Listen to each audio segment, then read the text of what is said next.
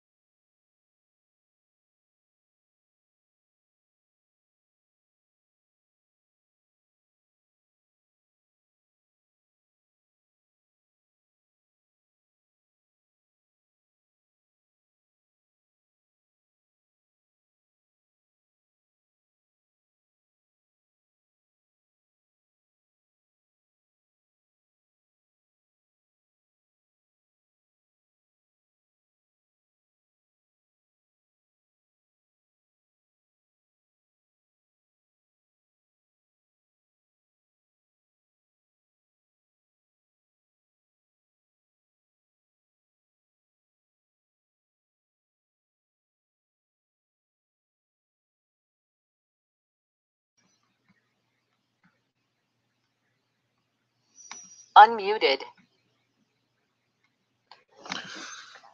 All right, guys. Make sure to your mics.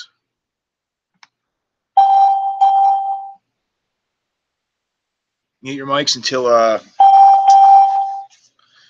after we've gone over everything. I'm gonna unmute all now. If you could just make sure you mute your mics and see if Harvey's here yet.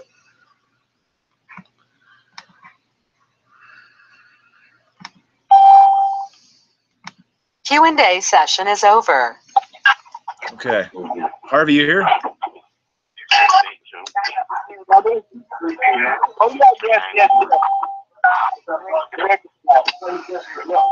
Richard. Okay, guys. Can you mute your mics?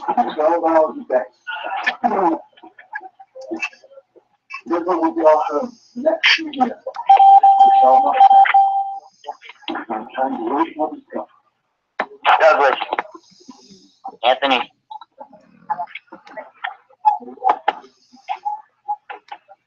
Okay, pretty girl, I'm gonna go for a walk.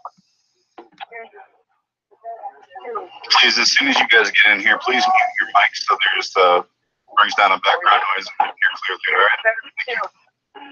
All right, I'm about to mute it now, my bad. Can you guys hear me?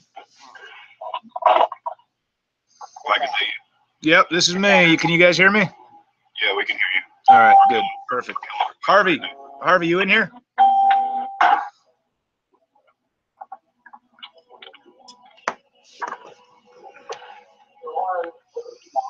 Still a couple minutes early.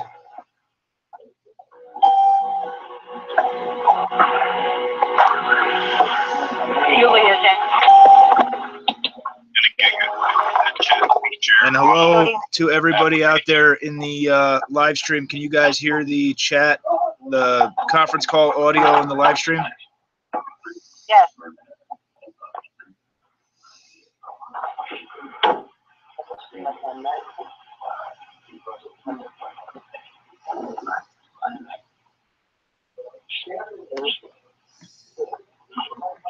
Still a lot of background noise.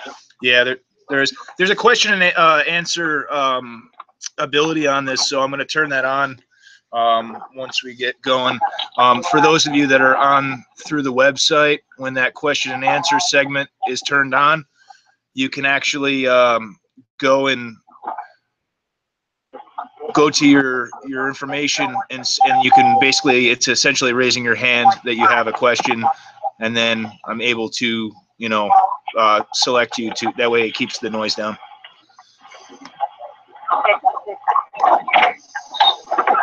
Let me email Harvey real quick.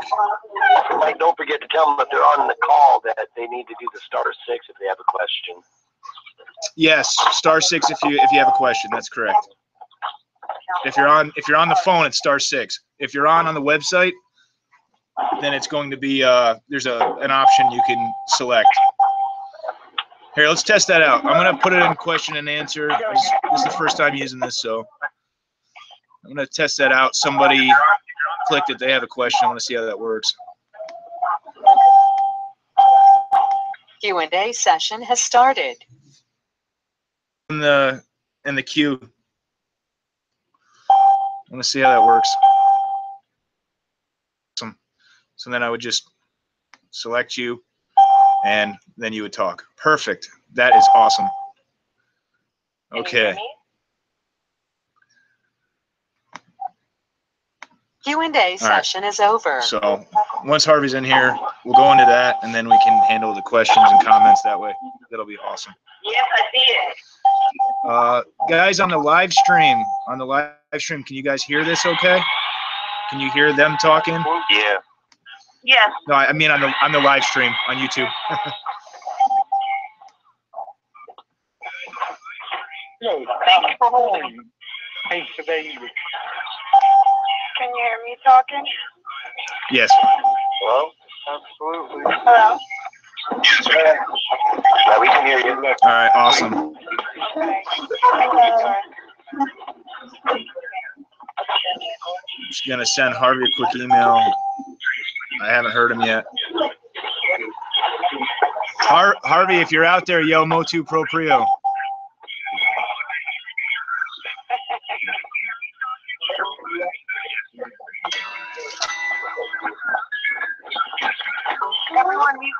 Everyone needs to mute their own phone.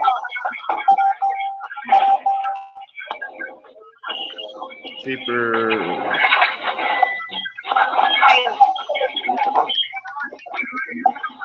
You're not talking, please mute.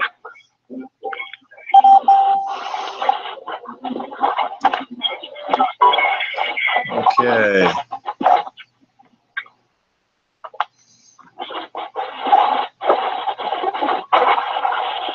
Don't worry, guys. It'll get quiet in a minute.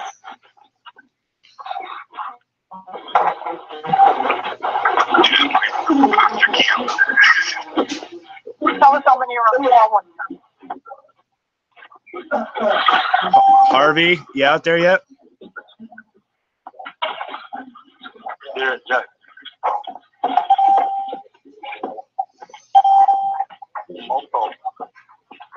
Hot.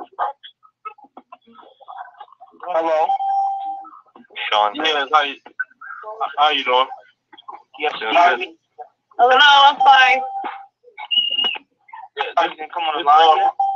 It's Harvey online. I was asking. Am I online? No, it's Harvey online. Yeah, I'm waiting to see if Harvey's on yet. Here, you know what I'm gonna Not do? yet. Put your phone. I gotta wait till. Hey, everyone needs to hit their mute so that we can hear one person or two people at a time. How do you hit the mute? Here, I got it. Hold on.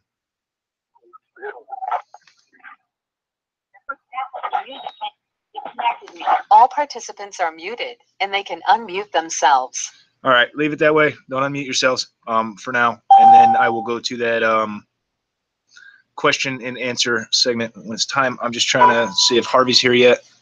Harvey, if you are on, unmute yourself.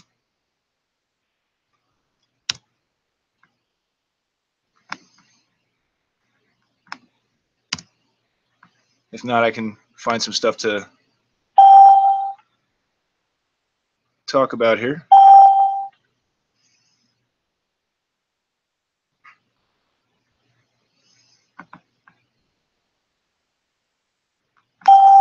I guess he's not here yet.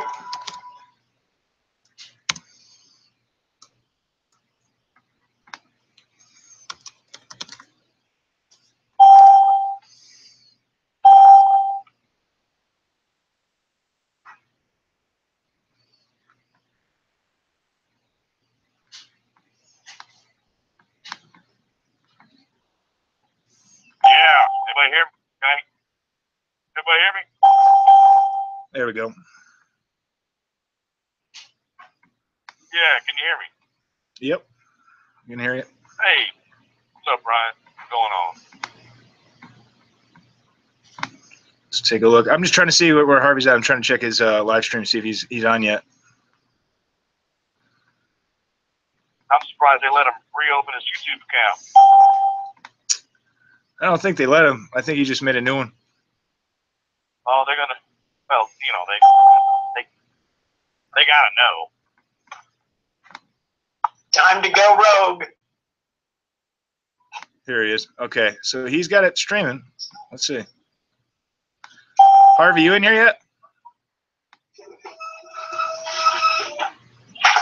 I see you printing checks or something there, Harvey.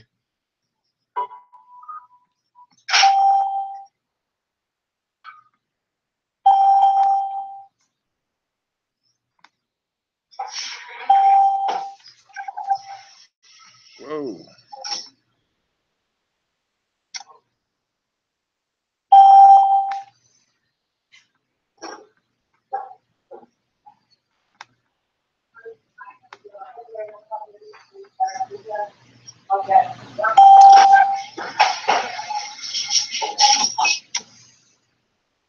Harvey, are you in here? What's up? Is that Harvey? Yeah, it's Harvey. All right, what's up, Harvey? Okay, Hey, what's up, man? not too much. All right, man. The There we feds go. haven't found you yet. So for those, of you that don't already know, Harvey has a new YouTube channel. It's the Return of Harvey Dent. So if you haven't already gone over there and subscribed, go over and subscribe to him. Guessing you probably want to let them know what's up with your site, right, Harvey? Yeah, it's Harvey. Harvey Dent's Return is the channel. People will be coming in hell loud. The new website, www.intellectualfreedommovement.com. It will be up soon. My web developer, she's very particular about how how her work looks, and she doesn't want to, let an unfinished product be released. So she's spending a lot of time on it, and it'll be up pretty soon. And I'm pretty sure that it will be anything that we've had here, that's for sure, and then on YouTube. Fantastic. Okay, so I'm already getting a lot of feedback. People are talking about the charges with Heather, the official paperwork. Yeah. I guess there's some holes in that paperwork. I haven't actually read the entire thing yet. You mean the indictment? Yeah. Yeah. Yeah, the indictment. I read the entire indictment. There's no holes. It basically just lays the story out about how Randy purchased some CDs using his account, and quote unquote, it was a fictitious account. How about what about cashing those CDs out and then buying the motorhome? And yeah, so they call it a scheme or whatever, but the charges are like bullshit, and the punishment is they'll have to turn over whatever it is they took. Pretty much, but now this is what I was thinking. I don't know what your thoughts are on this. I know originally she was arrested on a fugitive warrant from Tennessee, which turned out to be that indictment that came forward with Randy. But when she was there, instead of extraditing her to Tennessee, then there was, I believe that there must be new charges. Those are the sealed charges of the reason why she's being held at this moment. Oh, well, I don't know. I don't really follow the Heather Tucci story that closely. You know, there's a new a headline or something that's like the indictment being released. Someone sent that to me, and then I'm on it. But other than that, I'm really not stalking and watching their every move. I got my own moves that I'm trying to make. Yeah, I hear that. I just I more or less wanted to see what you were thinking of that. So what's your take on using the accounts right now? My take on using the accounts is, as far as I'm concerned, unless there's women that can stand up and say that they are the named and signing on that account, then I don't understand what the problem is. I'm going to keep trying to use them. Yeah. I don't understand what the problem is. Unless someone else can stand up and say that they are that name, that commercialized, that fictitious business name is theirs, then I'm pretty sure that I have every right to continue to access it, and I'm going to. There's nothing they can do to stop me, and they know it.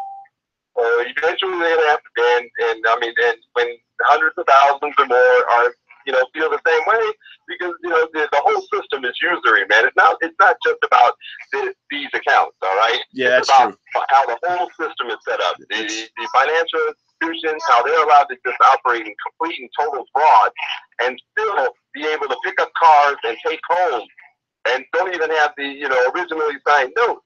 So how the game is set against the average man from the start, and this is being this is showing that it's even more than that. That that not only are things set against you in life, but they got you walk around with billions and you don't even know it.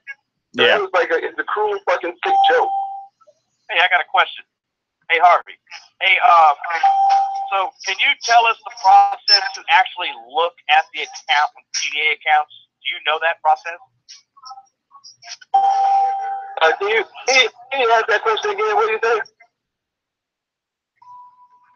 Yes. Can you hear me? Yeah, I can. There's a whole lot of beeping going on, man. Yeah, there's all that noise. Oh my goodness, there's so much noise. Here, I'm gonna turn that off. Hold on. Go ahead. Oh my goodness. Okay. Oh my goodness. Okay, the question I have is have you figured out a way, okay, with any QSIP numbers, what numbers we need to look at to actually look at the accounts on the TDA accounts? Well, what's the TDA account? What's that? What's the Treasury Direct account? Oh, I don't know. I don't know about what the Treasury Direct you're talking about. My account, the ones I'm talking about are at another place. They're not at the Treasury. Oh, so you don't know about that? Okay.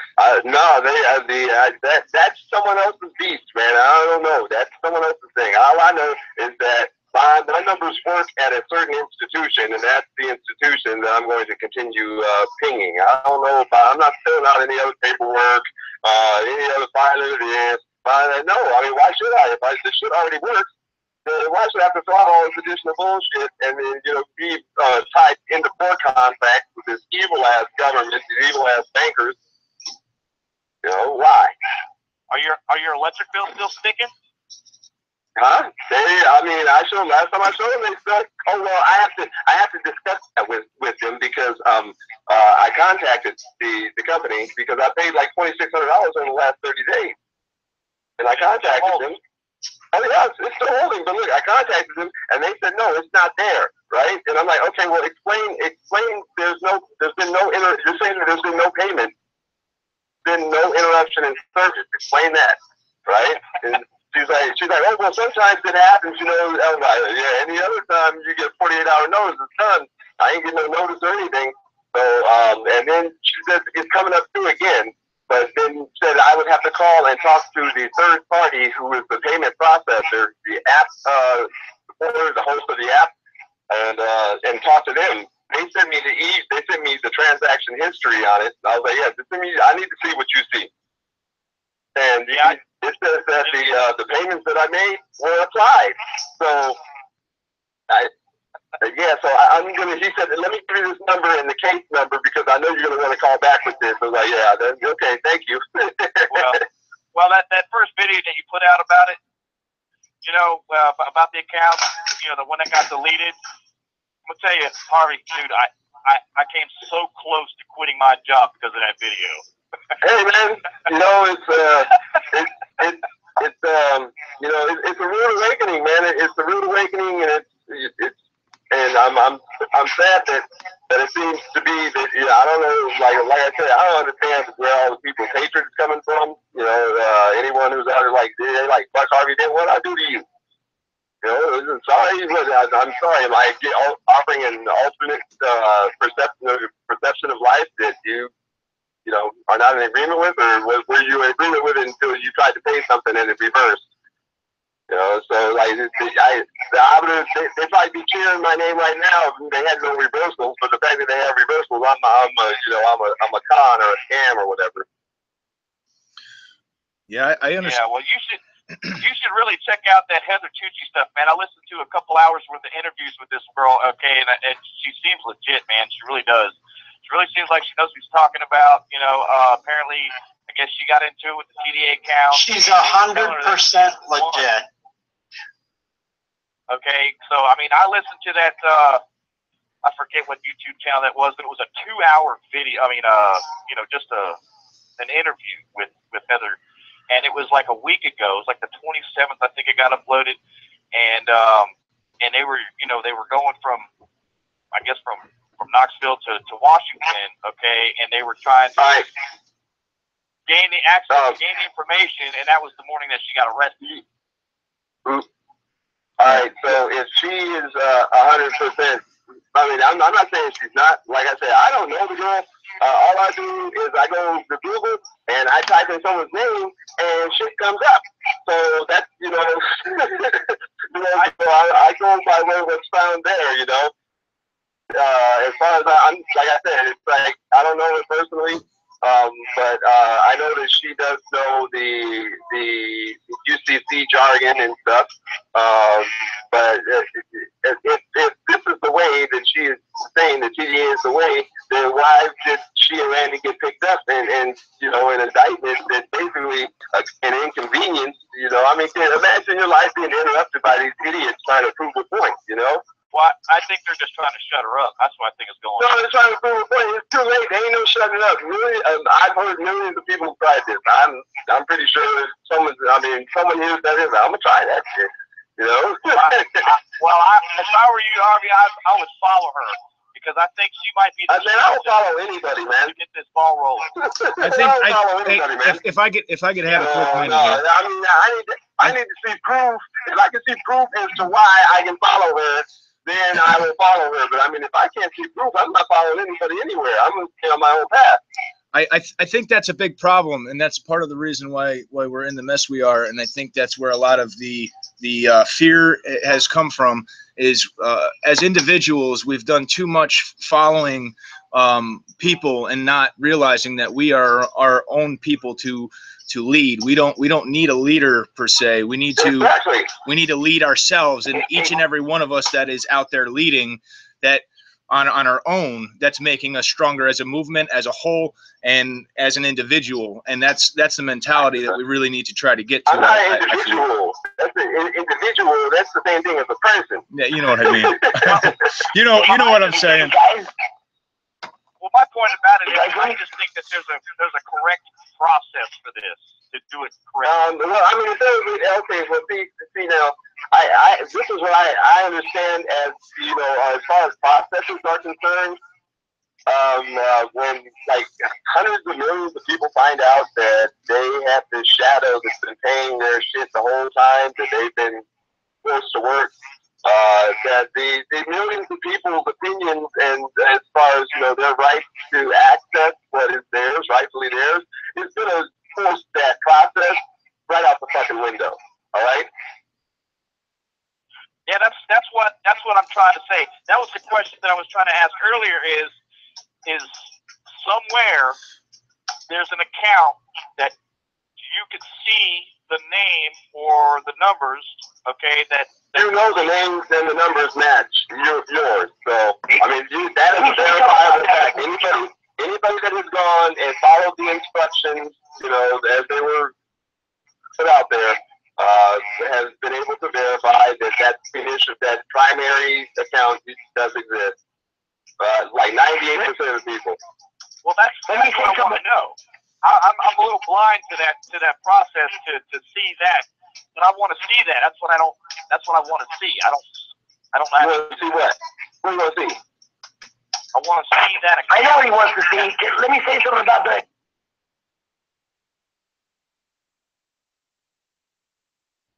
Oh, lovely. Hold on, guys, 1 second. Of course, I just had a crash. Oh, man.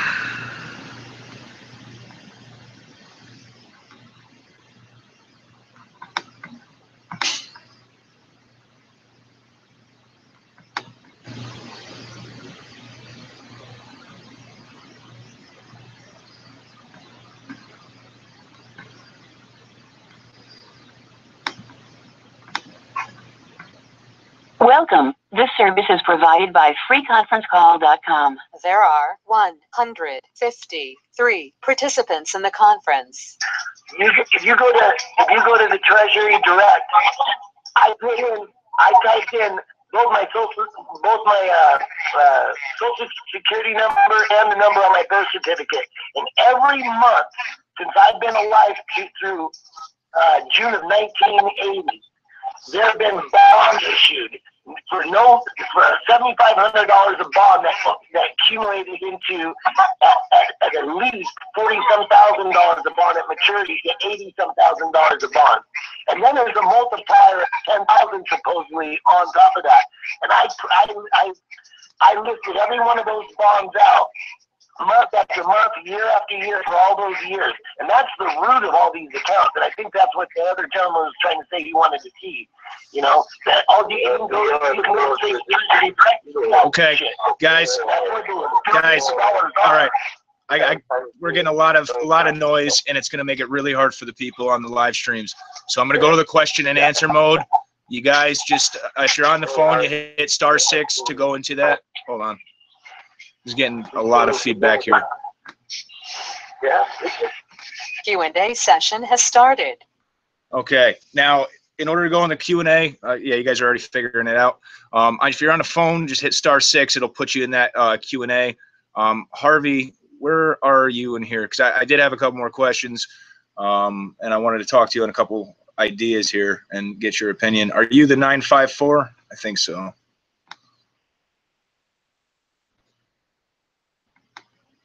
Is that you, Harvey? Okay, basically, I have some information. Hold on 1 second. I'm just trying to find Harvey. Hold on 1 second, bud.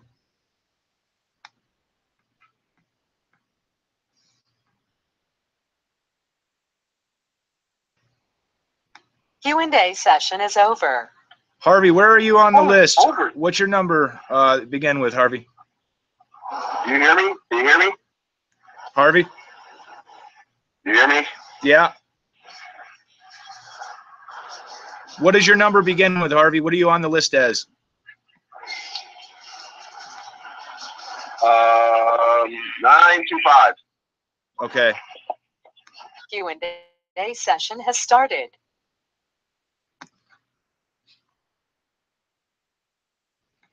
There we go. Okay, Harvey. So I don't know if you're unmuted, right, Harvey? Just want to clarify. Yeah. Hello? Yeah, you're okay. You're good. So I just wanted to clarify. So I don't know if you caught any of the videos that I've put up recently, but and for this week is to get a controlled effort of bombarding the ever-living crap out of the mainstream media and also the alternative media as to why all of them are keeping this under wraps, keeping this quiet, because we can sit here and try to figure out all day long what code, what they're doing. Hello, excuse me, hello. Yeah, they kind of own the media, so I wouldn't look to the media to be announcing this shit. Okay. Yeah, one way or another, though, Harvey. Next question. Well, if you think about it, though, if we bombard them, whether it's not negative or positive feedback, if it gets out there, it's going to spark people's curiosity. The media, man, we ain't gonna get no help from the media, man. Go on with that shit. Okay. They ain't happening. Then my next my next move is to start protests organized in different areas. Reaching critical masses. I like, the protest kind of does a more. It creates more of a chance for confrontation. Whereas I'm opposed to, I don't want there to be any confrontation as far as, like physical confrontation. I want the confrontation to be limited to that behind the keyboard or behind the telephone, That's kind of what has been my whole, thing this whole time. It's like, okay, well, you do have to go out into the field. You're going out to accomplish, a certain task, and you know exactly what it is that you're not. It doesn't factor in someone else's response to what it is you're doing. You know what I'm saying? Yeah, well, but to me, I mean, if you get guys organized and you go out with groups of people, reaching critical mass is the most important thing, and especially with the fact that YouTube is shutting. I think that you can reach more critical masses online. It's proven. So it's like, why not stick to what platform we're using? I got the website that will grow with the movement, and why not stick to what's been working for us? People who are into the digital things, you don't always have time. People ain't gonna want to go, and take off work or or be threatened for losing. I'm sure that they could probably be threatened, losing the job if they were to go and support some kind of march like this, So I don't want people to be put in that kind of position. I want people to be put in that position that they have knowledge, they know what's going on, they're awake, and they know what the situation is, and what our push is for. I'm not trying to go out and sing kumbaya in front of the fucking Federal Reserve and get beat down by some motherfucking paid ass right. That was the farthest thing from what I was thinking, but and that's part of what I had planned with as far as calling the media was video, everybody making videos and flooding the internet with videos of us calling the mainstream media, them doing nothing, not covering it one way or another, because then all those people that are on the fence either way, then they're going to see these videos and see, well, these people aren't they're not just scamming the system, they're out here trying to question why this is happening and asking for some kind of investigation or some kind of exactly. That's what I meant as far as the media was calling, and I was telling everybody, record your calls and put them on the internet. If it was wrong to be done, I did my first transaction on June 26th. If it was not supposed to be done, I'm sure I was been contacted by somebody.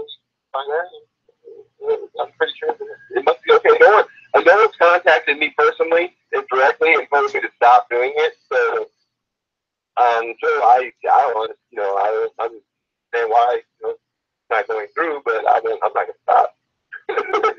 Yeah, no, I understand that. I get that. I'm not. I had to, for my own conscience, tell people, you know, at least forewarn them, and that way they had a complete understanding of what worst case scenario is. Because if had I not done that, then I wouldn't have been able to, because I do care about people, you know, just like you do. So, all right, I'm gonna open up for some of these guys' questions. I'm gonna start here and work down the list. So Jesse,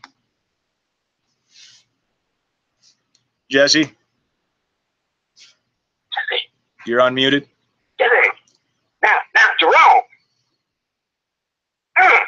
Jesse. Now, Jerome. Okay. 225. Yeah. Hey, I ain't got much more time. So, how long we been up? Yeah, it's almost 30 minutes. So. Hello. Yep. 225. Yeah. What's your question? How you doing? Blessings to everyone, man. Thank you, Harvey and others who came up with this information. I really appreciate you guys. It's definitely worked for me. So far, 10,000 has been paid, with another 25,000 pending. Two questions, Harvey, if you can hear me. What script are you using to dispute reversals? And I would like to know what website has worked for you in setting up the CD. Can you hear me? Hello? Yes, Am I muted? Oh, you hear me? Okay. Well, I'm not going to, well, let's see. The script that works for me, especially if it's a vendor or a corporate company that has accepted it before, is if it was accepted before and the payment processed and it stuck, and then all of a sudden they remove the ACH option from the website or remove it from the mobile app or whatever because they have gone to those links to do it, I call them. And I was like, well, you know, I'm going to give you the same account number I provided last time because I don't understand why the payment's not, why you're saying I can no longer use it when, you processed payment before. Basically force them into using this shit. Get them to say, and ask them, are they refusing payment? Are you refusing payment? Because you're refusing payment, then you just don't want to be paid. And I'm giving you a valid account number that worked before, and it's worked at other places. So the limited participation code, whatever code you're getting back on the reversals, that's just, and I think it's just a catch-all bucket and shit that they're just, just making that code, whatever. They're reversing them, but I know that some people are getting through. So just like my PG&E got through and, a couple other things got through. It's a hit and miss. I say it's entering the game, because this whole fucking thing is a game. You're entering the game, letting them know you're awake. The shit is there. So it's time to play. See if we can, until we get the number, enough numbers up to force a change, then we're just gonna play, hide and go seek. Because what?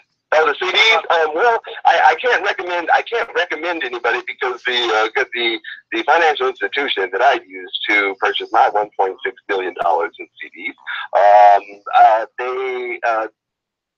they held the CDs apparently for 14 days, and then said that they were reversed or whatever. But I clearly, on the screenshots that they sent to me, I clearly see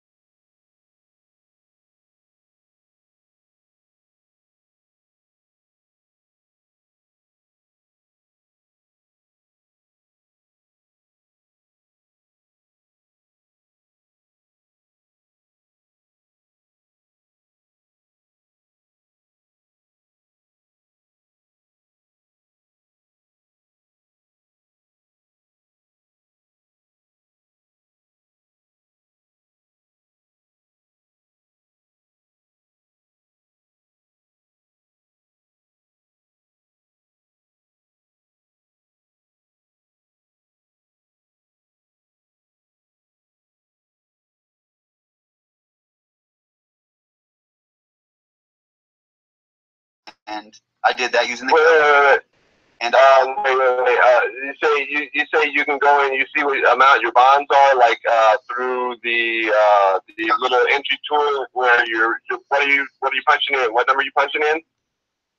I'm punching in my number. And it comes back with you got bonds at $10,000 and $5,000 and stuff. Right. Yeah. You could pick which denomination. Let me tell you something about that tool right there. You can go in there and type "fuck your mama" upside down, and it will come back there. "Fuck your mama" upside down has bonds in any denomination. That because I actually did that, and I just typed in some random shit. But I did talk to the Treasury Department, and of course. If you can establish that you have a valid verified bond, then yeah, they'll be more than happy to transfer the bond into your bank account. But the thing is, like, you can't establish because there's two names on the bond. There's your name and there's someone else's name. And whoever the fuck's name it is, yeah, you gotta know. Someone said try your mother's. I was like, I don't know. I just wasn't gonna try anyone's. I'm not trying the guessing game. You might get one guess and lose it. I don't know. I was thinking of actually saying that the bond was lost. I was actually going to file with the 1048 saying that the bond was lost. Hey, brother, let me tell you something. I think where we are right now, as far as finding factual proof that we have accounts that exist at the Federal Reserve, why stoop to the level of dealing with the United States Treasury, who's not even fucking owned by the United States? Why stoop to that level when your shit is already held in a private bank? So that's what I'm telling you, Steve. Like, why are you talking about going through this UCC? Why are you talking about going fucking through a consumer bank when your shit is held at a private bank? All right. So if you're gonna go through a consumer bank, then you're submitting yourself to all the taxation, all the fucking liability that comes along with all that shit, right? So it's like they fucked up, and now what they need to do is they need to build or create some kind of go-between. If there's some kind of conversion factor that needs to be taken into consideration when you're going from what's ever stored in the Federal Reserve versus what we use out here, then they need to do something, build that tool, and get it implemented so that we can continue to use our accounts at will. That's what I don't get. There's so much money in there, and I'm sure I pulled $1.6 million like it was nothing, and was still paying for shit. So I'm sure there's millions in there, and it's, and it's not even like I want to spend it all. You should have a right to what exists because of you. And if it were not for me, then that shit would not be there. Right. And I also contacted the Consumer Financial Protection Bureau and actually filed a complaint against the Federal Reserve Bank. And I'm hoping I'm hoping for a response within 15 days. They're supposed to respond to me within 15 days, and I'm interested in seeing what they're going to say. That's a really good idea. Yeah, because the Federal Reserve answers to no office or agency of government. It's its own entity. So you can file whatever the hell you want with whatever agency you want, and the Federal Reserve is going to be like, can't touch this. They're a private bank. Right. All right. Thanks, though. Thank you. Yep. Okay, let me move to the next one here. It's going to be Michael. You're going to say Michael. You're schizophrenic. So, some people need to get a life, man. It's 10:30. I'd rather than from McDonald's. Michael? Okay. Go, okay? STL? Hey, I gotta go. I gotta run. All right. STL, what's up? STL? Hey, can you hear me? Yes. What's up? Okay. I was hoping to catch Harvey, but yeah. I've been following Harvey for quite a while, and I'm with him on the train right up to the actual part of not having some element of solidarity amongst us and organization. I kind of side with you with that because everybody is in their gopher holes getting information from all across the internet. Yeah. And everybody is going out and trying something of their own. And I think it's hurting the process more than it's helping the process, right? So I do think that at some level, the heads of state, if you would, like yourself and Harvey and, you know, the Michael Tillingers, these type of people that are actually utilizing this platform of the internet, having to come together and have a one band, one sound kind of an approach here. And then, you know, it's always been a divide and conquer, you know, platform, or should I say way of life. And there's strength in numbers. We are much stronger together than we are apart in our own little gopher hole, in our own little world, doing our own research and misinterpreting what we're finding, and then going out and try to do this, what I think, and then piecing that with what I heard, and then go out there, and then you either end up in handcuffs or you just actually spoil the process. And again, I disagree with Harvey a little bit on not wanting to come together in that particular. I get it. We don't follow anybody. You know, we make our own decisions. But at the same token, for something of this magnitude, we're fighting something much bigger than any of us have ever thought we'd ever be fighting in life. So coming together, I think, is the right idea, and having some element of strength and organization, and everybody is speaking the same language. Because right now, they have every avenue to call this shit a scam. Every avenue, because they have the gaping hole of a plausible deniability. Because you know, we're all trying to do this from our own little safe haven, but exposure is the best tool that we could possibly use in exposing them, and numbers, and I mean, you know, masses of the people. Well, I think over the 4th of July weekend, it was a couple 100,000 or 1 million people that actually hit the reserve trying this process. So imagine if we had all of those voices in one room, or not, you know, right, not figuratively speaking, but you know, all at the same time. With some process, if we all knocking on the Federal Reserve door at once, or we all attacking some sort of news media outlet, or whatever that may be. I don't have the answer for it, but I do think some element of coming together, it'll be much stronger than what we're doing right now. And I'll give the floor to somebody else. I gotta say, I totally agree with you. I've been trying to say that all along, and that. I guess you know, everybody's entitled to their own opinions and their own ideas. I thought that some of the ideas that I brought up would help in uniting and bringing people together. Right. As in even something as simple like I was talking about, where everybody picks, you know, one certain news station that one day and knocks on the damn door all day long and videotapes it, puts it in that playlist. I made that playlist. I put that playlist up on my channel. Put your tag your videos in there, and then when there's people that are, you know, on the borderline, they're not sure, then they're going to end up seeing those videos, and they're going to say, well, it's not all about the money with these guys, because look, they're actually like doing something besides talking about putting this routing number in with this account with your social security number and getting a bunch of money or paying a bunch of bills. They're talking about, you know, real change, making a difference, and I think that's going to. But everybody, you know, for everybody here, because this is not just for me or just for you or for Harvey or whomever else is on this call, but this is for everybody, because everybody is in a financial crunch. No matter how good you're doing on your job or whatever, we're all one paycheck away from the guy on the street saying, I'll work for food.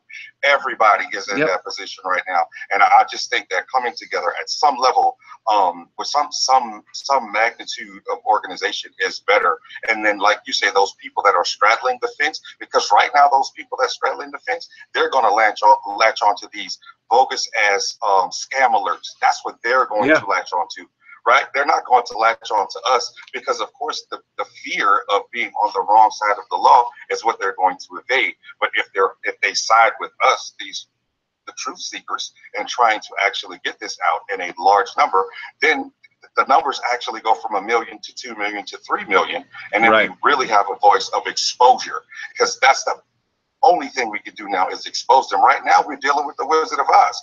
We got somebody behind the curtain pulling the string, and you don't think he exists. You know what I'm saying? I mean, the masses don't think he exists. So it's really just trying to get these people, these crooked ass bankers, who have been just defrauding the system. Even the money we carry around, well, I don't carry money, but the paper money is all illegal. Say anything according to the Federal Reserve Banking Act. It's supposed to be certain verbiage on these bills that are not there.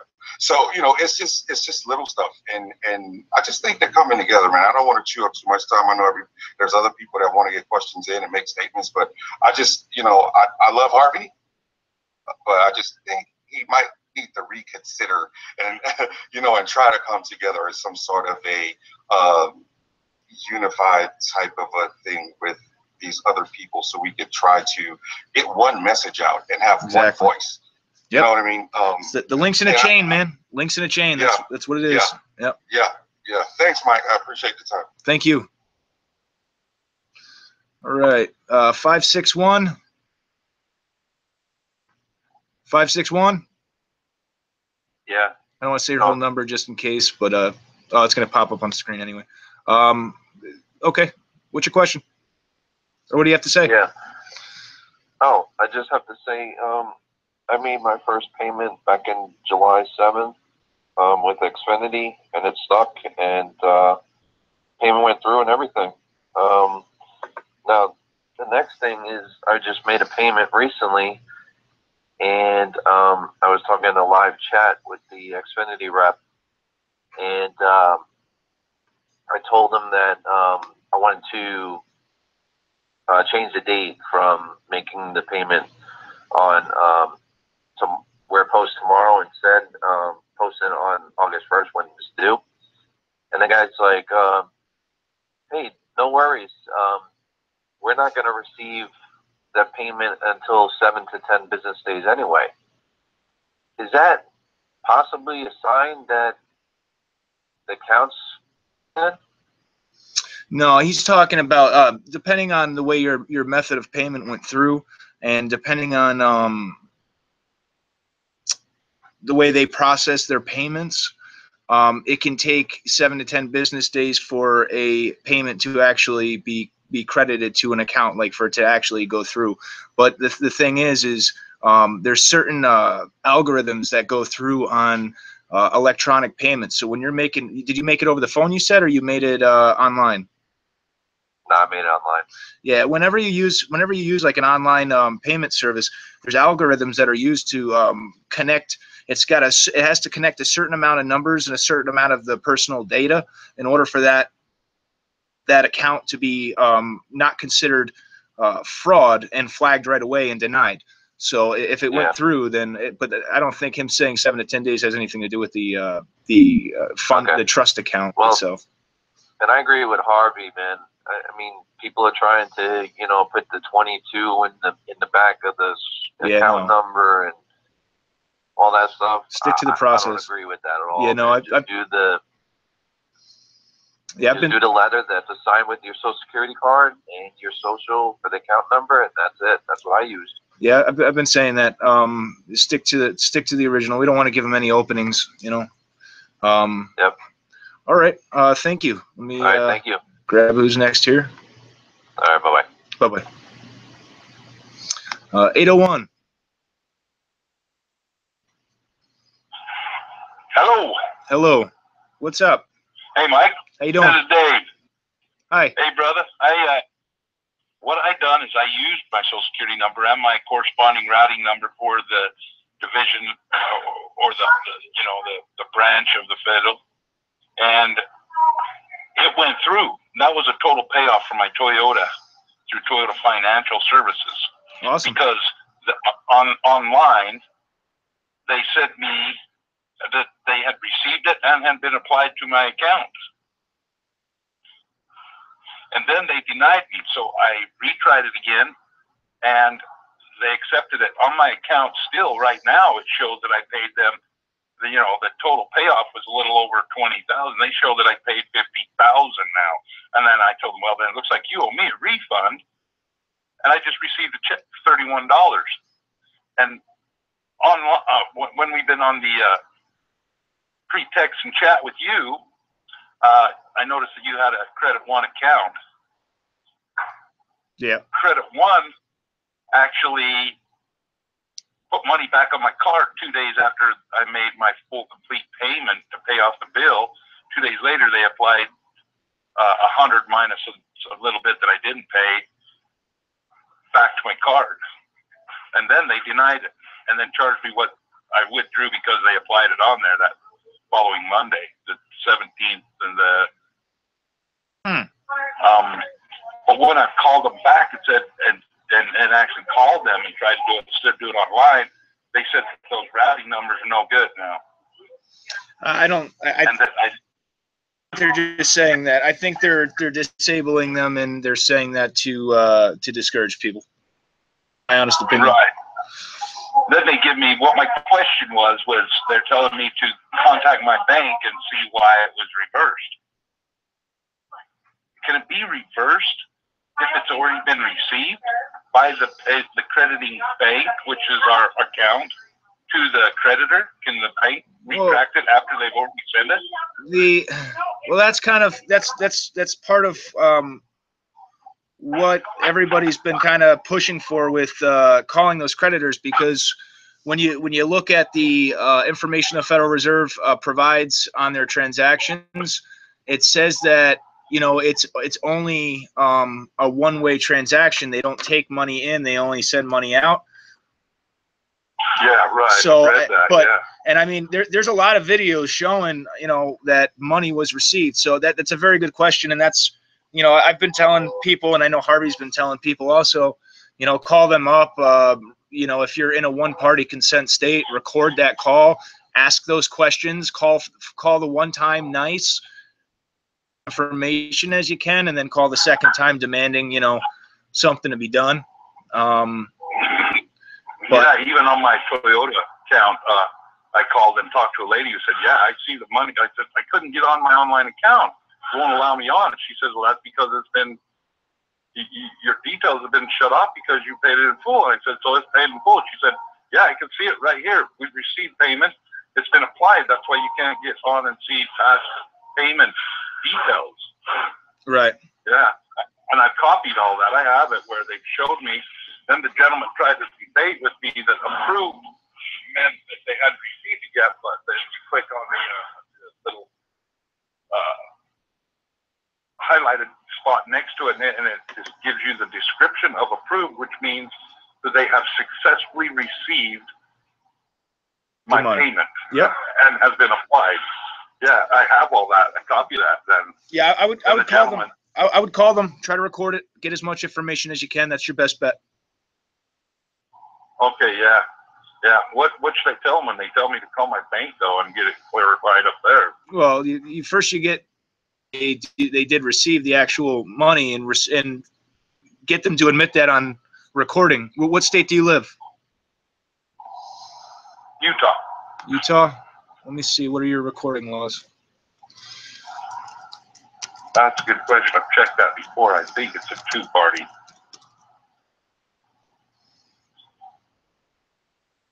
Possibly. It's been years. But I've set my phone up, so I do have a recording now. So.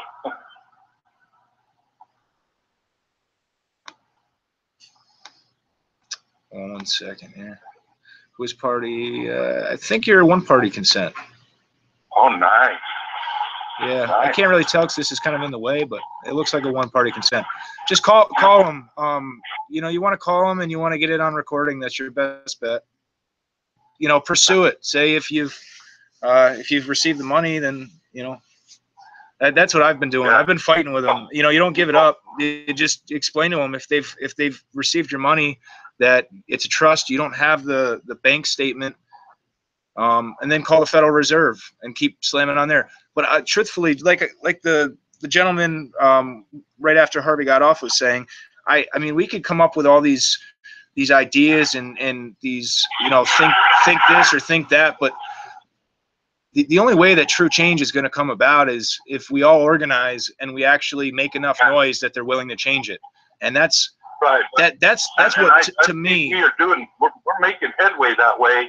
Because if you gather in the streets and protest, that's just going to bring on the military or the Gestapo police, whatever you want to call them. And that's going to cause conflict and physical harm to us. by them. Not if you're peaceful about it and you're recording, then no. I mean, I get a lot of people aren't really comfortable with that. So there are those other ways, though. You know, hammering at the mainstream media. It's not that I don't know that. I know very well. I've put that out in the videos that the mainstream media is owned by the same family, handful of families. I mean, I put that video up not too long ago. The point is. My relative invented the television. Philo T. Farnsworth from Beaver, Utah. He invented the television. You know what his final word was? If I would have known who would have took control of that and what it turned into, I would have never invented it. Yeah. And I have a list of the Federal Reserve owns every single channel that we watch. One of them. They have 2 or 3 guys in those companies who make sure that they correspond to what they want. Okay. Yeah. Yeah, I'll keep hammering away at them, but keep hammering away. Keep hammering away, and hopefully, you'll be part of the team breaking down that wall with the mainstream media, recording it and putting it out here, so that we keep making people more aware. I've already got my insight on a few of them at the Fox channel. It's one of the #1 listened to stations in the entire world. It's called Coast to Coast AM. Awesome. All right, brother, I'm going to keep moving because there's still a lot of people that are waiting to ask some questions. So thank you. All right. You bet. Good talking to you. You too. And motu proprio. There you go. Don't stop, never quit. All right. Let's see what's going on here. 954. Yeah, this is 954. William in Miami, Florida. Just going to give you a little experience that I've had, the situations I've dealt with, and things that I've tried listening between Harvey and Mike. And I want to let you know I really appreciate you too, and this is a great effort. The one thing I want to say real quick, and I'll try to make everything quick. We talk about God a lot here, but we really do need to pray to God about this and include God in everything that we do in this. And it's going to come out better for us, because in the name of Jesus Christ, we're going to rebuke all evil out of this, and we're going to bring ahead the light and the good is to become. Now, to let you know what's been going on is, when I first submitted my first payments 2 weeks ago against my car payment, and I made a series of 3 or 4 payments, and basically after the first 3 went through, 4 days passed by, then it came up that they said they were returned. But they called me up. They said that was returned, and the other 3 were still there. So they were already being, conflicting their stories. Now, I asked them, I said, well, the other ones that were returned, what was the reason why they were returned? They said they didn't know. And then they came back and said, well, I think one was non-sufficient funds. I said, no, it can't be, because there's tons of money in that account. I said, oh, okay. He said, well, I guess everything's all right. Just don't worry about it. Hangs up. Well, a couple more payments that I processed. They came back immediately, and they said, oh, they just didn't go through. Then they shut me out of my account. They won't allow me to do anything electronic anymore. I requested also a transcript. They won't provide me with one. I sent them a validation of debt letter to get to some kind of investigation going, requesting the wedding copy of my contract so I can validate the debt, and it gives me a little bit of time to work with this. And basically, it sounds to me like they've got the money in their bank account and probably on their ledgers, but they're not willing to let me see it. Right. Everything I've been doing certified mail, so I've got records of everything. Another thing, I'm going to be real quick, because I got a lot to say, but it'll be real fast, and I know there's other people, but also the part where people are saying use the routing number and then use your social security number for the bank account number. They also said use a 0 in front of your social security number. Now, I agree with you guys, use the routing number and only your social security number. But I tried it with a 0 in the routing, in front of my social with the routing number. And what I had today was very unusual. I got both ACHs returned but it said account suspended. That was the reason that came back. Using Social Security with a 0 in front of it with a routing number, and using it just a social with the same routing number. Now, another thing that I tried, I have a Social Security card that I've had since 2009. My FRB was F for Atlanta, and with my QSIP number on there. I applied for a replacement card, and I got it this week. It even has another Federal Reserve Bank in Chicago. It says that I have an account at also. So you may have a card with a Federal Reserve Bank and QSIP number on the back, but if you apply so you lost that one, when you get another one back, I guarantee you the same thing that happened to me. It has a different Federal Reserve Bank. Have you ran into that? Yeah, there's been a lot of people that have got new Social Security cards and had a different number letter attached to their QSIP number. Truthfully, I couldn't even tell you the reason for it. I don't know. I think they're just issuing a new QSIP number with the card. Maybe they start a new bond every time they give you a new card. I'm not too sure on that. But I will tell you, as far as verifying things through Fidelity, investments, your birth certificate, bond numbers, things like that, like Harvey said, you can put 1, 2, 3, 4, 5, 6, and it'll just tell you anything that you want to hear.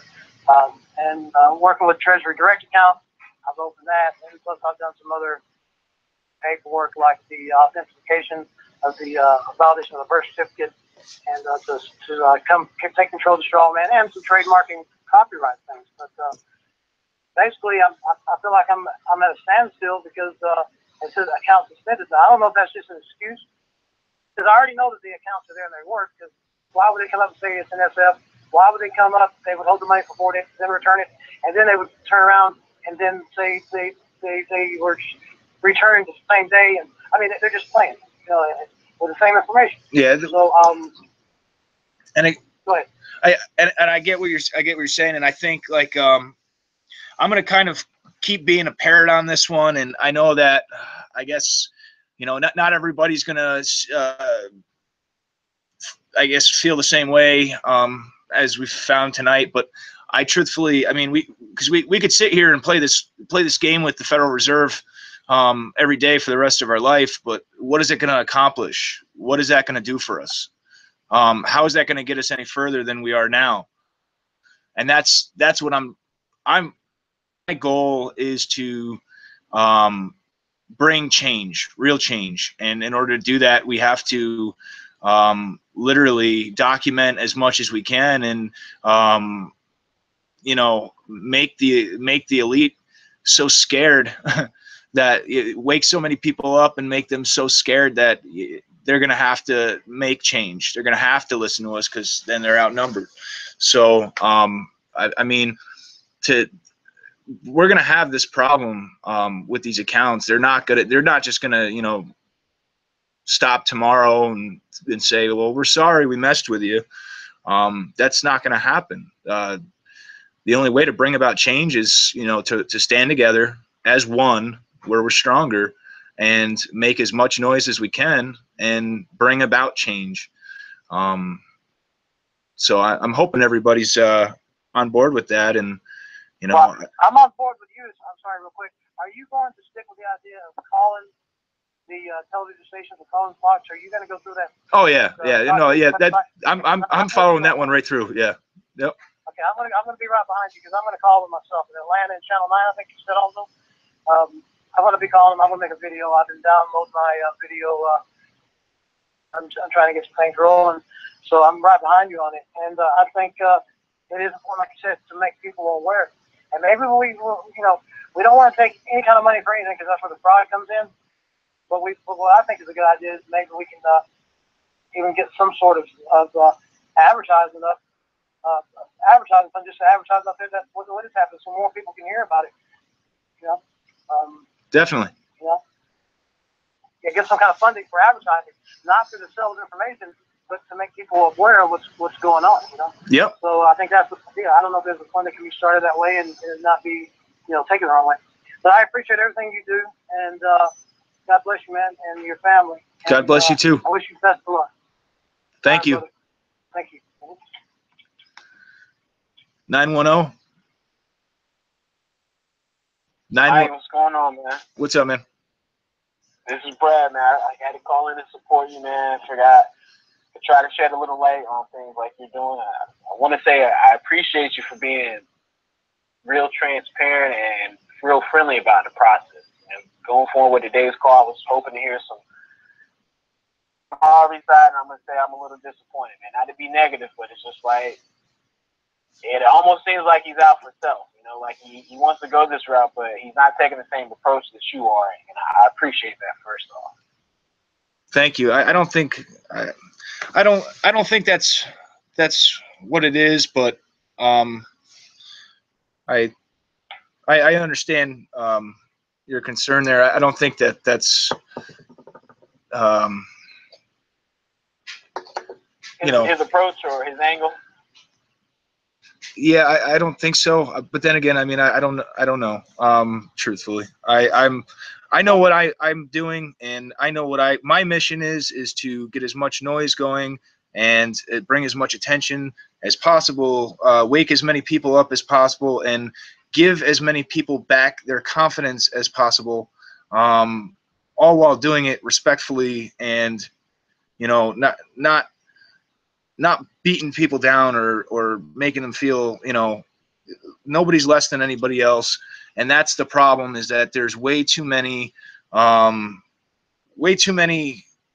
people looking for a leader instead of finding the leader in themselves. And then once you have a whole group, like a whole family of leaders, they're unstoppable. And, you know, they're standing together, they're walking the path together, but they're also at the same time not, you know, not looking for someone else to give them, you know, every answer, because they are confident enough that they can do it themselves as well.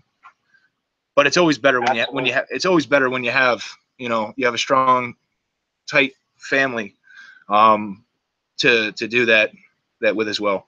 I don't know if that makes sense to you guys, but that's everybody here, you know, everybody that's here, they obviously have the capability of all of this themselves. Otherwise they wouldn't be here. They're all very intelligent. They saw it. They understood what was going on. I mean, there's still millions of people asleep, and there's still a lot of people that I'm sure you've talked to and you've told them, and they're like, oh, you're crazy. No, you're not crazy. You actually think outside the box, and you pay attention to things, and you look at facts. So. Absolutely. Well, the part I wanted to touch on was I wanted to kind of pose like a broad question, not specifically for you, but for anybody that's listening, anybody that's come across the information, people that are researching. This situation reminds me of Leonardo DiCaprio movie, Catch Me If You Can. You remember that movie? Yep. All right. So piggybacking, using that as an example, there's a well-known check scam that happens a lot in America, and he's entitled it as the Nigerian check scam. You know how that works, right? Yep.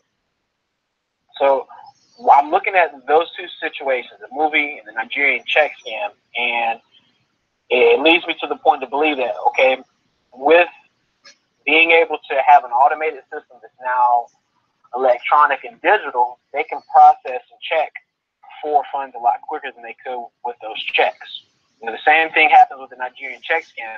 If you go to cash a check, it's going to clear initially, but what happens is you end up getting a letter however many days afterwards saying that these funds didn't come through as a valid fund, and you're on the hook for whatever the amount is of that check that you cashed. Yep. I even tried on the Treasury Direct account. I took random numbers and random dates and just punched them in, and it's true. They are going to spit out information there. So I want people to be more mindful of their research. You know, like before we start trying a bunch of stuff, we got to do a little bit more research, because we don't need any more cases of people having to deal with something similar as a Nigerian check scam, where they're paying this stuff off and then it's coming back as the funds aren't available. Like, we have to find some kind of way to verify things. You know, that concern that you have, I totally get, and that's part of, you know, I have no doubt in my mind that these accounts are real, and that there are accounts in our names, and that the slave trade aspect of this, because before Harvey ever said anything about that, I already knew that we were traded as slaves, and I did know about the birth certificates, and I knew some of those aspects. That's why it resonated so much with me when I saw his video at the beginning of July. Now, that's why I was trying to give a word of caution to people with everything that's happened, you know, because ultimately your decision is on you what you're going to do. But you know, there is another way to perpetuate this movement, you know, to where it needs to be, and that's by making the noise and creating the attention and really putting so much pressure on Washington and all of the corrupt officials. Yeah, they're corrupt, but one bottom line is if you get enough people together, they're gonna have to do something. And that's my mentality. If we get strong, we all stand together, then we'll find out. I totally understand what you're saying, though. You know, personally, I'm still gonna use my account, like I said, for small bills. I'm not going crazy. I'm not going to go and buy thousands of dollars in gold or anything like that. I'm going to focus personally on trying to wake people up, trying to expose these accounts for what they are, and that's where I'm at. Well, I'm not gonna tie the line, man. You keep doing what you're doing. You got my support, man. As always, you know how to reach me. So keep doing what you're doing, man. Appreciate it. No problem. Thanks, brother. 559. Hey, what's up with you, Mike? What's up, bud? Hey, so I just want to ask a question. You know what I'm saying? I like what you're doing. I like what Harvey doing. I really appreciate you guys.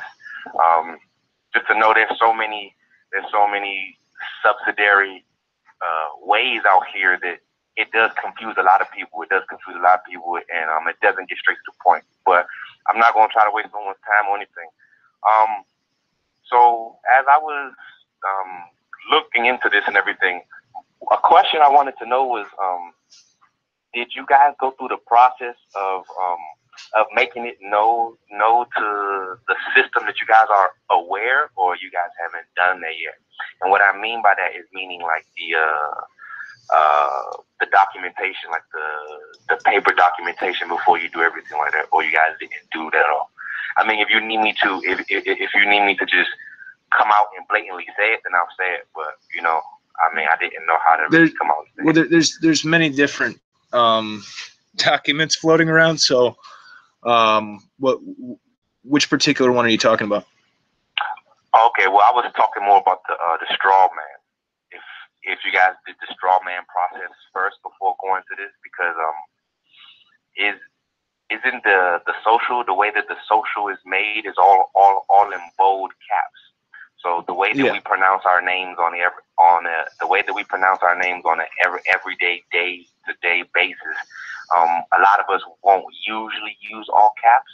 So I know that by law and by legal definition, that is a loophole that they have right there, that they use to separate the quote unquote person or individual from with the fictitious character. Right. So I wanted to know, did you guys go through the straw man first, or not at all? I know Harvey hasn't, because he's said over and over again. I think the only thing Harvey's done is authenticate his birth certificate.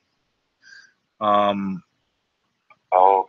As far as myself, I haven't either, but that's, like I said, I'm looking into all of these different routes, and I'm kind of weighing the pros and cons of each method, because there's many methods of going about this. They all have their pros and they all have their cons. So that's what I'm trying to decipher right now. That's why I haven't been pushing any specific means, because I don't want to do that until I know for certain what's what. That way I can give all the pros and cons along with it. That way people can make their own decisions and, you know, be educated and wise with that, if that makes sense. Okay. Yes. Would you advise that people who are, I don't even want to say people, but would you advise going this route as far as using you know, the routing numbers and everything. I mean, because it is, who else would step up to claim that they are you, of course. So, would you advise it as I would say with, I guess what I'm trying to say, would you just advise people to just still be able to do it now and be aware of everything, period? Or would you still suggest that people would kind of somehow back themselves up? I mean, it's kind of confusing for me to ask you these questions. The whole thing is confusing, and I understand what you mean by that, because they intentionally make the system confusing that way, because otherwise you'd have lots of people figuring it out, and then, you know, their system wouldn't be rigged in their favor. Personally, I'm not going to openly come out and say, yes, guys, go use the accounts, use them, because I have a conscience, and at the end of the day, if somebody goes out and you know, makes a large purchase, and I'm saying that, and then something happens to them, and I know that, you know, there's a chance that that happened because of something I said, I'm not that kind of person. That would really kill me. So with everything that's going on, I've openly said, I personally think right now maybe it's a better decision to change gears and go in a more controlled approach, in a place that it's not going to put people in jeopardy, but still pushing the movement forward, and still awakening people and telling people, and you get what I'm saying? Yeah, yes, because you know, this whole thing also made me go back and do some history research, and you know, the Act of 1871. They also disclosed that, you know, that you know, the fictitious name and the fictitious character is there. However, we would have to reclaim it. So when I hear about reclaiming in order to not be fictitious, the only thing that comes up to me would be the straw man, and that's why I wanted to know, was that the avenue that you know, or is that the recommended avenue, or is that the avenue that you all already had? Yes, but there. But if you, here's the other side of it, is if you. With reclaiming a straw man, there still are dangers with that as well. And to me, and here's where I'm at in my mind right at this point in time, okay, is nobody should have to go and reclaim, excuse my French, but shit. The way they've had this system rigged is complete and utter bullcrap, and we can change all of this and scrap that if we get enough people awoke and get enough people together. And that's the bottom line. Nobody should be looked at as cattle, or as you know, numbers and dollar bills, and that whole system is just, it's disgusting, it's sinister, and it's criminal. And so yeah, you and I may go and reclaim our straw man, okay? But what about the other 10 million people, or 20 million people, or 100 million people that are out there and didn't hear this message? Exactly. What about them? Know about a straw man for that much. Right. So what about them? So does that mean that because you and me and everybody else in this call were smart enough, I guess you could say, to see the writing on the wall, and then we heard a message and it resonated with us, so we're going to go and take care of ourselves and then leave everybody else to their own devices? Personally, I guess, like I said, I am a patriot, and I put my foot in the dirt here, and I'm personally making a stand, and it's not just for myself, it's for everybody else, you know, in this country and in this world, for that matter. But we got to start home before anywhere else. Exactly. Yeah, because this was just all this was just a mind boggle. It was like, wow. It was just really, I mean, I kind of had my own, you know, before everything, I kind of had my own, like, you know, my own hypotheses and everything. But when everything really was like, wow, this is actually, because I actually, you know, I went through, I made a few payments on my bills, And the same thing, you know, it got accepted. And the next day it got reversed or sent back. So when that arose, that's when I started to dive a little bit more deeper and just to see why as to why, just to see more. But yeah, I appreciate the call. I appreciate what you're doing. I appreciate what Harvey is doing. The same thing. We have to get this information out to a lot of other people because this is absurd in itself. Like, my whole views of life even changed alone. Just to know that every particular individual that you look at, no matter what classification of status that they're on in life, they're all worth billions, and they don't even know how to get to it. And that right there is astonishing to me. Yeah. So I totally agree. We have to get this out to people. And I also feel if we can find out a way to where we can utilize this successfully to where there are no reversals or where there are no, you know, to where there is no back end, then we will also be more effective to help people too, because, you know, just like you guys were saying earlier, a lot of people will get reversals and stuff, and then they'll say fuck you, or you guys are cons or frauds. But it's like, if they're doing it for a reason, I know that there's certain things that we may have not. See, together as a collective, we can figure out what it is. So, you know, that's all. I just wanted to put my 2 cents in. I found out that, you know, today you guys are going to do the conference call, so I just had to call and everything. Again, I really appreciate you, brother. I really appreciate you too, Harvey, even though I know he's not on the phone at the moment. Yes, man, let's just continue to help everyone. And, yeah, we'll get to the bottom of this for real.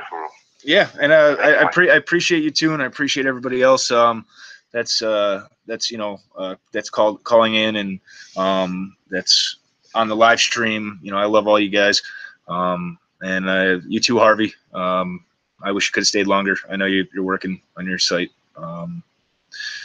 So anyway, thank you, brother. I appreciate that. My name is Darius too, by the way. I'm sorry. Okay, Darius. Thank you. Darius. I appreciate it. I'm gonna keep going. There's still a lot more calls. Yeah, I definitely appreciate your feedback, and I appreciate, you know, you being a part of the movement. No problem. All right, brother. All right, Mike. You take care. You too, bud. Thank you, bro. Bye.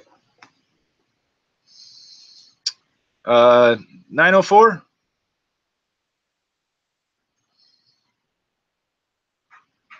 (904)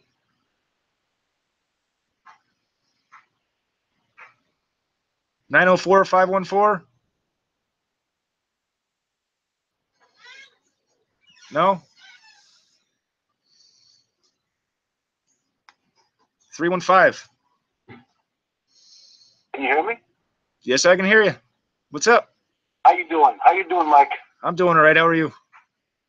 I'm doing okay. This is Eric here, New York deplorable, disabled Marine Corps veteran. I just wanted to wait, you know, and call in to let you guys know I love what you're doing. I definitely got your 6. If there's anything I could do to help and assist, I was listening to the conversation about strength in numbers. You made the statement earlier in the call there that strength in numbers is paramount, which I couldn't agree more. But as far as taking a tactical approach to the situation and trying to get things dialed in, my idea or my 2 cents is how would you feel about actually doing not necessarily chapters or even battalions, but doing something like statewide type of thing. So let's say that if I'm in New York, you know, I would try to get as many people as I possibly could awoke in this area in New York. Yeah.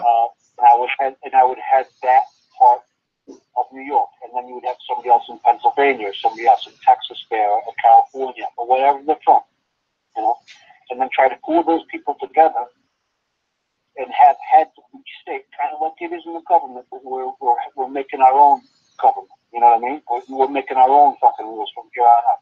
You know? What do you think about that? I think it's a very good idea. It's definitely, even in the simple aspect of just waking people up. I mean, you know, but that's good in conjunction with the internet, because the internet does it does wake, you know, you can reach a lot more people, but why not work in the areas that we live as well and try to, you know, wake up our neighbors? That's definitely an awesome idea. And that's what I'm saying. You know what I mean? If you're in that given demographic area of where you're from, the city, the township, the municipality, wherever, you know, you can actually start putting boots on the ground. Start talking to the people to your left and your right that live in the neighbor's house next door, or the buddy down the street, or the guy down at the edge of the bar, you know, wherever. Yeah. So you start talking to these people, right? And then once you get to a certain amount of people that are awake, you can actually have micro meetings, kind of sort of like these calls that you got here, but in that area. Let's say, for example, I live in Rome. That's where I am right now. I live in Rome, New York. And then let's say, once a month or once every 2 weeks, even, you know, we have a meeting of all the people that are tuned in, you know, high speed, low drag, they're awake, ready to fucking make things move, you know, so you have a meeting. And then you share ideas and concepts from there, and you maybe pull some money together or some coinage or whatever you want to call it, and maybe you put an ad in the paper. Maybe you, you know, some types of boots on the ground where it's a combination of both. You got both the internet of all your friends that you got on Facebook and Twitter and Instagram, whatever, and then you also got actual live people that you live with, that you're next to, that you can directly impact. You know what I'm saying? Yeah. Does that make sense? Yeah, definitely. 100%. I definitely agree. That's a great idea, and I think that you know, that's something that we would have to again, with the blog that I was talking about starting, where we could kind of figure out who's in what area, not like exact, but who's in what rough area. That could be another thing that could branch off of that same blog. You know, hey, I can hit up this region. Yeah, that's definitely a good idea. I'll try to. Especially from your standpoint, you can obviously be able to work that out logistically to the point to where you can have administered the delegation of responsibility in that area to a person, right? And then that person you communicate with, that's kind of like not the president, but kind of like the speaker of that group. And then you could say, okay, we've got New York dialed in. Okay, then now we've got some guys in Pennsylvania. Let's get them dialed in. Then we've got people in Texas who's dialed in. You know? Definitely. It's a great idea. We'll have to work together on that. You got my email, right? Actually, I don't, believe it or not. I can write it down though, for sure. Okay. It's stop, S-O-T or S-T-O-P T-H-E C-H-A-O-S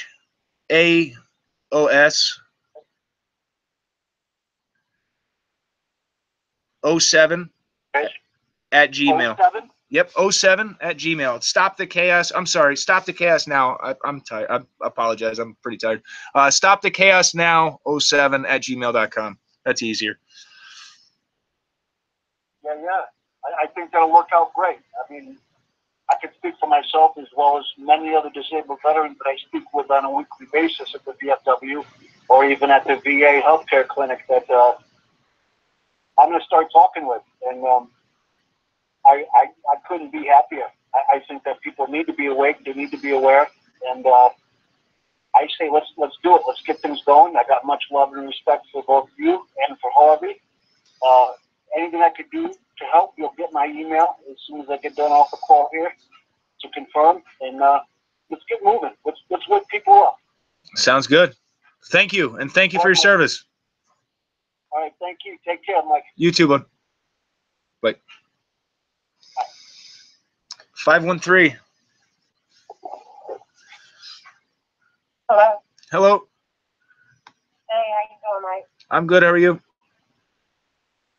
I'm good. This is Sherry. I agree with the last caller about, breaking off into sectors or, different teams.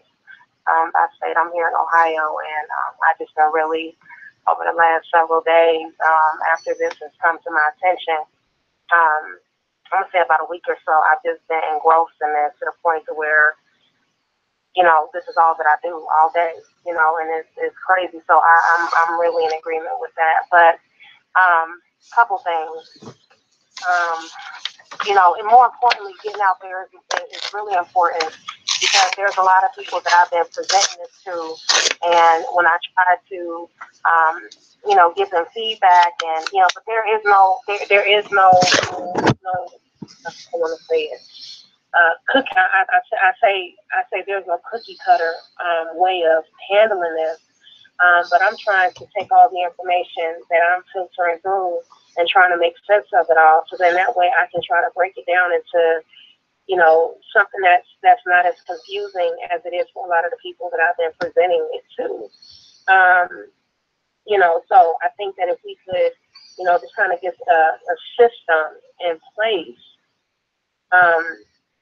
you know, of course people can make their own decisions. We're not trying to, you know, be their leaders. We're not trying to tell them what to do. They can just get the information based on what we have gathered, based on what people have experienced, and then, you know, pass that on, you know, and then people can, you know, again, go back and do their due diligence and figure this whole thing out for themselves. So that's one thing. The other thing is, you know, I just recently, after just taking a deep breath and whatnot, I paid my Discover bill, and it wasn't that much. It was less than $300. So today I got the email that told me that the payment was received. And so when I went to check my balance, or I'm sorry, my available credit, it didn't show that there was anything available. So I'm like, well, that's odd, because normally when I get that email after I make a payment, it reflects in my available credit. So I called, and the young lady basically was just telling me that, you know, well, it just takes some time, about 8 business days for it to clear. And I said, oh. I said, well, normally once I get the email, it's showing reflecting in my available credit. So then she said, okay, she said, well, let me transfer you to the specialty department to get your question answered. And I said, oh, okay. I said, you said specialty department? Now, I have a background in underwriting, mortgage underwriting.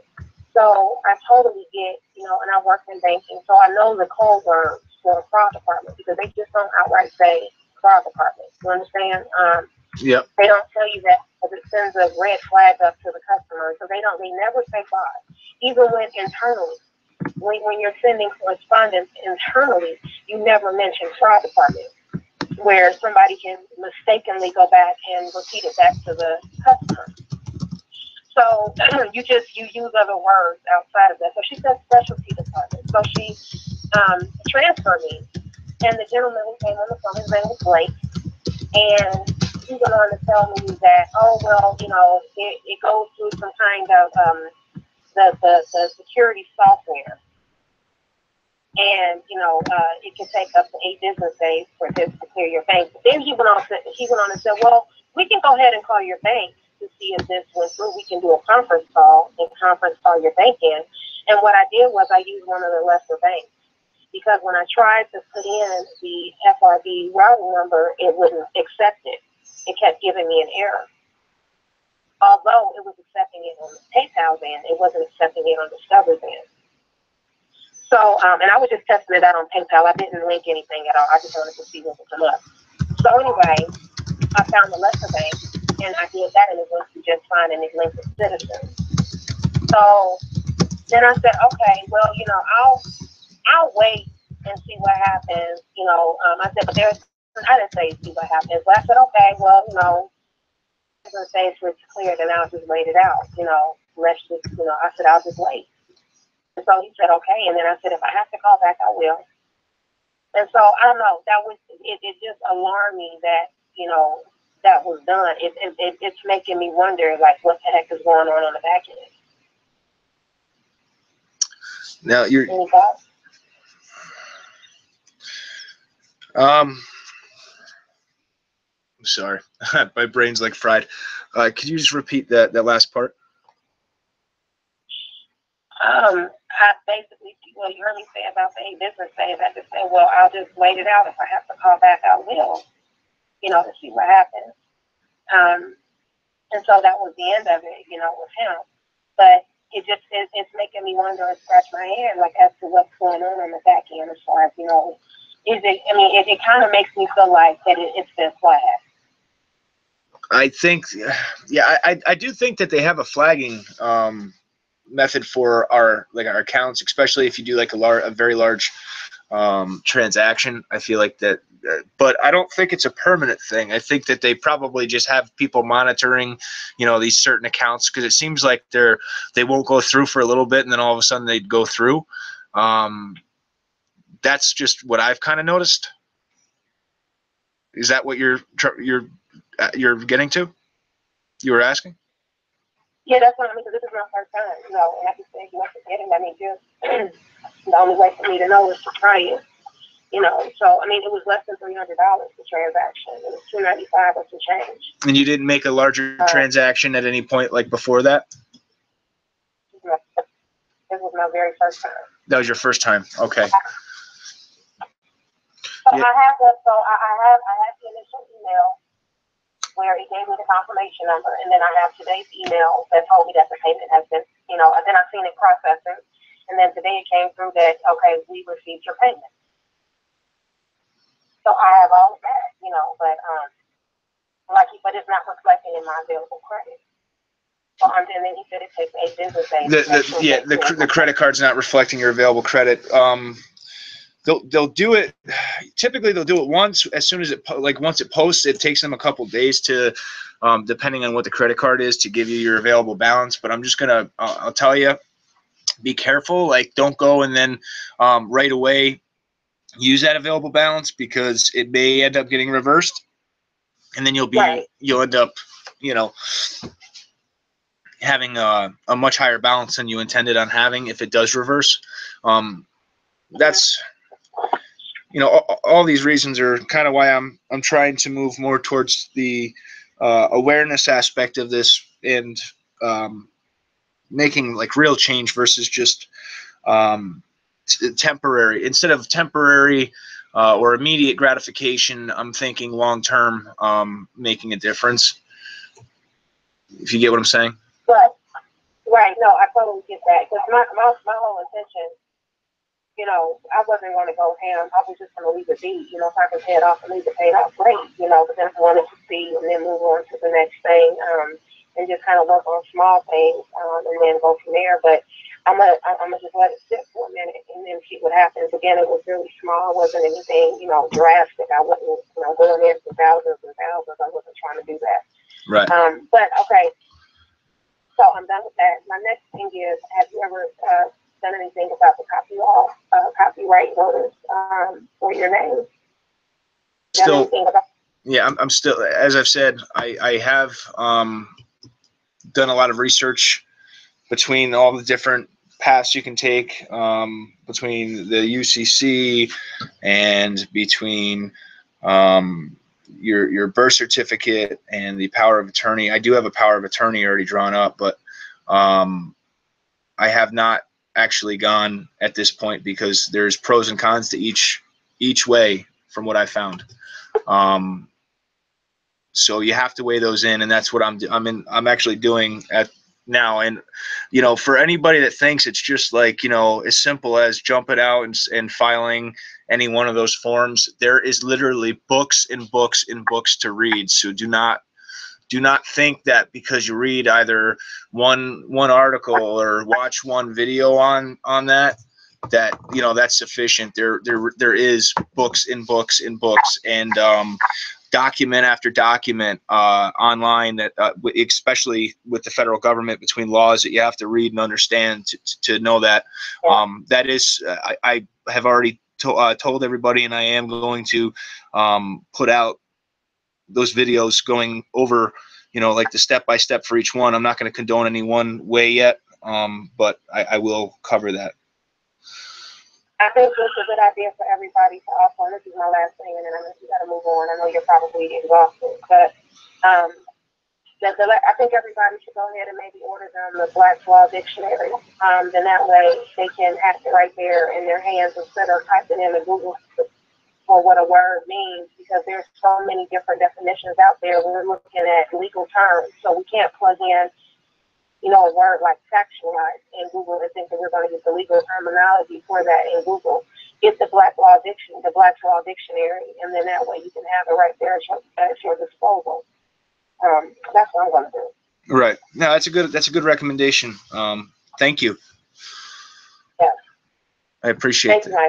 Thank you. All right. You have a good night. You too. Thanks. 269. Hello. Hello. My name is. Hello. Yep. Okay. Hi. My name is Joetta, and I'm out of Georgia. And I have two questions. Okay. The first one is, yesterday I was sitting at the house and came across the news that they have alerted a lot of major companies to do not accept any routing numbers or any account numbers coming from the Federal Reserve. So like they're alerting people here.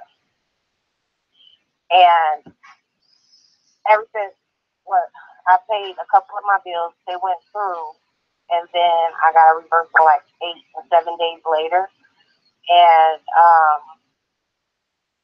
then now I tried to redo them, and it went through that first day, and then ever since like the last 2 days, they haven't been going through at all. Like it's been saying that I have an invalid routing number. It's been saying you have an invalid routing number. It's not that you have an invalid routing number. It's pretty much from what you had said in the first sentence there. A lot of the companies are they're updating their software to not recognize the Federal Reserve routing numbers. That's and then they also have, I do believe they have been temporarily disabling them at certain times of the day. Like I think they're doing it more like over the weekend, because then they have a lot of reversals to get back to on Monday. I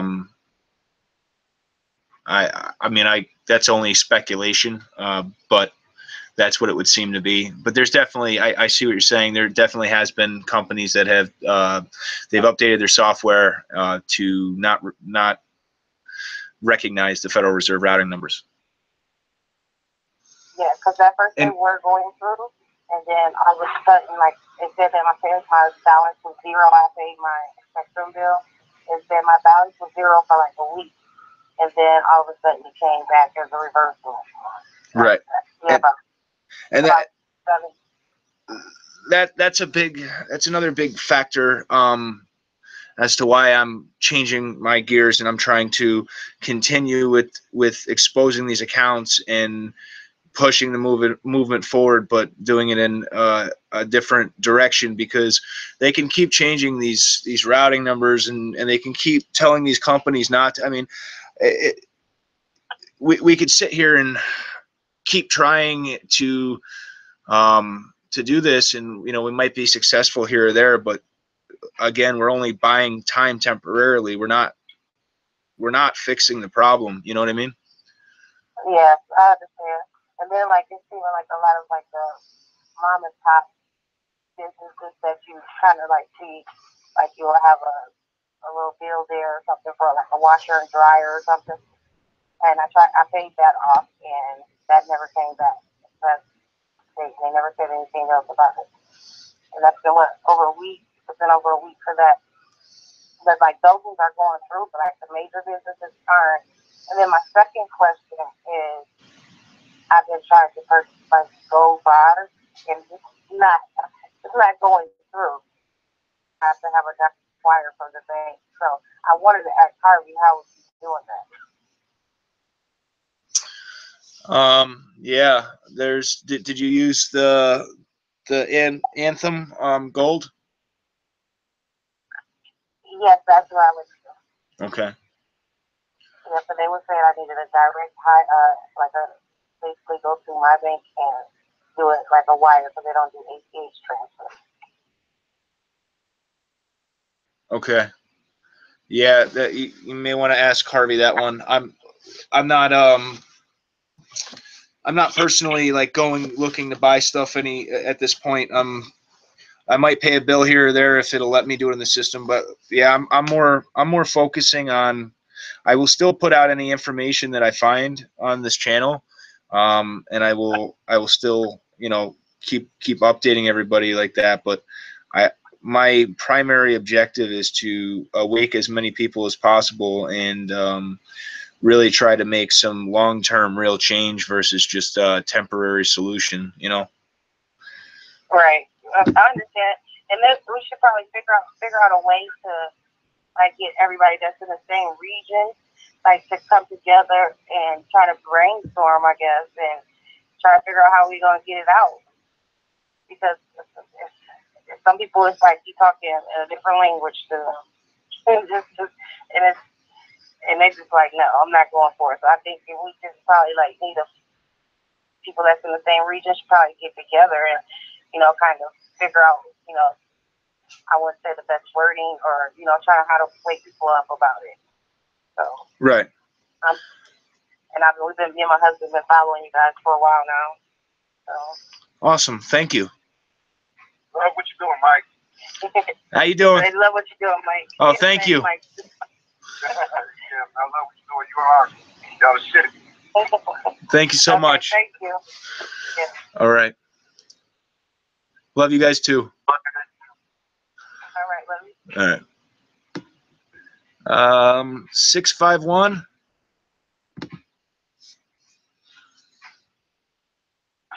Hi, this is Kevin Lewis, Minnesota. How's it going? Good. How are you? Pretty good.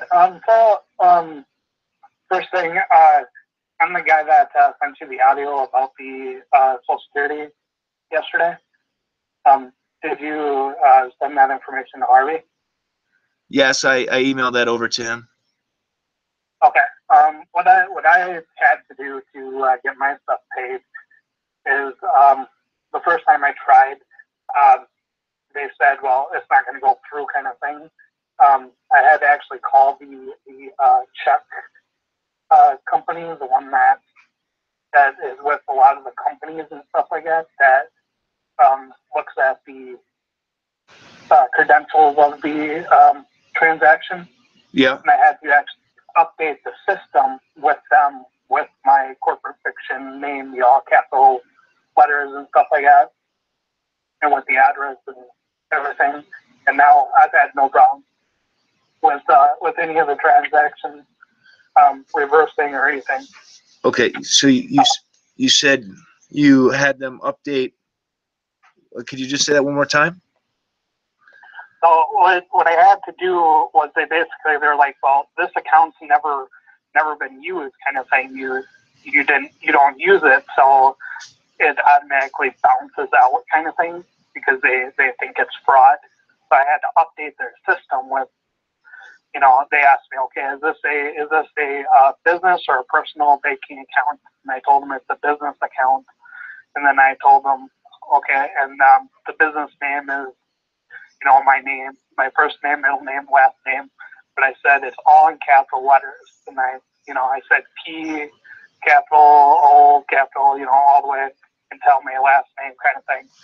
And I've been using the accounts now, and there has been no reversal at all. And how long has it been now with no reversals? It's been about a month and a half now. I just had to wait the 7 days because they said that it's going to take 7 days for the system to update, and then after that, I've had no problems at all. I haven't had any reversals or anything. I do think that the Social Security yesterday and stuff, and they were talking about how account is kind of like the retirement account in the trust of the Federal Reserve. Yeah. Because the lady admitted it. Like, she told me the whole entire thing. Yeah, I remember listening to the audio. I was going to be emailing you to get more on the story so I could put that up. Yeah. So right after that, I think that this account is really used for, paying bills that you have already invested in kind of thing, like kind of like your student loans and stuff that you actually are in debt with. I don't think the account's really supposed to be used to like go out and buy like homes and cars and houses and stuff. I think it's because going on the Treasury account, looking on it on the website and stuff, it says that it's used for, you know, credit and discharging of debt. Right. So that's what I think this account is really supposed to be used for. And, you know, and if you remember hearing that their audio and stuff said that it's all in this big huge pool of everybody's Social Security as they work and stuff like that, that contribute to it. It's all in this big huge pool that's in the trust account at the Federal Reserve, and it was basically a savings account that got set up back in the 30s and stuff, so that the economy didn't go back into the depression stage and stuff. Right. So you called the Social Security office, and then the Social Security office went through and updated your account? No, I actually called like so I tried to make a payment with one of my companies and stuff, and it didn't go through. Well, I called the company and I'm like, well, what's going on? They said, well, the check company that is used for most of transactions and stuff like that look and decide whether it should go through or not, because they look for the fraud and stuff like that. They said that the credentials weren't there, so they gave me a number to the check company thing, and I called them, and they're like, okay, well, what's your business, kind of thing, and I told them the whole business and everything else, and now, like I said, I haven't had any problems using the routing account, using, you know, the account or anything. Okay. So I use it for discharging and stuff like that. I don't use it to, you know, go out and buy extravagant stuff. Like, right. Yeah, that's what I was unsure of, and I like I said, I was gonna be getting back to you anyway via email, because I was gonna put that up, but I wanted to make sure that it was okay with you first. Yep. So if that's okay with you, I'll put up that recording. It'll probably be tomorrow, because I still got quite a few calls to go through, and Right. So I'll let you go, but I just wanted to see if you forwarded it to Harvey or not yet. So. Yeah, I did. I sent that with an earlier email, so he should have that information already. Okay. And well, thank you for everything that you're doing and stuff. Yeah, I'll email you back, and maybe what I can do is we can get out a Google Hangout or something, and you can explain the process that you went through for everybody, so that they can try that themselves. Okay. Okay. Thank you. Bye. Thank you. 615.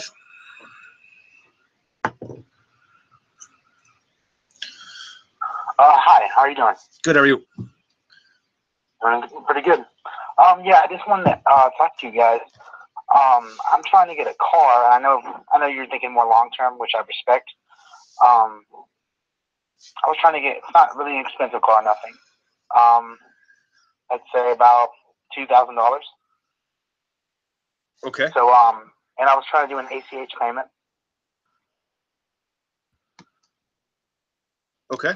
And I talked to him and everything. It was a buy here, pay here place. Yep. And he asked me this question. I didn't really know what to tell him. He wanted to ask what's the bank called. I really just didn't know what to tell him. You know. Federal Reserve. Just that simple, huh? Yeah, that's what the bank is called. If you don't tell them that, then they don't write that down, then it'll for sure get kicked back. Okay. Like so 90% will get kicked back, I should say. There's always that 10% that the algorithms mess up, but. Okay. So basically just tell them Federal Reserve and he'll put it in the system and it should go through. Well, I mean, you know, might get reversed, but right. It's worth a shot, I guess. Yep. Yeah, I would tell them Federal Reserve. That's probably your best bet. But you know, like I said, with everything that's going on, I would have to, you know, stress a word of caution. Just, you know, to protect yourself. You know what I mean? So I don't know. That's ultimately it's your decision, but I would stress a word of caution. But if they're asking you what the bank is, I wouldn't tell them a different bank than what it is you're trying to use. Yeah. Yep. Okay. Well, hey, I appreciate everything you're doing, man. Thank you. I appreciate you guys too. All right. Have a good night. You too. 908. Hey, how's it going? Just enjoying the call. I appreciate you trying to get the message out there for people. I don't have like a real big question. I would just like to maybe offer like a little insight that might help. Sure. Some people out there. Now I've done a few things with this.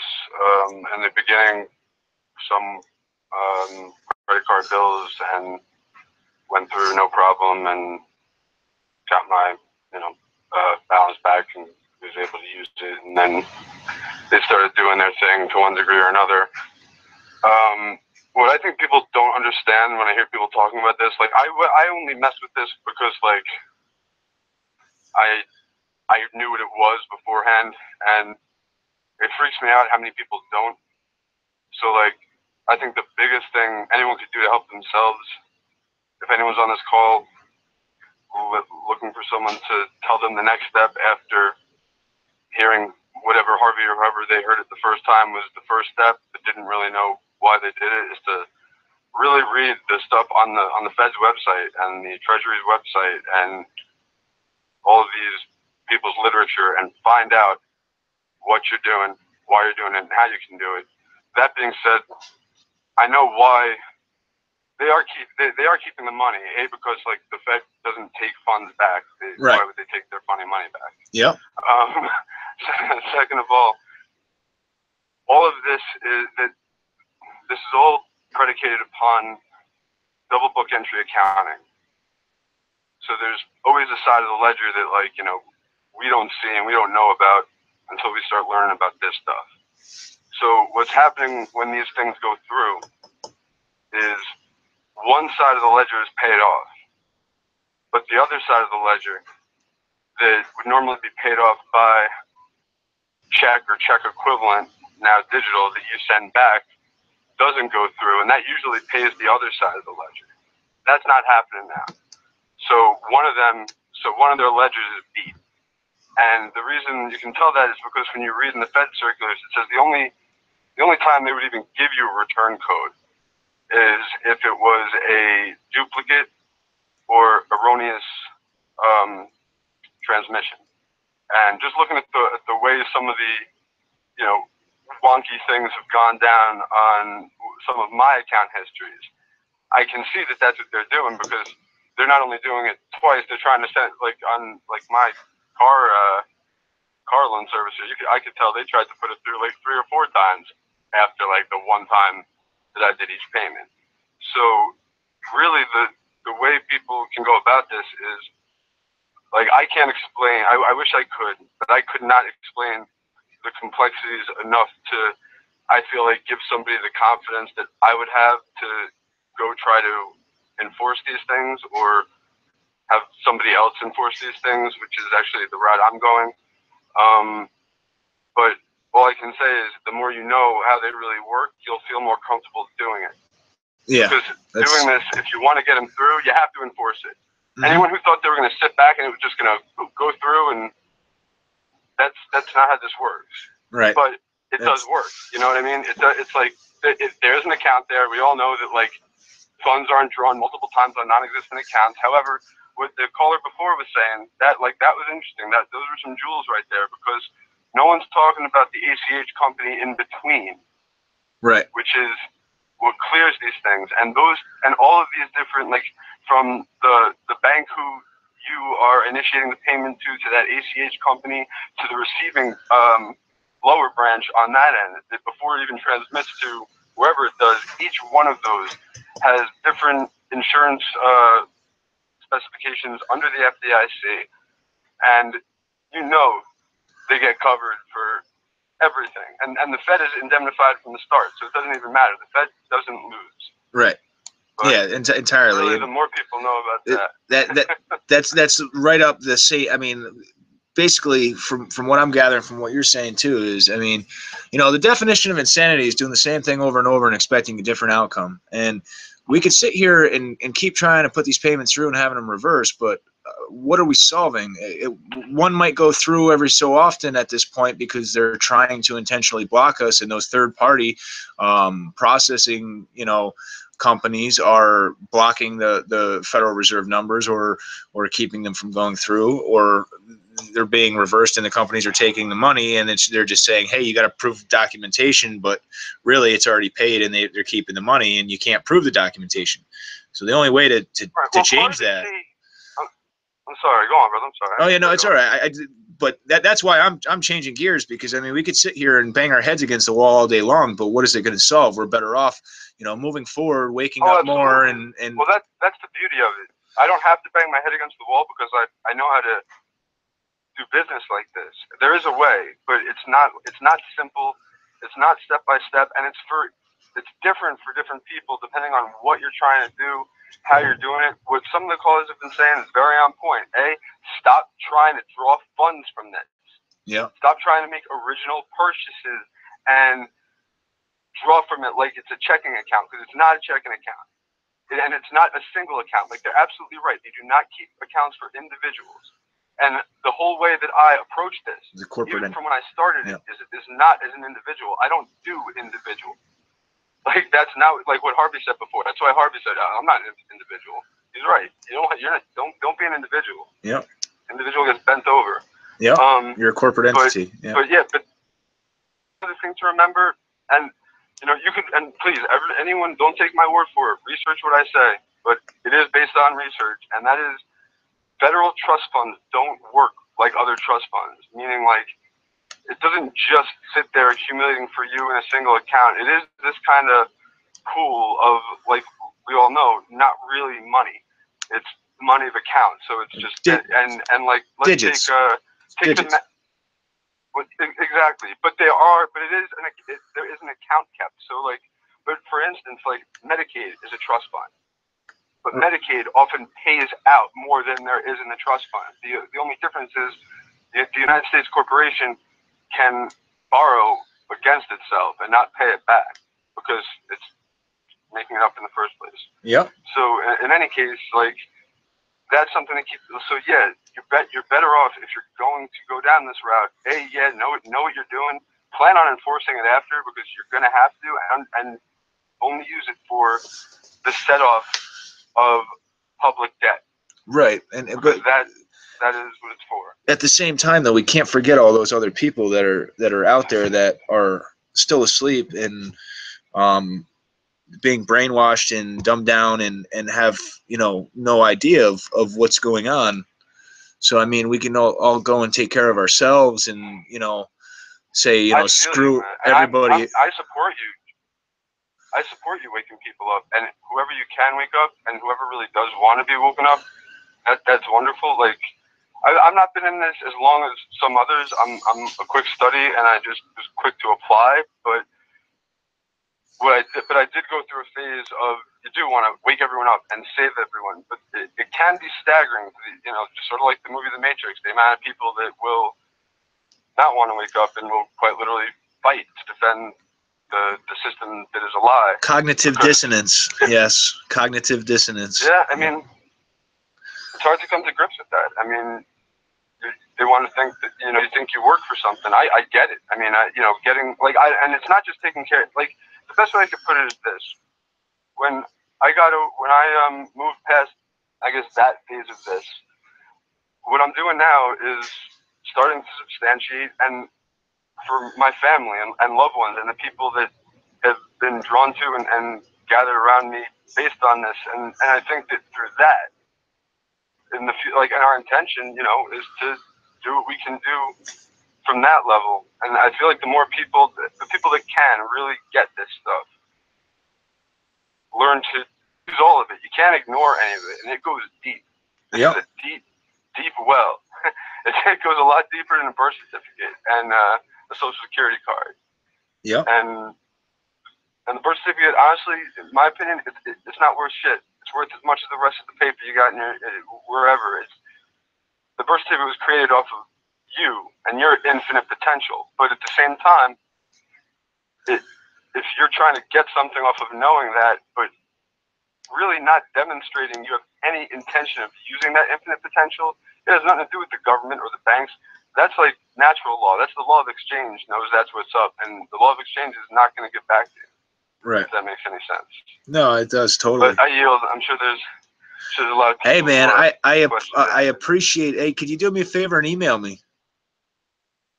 Yeah, sure. What's your email address? Stop, STOP. It's stop the chaos now 07 at Gmail. You had some very good points there, man. Thank you very much. I appreciate it, man. I like what you're doing. Keep it up. Thank you. Thank you, Mike. Thank you. Have a good night. 863. Hey, Mike. How you doing, brother?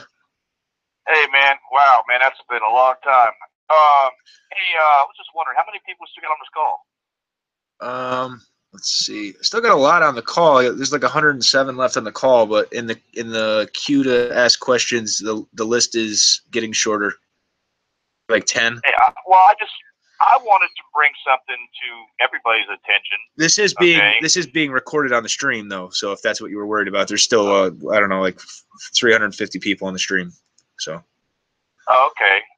I wanted to bring a process, okay, that's related to the same thing, okay, but it's different. It's not related to the Federal Reserve, but there is a group, okay, that is gaining momentum, and I don't know if you've heard of it, but but it's a learning process that teaches about the birth certificate, the contract, the driver's license, areas about it, and it takes time to go through it.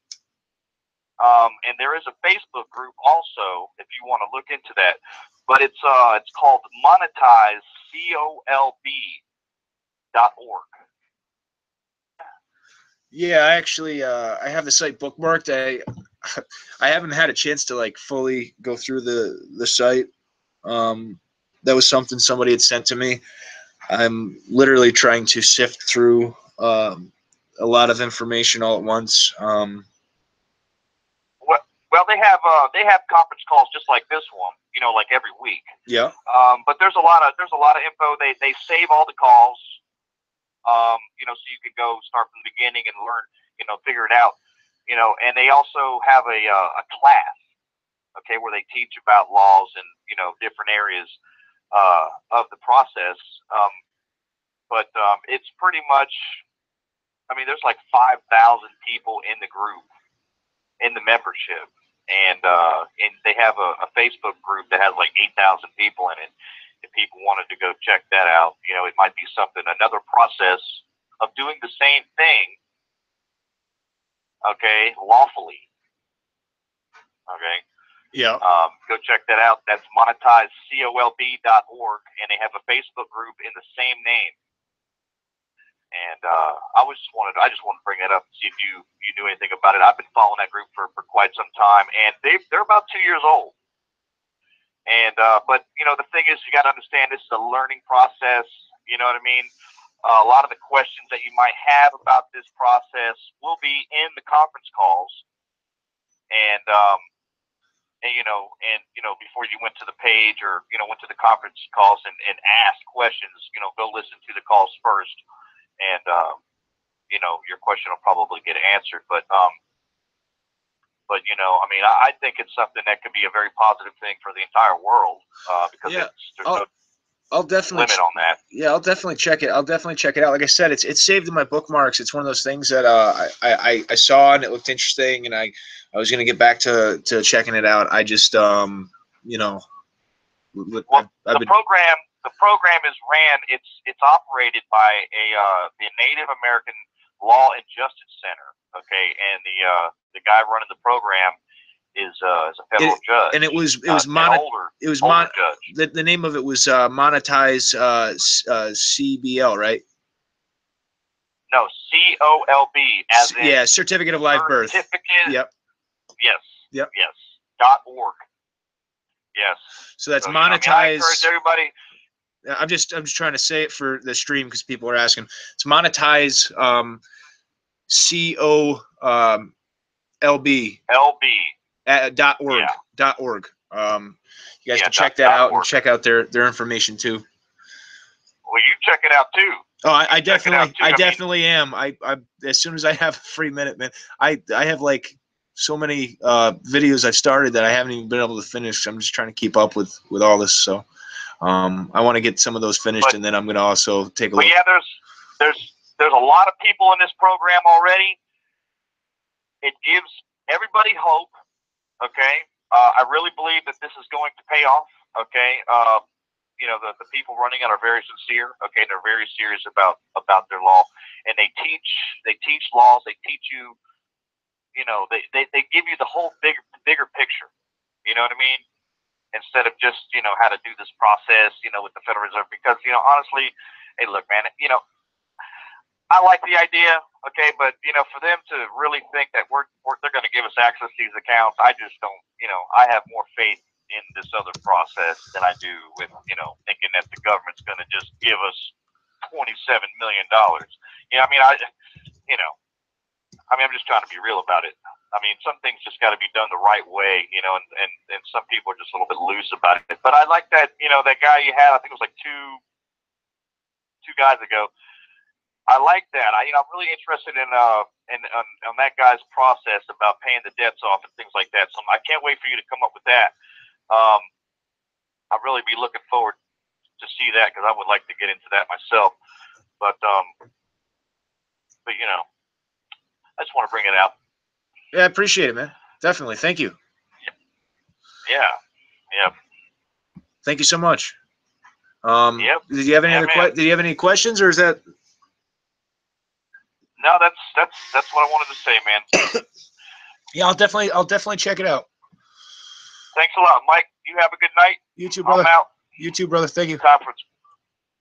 Pass my. Oh, sorry. 415. Hey, how you doing, Mike? How you doing, brother? Awesome. This is out in San Francisco. How you doing? Well, yeah, I don't have any debt because I didn't put myself in debt. But I mean, it's like if somebody doesn't have any debt and they want to collect, I mean, I want to go get a Lambo, you know. But I mean, I know it seems kind of excessive, but I mean, Heather, you know, kind of got in trouble as well, you know, doing the big purchase, you know. Yeah. I would honestly hold off on buying a Lambo. I mean, I paid all my bills, you know what I mean? So it's like, you know, why wait, you know? But, you know, I mean, but yeah. So, wow, yeah, I like all the videos you're doing, and it'd be nice to know, you know, if there was a way that you could do that with the ACH.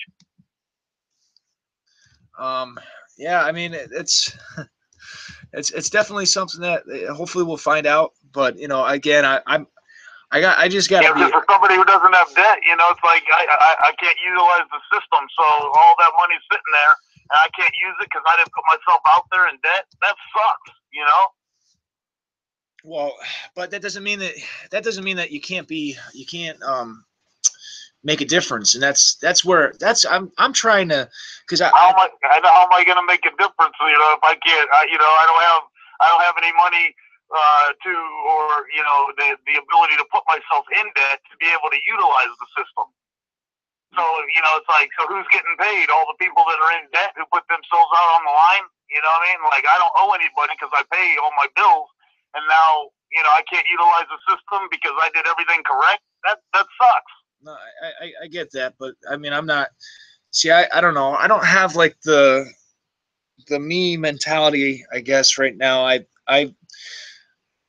My big thing is focusing on all these people that have absolutely no clue of.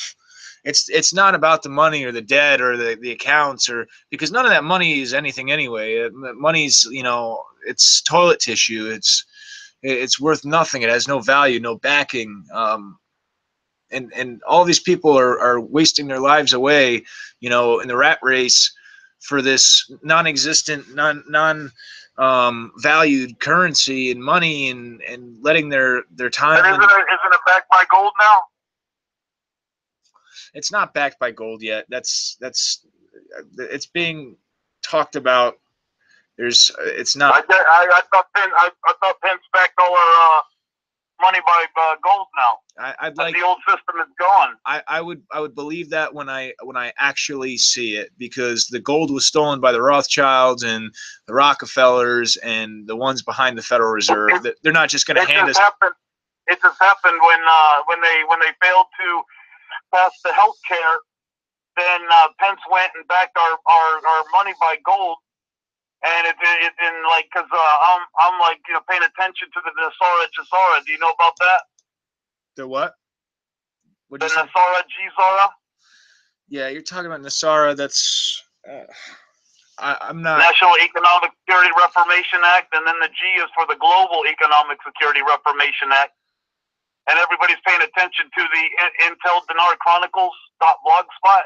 Mm-hmm. And then that's where everybody's paying attention to the different currencies, and so we're all waiting for that to go through because Bill Clinton signed it back in October or March or October of 2001. So it's an actual law, and then it went to the World Court, and it got put in, and so this is an actual law, and everybody's waiting for that to happen. And so that's one of the reasons why the World Trade Center came down, is because it was supposed to go into the software, into the computer system on 9/11 and at 9 o'clock, but the George Bush and Dick Cheney decided to fuck the American people, and so they blew up the World Trade Center, which had all the computer system that was supposed to be downloaded into the computer. All the information was supposed to be downloaded into the computer on 9/11, and they fucked us 10 minutes before they were to download it into the computer system. So what they did, and that's why the other World Trade Center, World Trade Center 7, was connected to the World Trade Centers as well. The three buildings came down because it was housing all the paperwork. Yeah, do me a favor. Can you send me the laws and the not Dinar Chronicles? I don't want Dinar Chronicles because that is people's opinions. That is not fact. I've gone through there. I'm in facts. I deal with facts. I mean, I'm not saying it doesn't, but could you just send me that stuff? Because if I could find, credible evidence, then yeah, I would definitely put that out there. But from what I found, I haven't found a piece of credible evidence to back it up. You haven't? I have not. I've been looking. This isn't like a myth or anything, And that's why the World Trade Center came down, and so because Dick Cheney stole $6 trillion from the Federal Reserve, or whatever system that he stole it from, but from the American people, because these are Luciferians that we're dealing with here.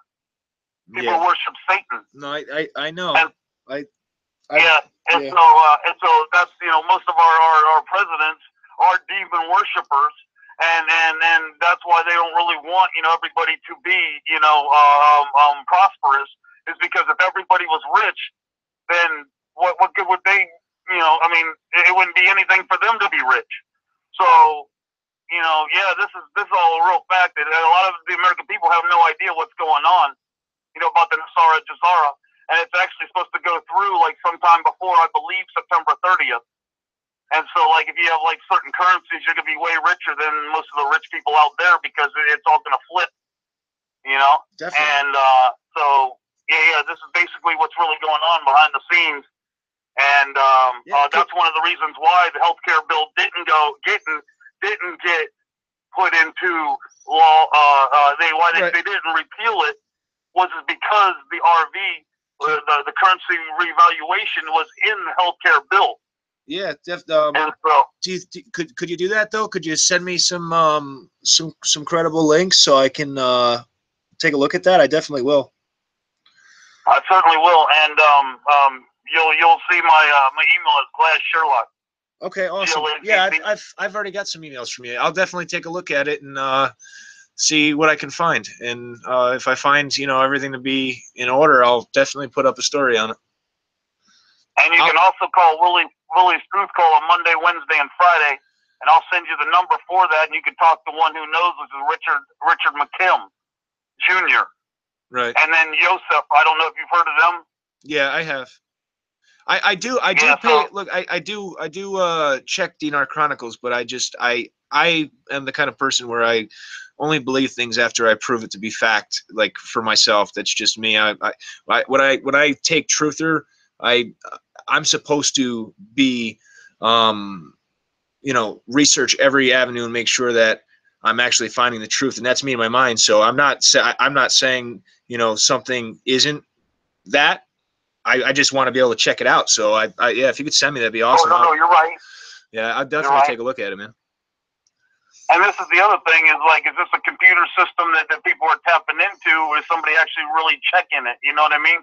Like, you know, there might be a computer system where, you know, it's attached to my name, but then again, you know, it's like maybe people aren't, you know, really checking it, and then people can, like, tap into it and spend money, and then, like, you know what I mean, maybe nobody's checking it, and it's just going through because it's a computer system that is allowing it, and if you do everything correct, maybe you can pull all the money out or spend the money. And so, and then, like, you know, and then, I mean, is there actually, like, people that are actually watching these funds go out of the system? Yeah, no, I get you. Yeah, definitely send me that stuff. I'll take a look at it, and I'll be doing these calls, you know, more often, probably like once a week or something. So, send me that stuff over, and I'll chat with you through the email and take a look at it, and we'll go from there. All right? What was the one email again? stopthechaosnow07@gmail.com. Sure thing. All right, thank you. All right, thank you, sir. You have a good night. Be open. Bye-bye. Bye-bye. 208. Hey, Mike, this is Jono from Idaho. How are you? I'm good. How are you, John? I'm doing good. Hey, I'll try to be quick. You might want to consider, because you're talking about doing these calls more in the future, kind of dividing into two types of calls. One call is where people have a chance to call in and, you know, say, you know, I submitted my bill, and then, you know, tell their little story and, you know, try to get an answer to a question or whatever. And then do another call that's like a more of a mastermind call.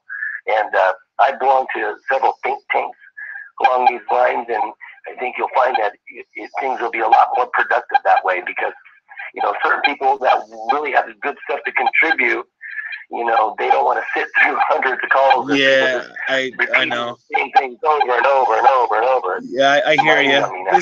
This was like a learning call here, first call on the channel. So I apologize to everybody for the wait. I'm, you know, just starting. No worries. I'm just saying, offer suggestions. That's all. And then really quick, you know, I don't know if you heard me. I tried to type in when Harvey was on about the TDA accounts. I can tell you in no uncertain terms, I've been doing this been in the Liberty movement for, you know, 10 years at least, and have been into this usurpation of the nation as a whole and the usurpation of us as individuals since really about the time of the bankruptcy in 33. And we got to divide those things into two different compartments, if you will. Fighting the kind of like the corporate countrywide usurpation, and fighting the usurpation of us as individuals. And that's kind of what we're dealing with here. But the problem is that so many people, which is evident by this call, they're like flashes in a pan. They just, you know, go out and hear about this stuff within the last couple of weeks, and they're already trying to, you know, pay off debts. It's like, whoa, wait a minute, back up, man. Putting the cart before the horse. Most of these folks have no idea what they're doing. They don't understand the usurpation of us as individuals. They don't have the history. They don't have the knowledge.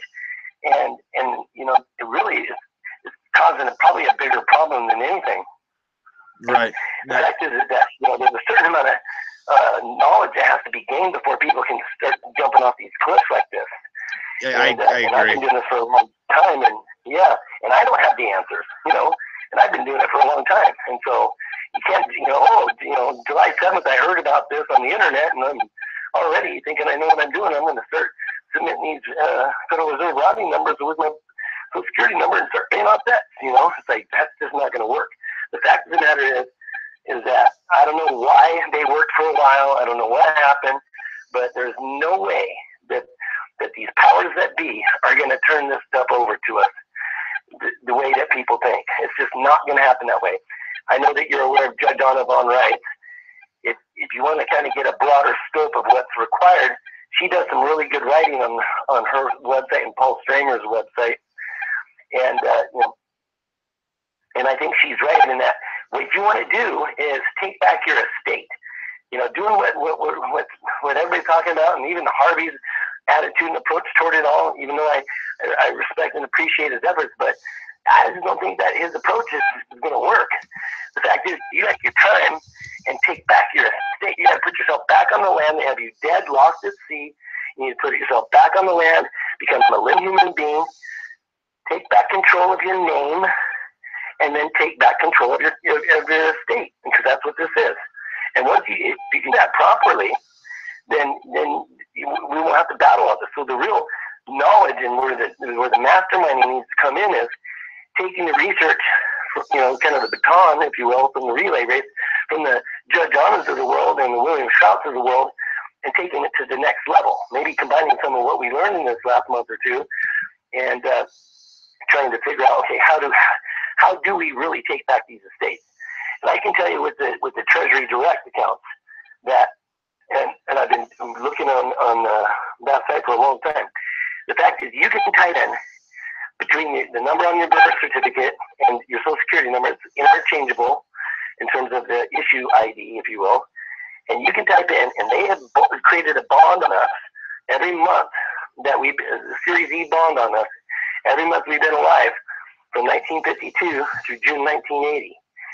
And there's a multiplier on there that's a 10 of them. So you take that bond value when it's matured, and all those bonds have matured, and they're just sitting there. They all have separate issue dates. Issue dates are unique in the bond world, and they all have separate maturity dates.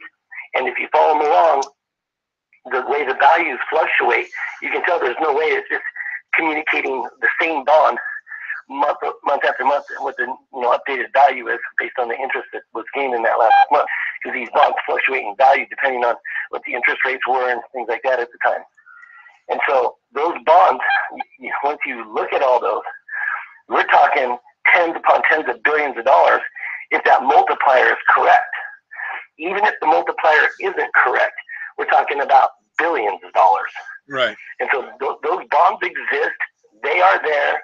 They're based on you. I do like what Harvey said. Hey, none of that would exist if it weren't for me. So why don't I have a right to it? Well, I can tell you that if you call Treasury and you ask them about these bonds, they're going to say, yeah, well, they're based on you, sure, but the government owns them. You don't own them. And the reason they're going to tell you that is because we are chattel. We are considered incompetent. And we never put ourselves in the rightful status and the rightful position. As corporate citizens, everything we own belongs to the corporation.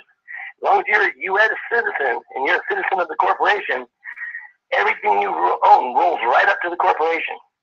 Right. So the only way to get around that and take your estate back is you have to become and put yourself in the proper status. Become an American state national, and get out of that corporate citizenship, and then take the proper steps to being able to secure back your estate. I'm in the process of trying to figure all that out and put all those things together. I even got derailed on everything that's gone on this last month. Yeah, it's and that's the thing is, like, a lot of people don't realize just how much information there is to sift through. And if you make one mistake on the way filing any of that paperwork, you could actually face jail time. So you have to literally dot every I and cross every T, and that's what I'm trying to explain to people. I know everybody wants they want to know how to do it, and I want to show them, but I also don't want to go and make a step-by-step video half-cocked and then have people trying to file paperwork and then getting charged with, because that's what they're doing. They charge you with fraud if you have any errors in that paperwork, because they don't want people being able to do that. Yeah, and if Heather and Randy could not have navigated in such a way to not get arrested and get charged with wire fraud, then what makes everybody else think that they're going to know all the caveats along the way, you know? And these are two people who've been doing this for a very long time, are extremely knowledgeable. In my opinion, should have known better than to go try to buy a big old RV like that, not everything, whatever, you know. But anyway, but the bottom line is that there's just, you know, a lot of knowledge to gain, you know, and people need to you know, really understand that. So, you know, I certainly appreciate, because I stumbled across you a couple of weeks ago, and appreciate all your efforts and everything you're doing. I don't know how you gained so much knowledge so quickly and kind of became a leader as fast as you did. But it's pretty amazing. Well, I mean, I've been in the truther movement and community as a whole since 2011, 2012. So, I mean, this whole accounts thing was new as far as this month, but the whole concept of everything wasn't. I mean, I've been down the rabbit hole and back again, and there's a lot of stuff I haven't even touched on, because truthfully, I don't want to overwhelm people. I'm going to get to it on my channel, but there's a lot more to it than people realize, and there's a lot more to the deceit and the lies and reality that people don't understand. It's crazy, man. There's so many freshly awoken that if I tried to go and touch on those subjects just yet, they're gonna get overwhelmed and then probably shut down, and I don't want to do that. I want people to be able to learn at, you know, their own pace and get comfortable and understand and not be shell shocked, you know. Well, I totally get it. Yeah, I appreciate that too. The fact is that they've been working on this fraud for decades. It's very complex. It's incredibly smart what they did and how they did it. And we're not going to unwind from this easily. I think we can, but there's a right way and a wrong way to do it. And I'm still trying to discover the step-by-steps for the right way. I think I can understand the right way in my mind, but I don't have the step-by-steps because the judgments of the world and stuff like that, they're not very good about bringing out, you know, instructions, you know. Yep. They're great about talking about things kind of in a global sense, big picture view, but not so much about putting out, you know, step-by-steps. So I'm trying to put all that stuff together myself. Yeah. You know, doing various research and whatnot. But yeah, if you want to start a think tank, I will send you an email, Jono from Idaho. That's not my email, but hopefully you'll recognize the name Jono. There's not too many of those out there. But yeah, if you want to start a mastermind group, I'd surely appreciate it. I'd love to participate, and I've got a tremendous amount of research and knowledge to share, and I think that if we put a good group together, you know, it's just going to broaden everybody else's horizons and help everybody else get up to speed a lot quicker. Right. Definitely. Awesome, man. I appreciate it. Yeah, please send me your email. That'd be great. Okay. Then we can let you go. You got some other callers to get to, and you're getting real tired. Maybe we can get those mastermind calls going. That'd be good. All right. Yeah. Okay. You have a great night, Mike. Appreciate it. Thanks. You too, bud. Bye-bye. Bye. 509. Hello? Hi, Mike. How are you? Hi, this is Pink from Washington State. How are you? I just have a question and just maybe a thought. So the agenda of this movement is to get the federal government to free up these private accounts to the public, correct? That's one part of that. To me, that's one part of it. That's a part of the pie. That's not the whole thing. For me, that's just for me. I mean, yes, that is the ultimate goal, is to get these accounts freed up so that we have our accounts. But ultimately, it's to make change, make awareness, and you know, try to correct this corrupt and broken system. Right. Because my thought is that, you know, I'm just looking at the big picture. I'm like, these federal governments are never going to release these accounts because they want to keep us their slaves and they want to keep us poor. And if everybody had access to their accounts, then who's going to want to work? You know what I mean? Right. You can pay your bills and do what you want with these accounts, then we're not going to have anybody to run our corporations or local McDonald's. You know what I mean? So I was like, going, they're never going to release them. That's why they're starting to lock up now, because they're rebuttaling against this. They're not going to stop. Right. No, I totally agree. And that's, you know, that's kind of like what I was that was part of the realization from the beginning, but even more so in, you know, the events that have unfolded in the last couple of days. And that's why my primary objective at this point is to first, you know, use this channel to try to educate people and allow people to gain some knowledge on what's happened, open their eyes, wake them up, and then also unify everybody that's become awake. So as we grow and grow and grow, we become stronger, and we can maybe make some real change that will be more than just immediate gratification. It'll be long term, and hopefully make, you know, take our republic back and make the world a truly better place, because we are all creators, and in that we can create change.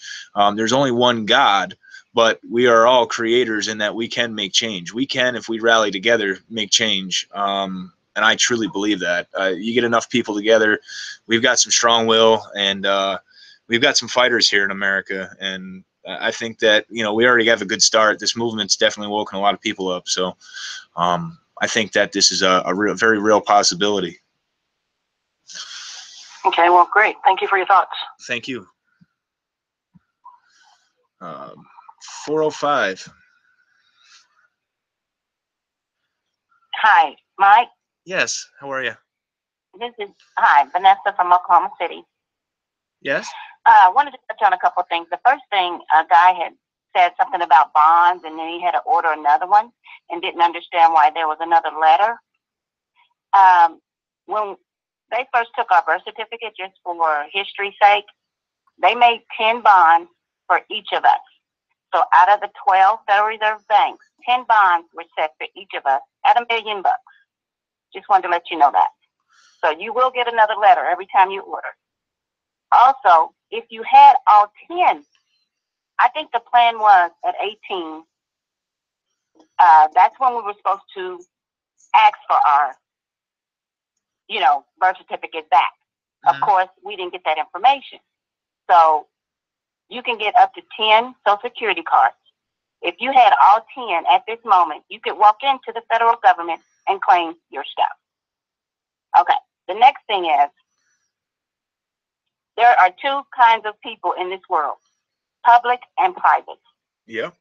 Straw man is the public, and banks and the elites are the private. Yep. We have to move to the private, and we have to play their game to get to the private. There's no other way around it because of the way it's been all these years. That's why me, myself, have filed my UCC-1, because it changes my status immediately. Now, when I first started, I was leery. It took me 15 minutes to file my paperwork. So there is more after that, but initially, Mike, it takes 15, 20 minutes. I have all the forms. I'm willing to share them all.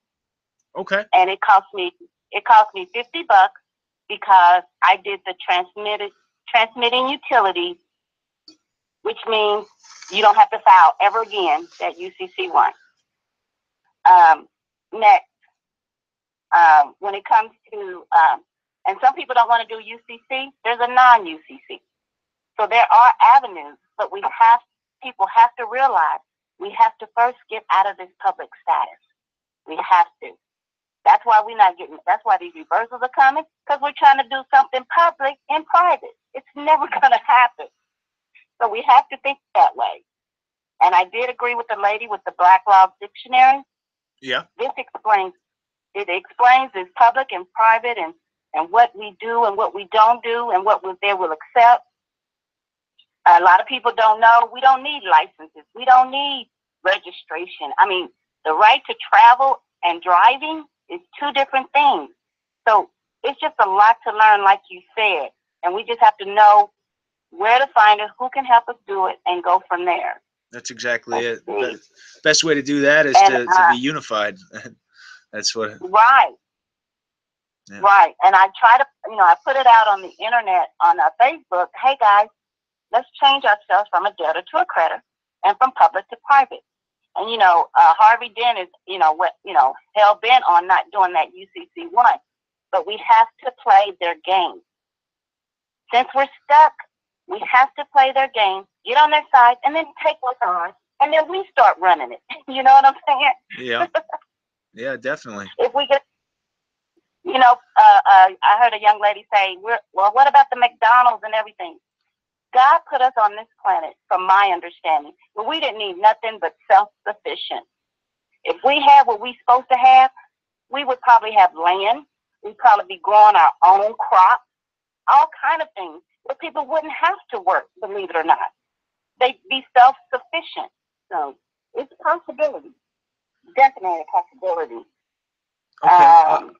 A lot of the people on the chat were asking for your information, like your email address. If you're comfortable giving that out, then you can. If not, and if you'd rather just give that to me in the paper, you want me to put the paperwork out there for them, whatever you feel comfortable with. But they were looking at they were interested in your information. I would. You're doing all this, and they come to you. I would love to send there are 4 packets that I have, and each packet explains step by step. And I pay for this, but I'm willing just to give it. I pay like $60 for it. I don't mind. And it's like I said, it's 4 packets, and each packet has content, and each content you have to do like 7 things. So it is a lot. You did say that right. But just to get your name from a debtor to a to a creditor takes 15, 20 minutes. And it's the copyright, power of attorney, all that. And now I've gone the next step, of course. I'm ready to, start getting some bills paid. Car note gone, all kind of stuff. But I'm telling you, we have to play their game to get to the Federal Reserve. We have to. Okay. Yeah, that sounds fantastic. And also, one other thing, I do agree with the guy that was talking about the NASA agreement. From my understanding, the way it works is that we will get something in the mail. Then we will have to go and sit down and speak to someone about, it's supposed to be a big check everybody's supposed to get. I don't know if you've heard of that. Looking into that too. How true it is, I'm like you. I don't know. I have read about it. Sounds real good. I'm gonna definitely look into it. He said he was gonna send me the links, so as soon as he sends me those over, I was being sincere on that. I anything anybody sends me, I believe it or not, that's why I'm so tired. I literally go through every comment and every email, and I may have missed a couple here or there at most. But I've been, like, whatever free time I have, I'm at the grocery store and I'm going through my emails, clicking on all the links, and so. Well, I would definitely email you that. I do have it at tell me your email again. stopthechaosnow07@gmail.com. Okay, and I'll just send that to you. You can look it over, and I'll just and you look it over from there, and because everything they need is what I'm going to send you. Okay, and that wasn't, is that the stuff from Stop the Pirates blog spot by chance? Yeah. Oh, it is. Okay. Yeah, I was actually already aware of their stuff. I just haven't had a chance to go and look through it in detail. But no, I went on and bought it, and I mean, that man gives you information, and it's worth more than $60. Okay, definitely. Awesome. Yeah, I'll definitely send that to you, and I'll go ahead and yield to someone else. Thank you so much. 405.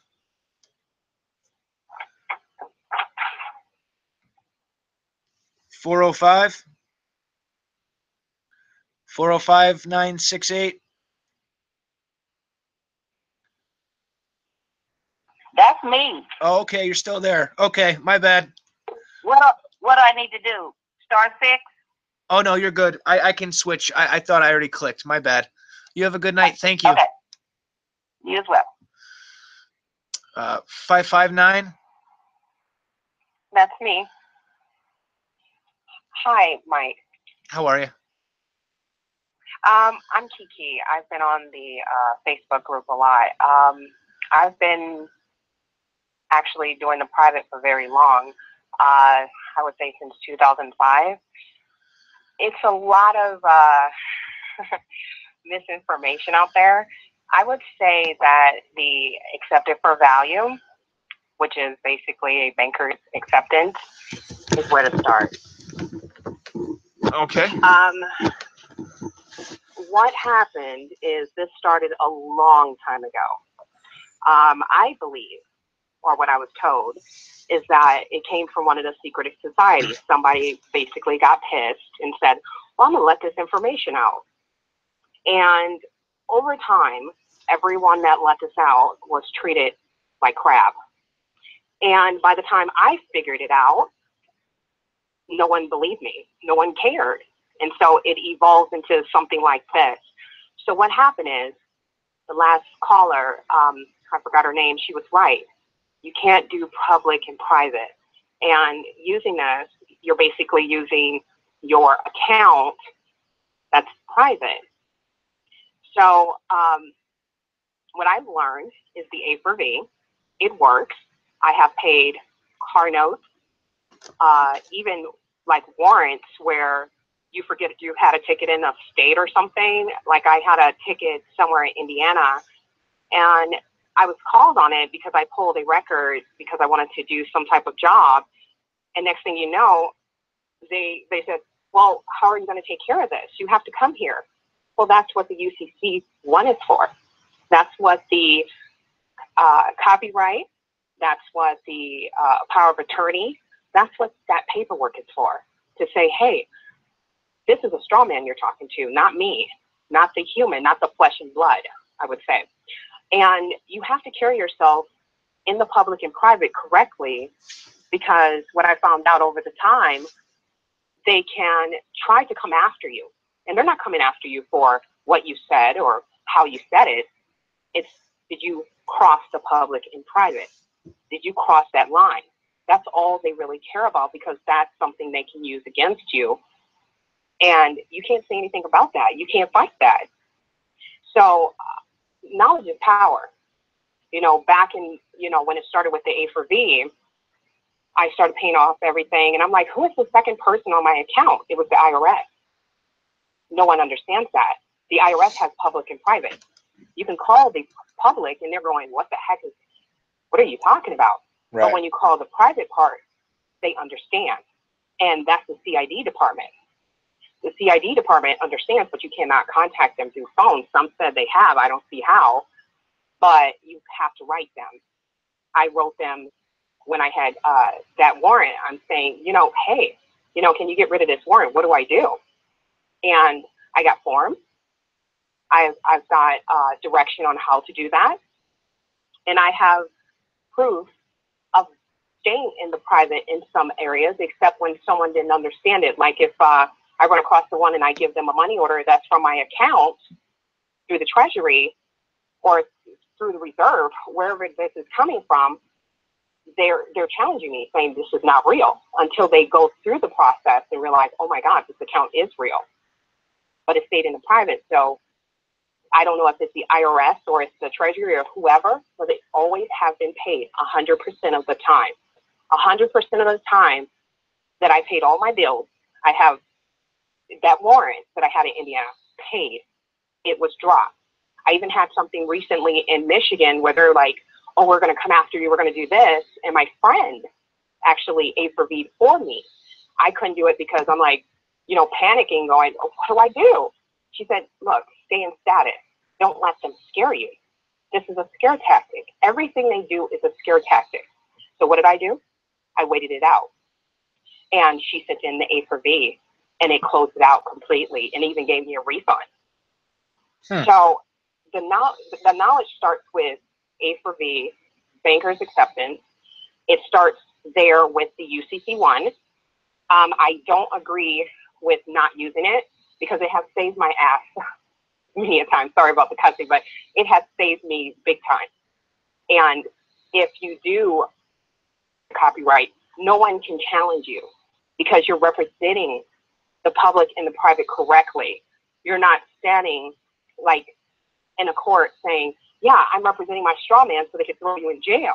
You're saying, hey, I'm in control of this. You don't have right over this name. I do, and here's the proof.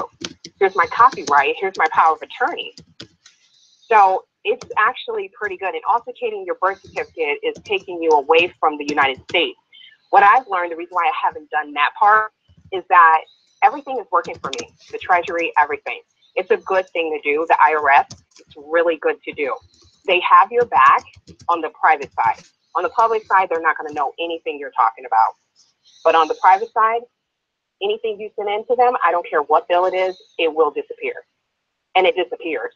You know, it literally, you will not know that that bill ever existed. So it's pretty good. So the best place to start to me would be the public and private A for V. Figure out UCC 1 is just claiming your straw man. The straw man is highly important in the public side.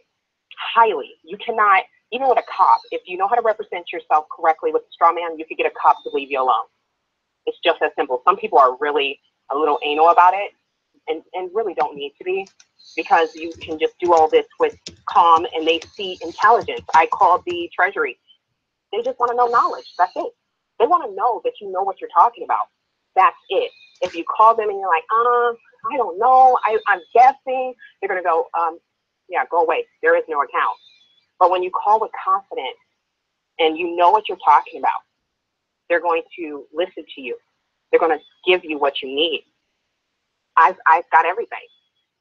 So I'm sitting here understanding this process and been doing this process for a while. And it works with A for V. Just the routing numbers is not going to work because it's crossing public and private. Right. Yeah, I understand that. That's the only thing. Yeah, I watched Christopher Fleming a lot before this whole thing even started. I know Christopher Fleming kind of got he got into some bad situations, but a lot of his earlier videos about A for V and all that, they were actually very eye-opening on that. I'd watched quite a few of them. And it's good. Christopher Fleming actually set the tone for that. Yeah, on YouTube. With the private side, and yeah, exactly, with the promissory notes and the money orders and everything like that.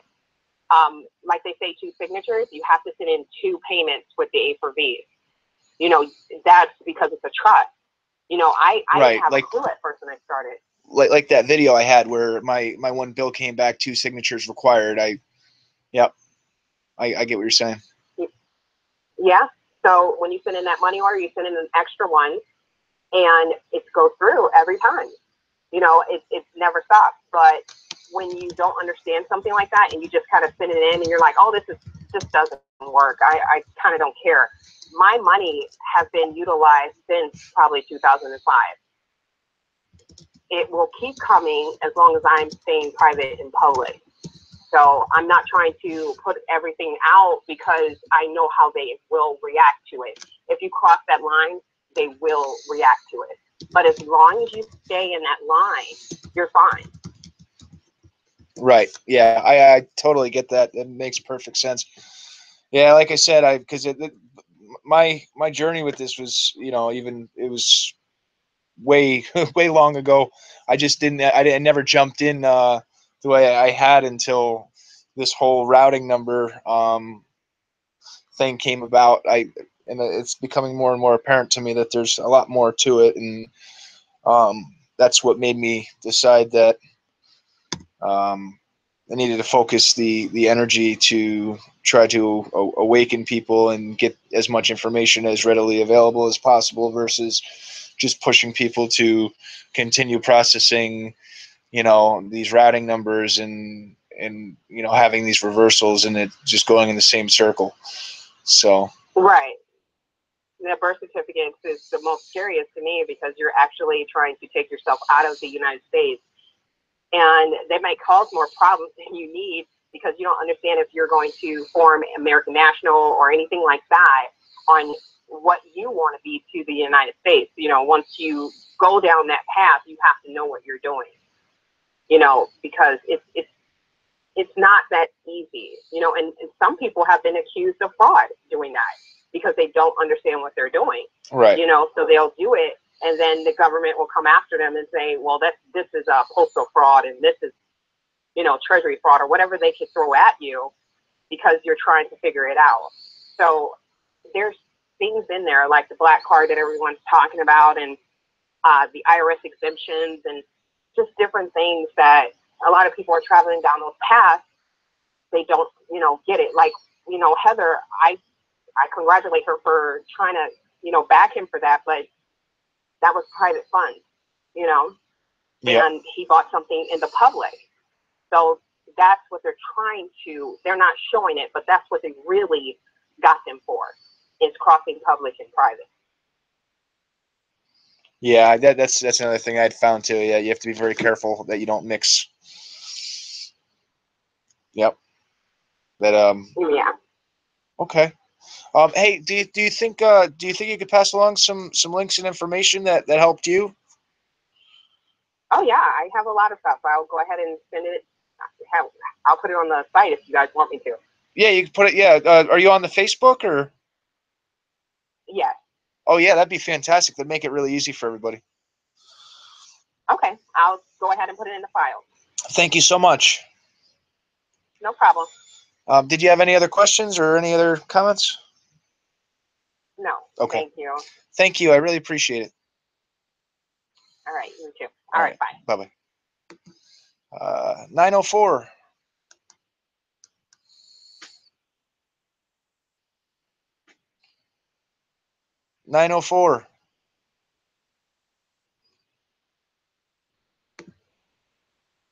You there? 904?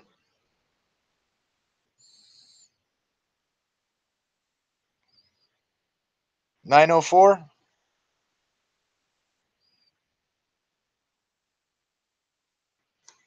$904-514?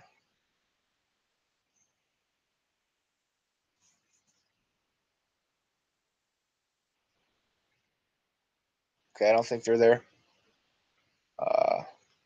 704.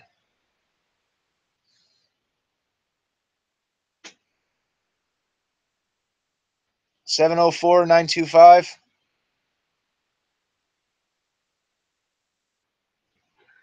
Hello? Hello? What's up? I'm sorry, I didn't know that it was me. But I was wondering, I know this is probably repetitive, but I was able to link my PayPal account with the lesser bank method. And I was wondering, like, when I get on the phone with the representative, like, how does the conversation go in order for them to confirm my bank account? I'm sorry. With your who are you trying to? I use the lesser bank method. Oh yeah, I couldn't even tell you. I have I've openly said that I do not suggest doing that. I think that's one of those things that people are getting thrown off the trail for entrapment purposes. I purposely I would strongly recommend not going that route, just because it seemed like that was put out at a very strange time. That's what I'll say on that, pretty much. I don't I haven't even used that method. I haven't been involved with that method. You're talking about where you link you take bank account to PayPal. What, the Federal Reserve Bank to PayPal, or you were linking like a Bank of America routing number to PayPal or something like that? It's a Federal Reserve account, but it's through like the lesser bank. Right. Yeah, you're talking about going like that whole thing that was going around, talking any bank with the word trust, America, Federal. Is that what you're talking about? Yes. Yeah, I really would strongly recommend not doing that. If you haven't already made a purchase with it on PayPal, then I'm the kind of person where I try to be as transparent and honest as possible. And as soon as I read that, there was a giant red flag to that, because then you're no longer dealing with the Federal Reserve. You're dealing with these other banks that will not hesitate to press charges. Okay. That's just Okay, that's thank you that's so a much personal for that. opinion, just so you know. That's just a personal opinion. I just, please be careful. I don't want to see anything happen to anybody. Okay. Okay. Okay, that was my only question. All right. Thank you. Thank you. 520. Yes, hello, can you hear me? Yes, I can hear you. Okay, my question is, now all those links and emails that she's going to send you, how will we be able to access those emails?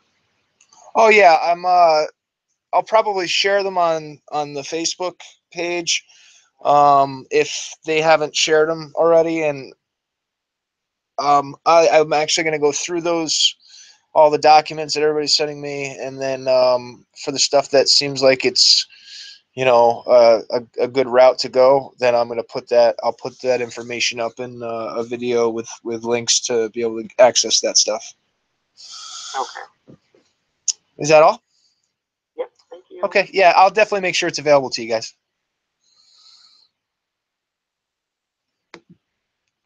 Uh, 615.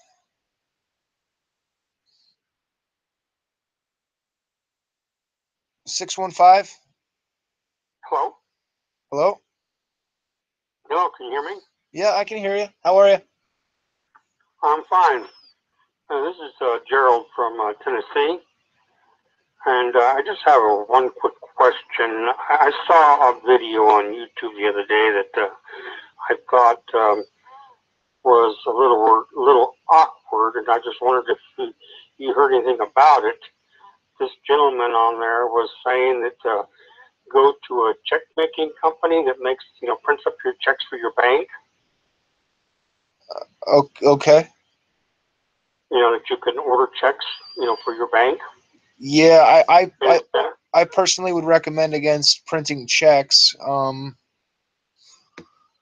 I had looked into that when that was being discussed like a week ago, and I was tempted to do it, but I knew the little voice in my head was telling me that, it really was opening up a new door, because if you write checks, and especially being that we know that they've been reversing charges, if that check bounces and you write it to, say, a local store or a local shop, then that local shop can turn around and go to the local police department, and that local shop can file a complaint against you with that local police department, and then you're going to be arrested. And it's not necessarily going to be on the check fraud itself. It could be on the bad check that you wrote, which could be anywhere from a misdemeanor to a felony. So I really don't know if that's a really good idea. Okay, and then, I agree with you. A red flag got thrown up when I saw that. But the other thing was, I was watching another video where it said that if you use this Latin phrase above your signature on a check, and I can't remember what the Latin phrase is. I don't have it available right now. I tried finding it, but I will try to email that over to you. But it's a Latin phrase that you put above your signature, and what it does is it releases you of all liability.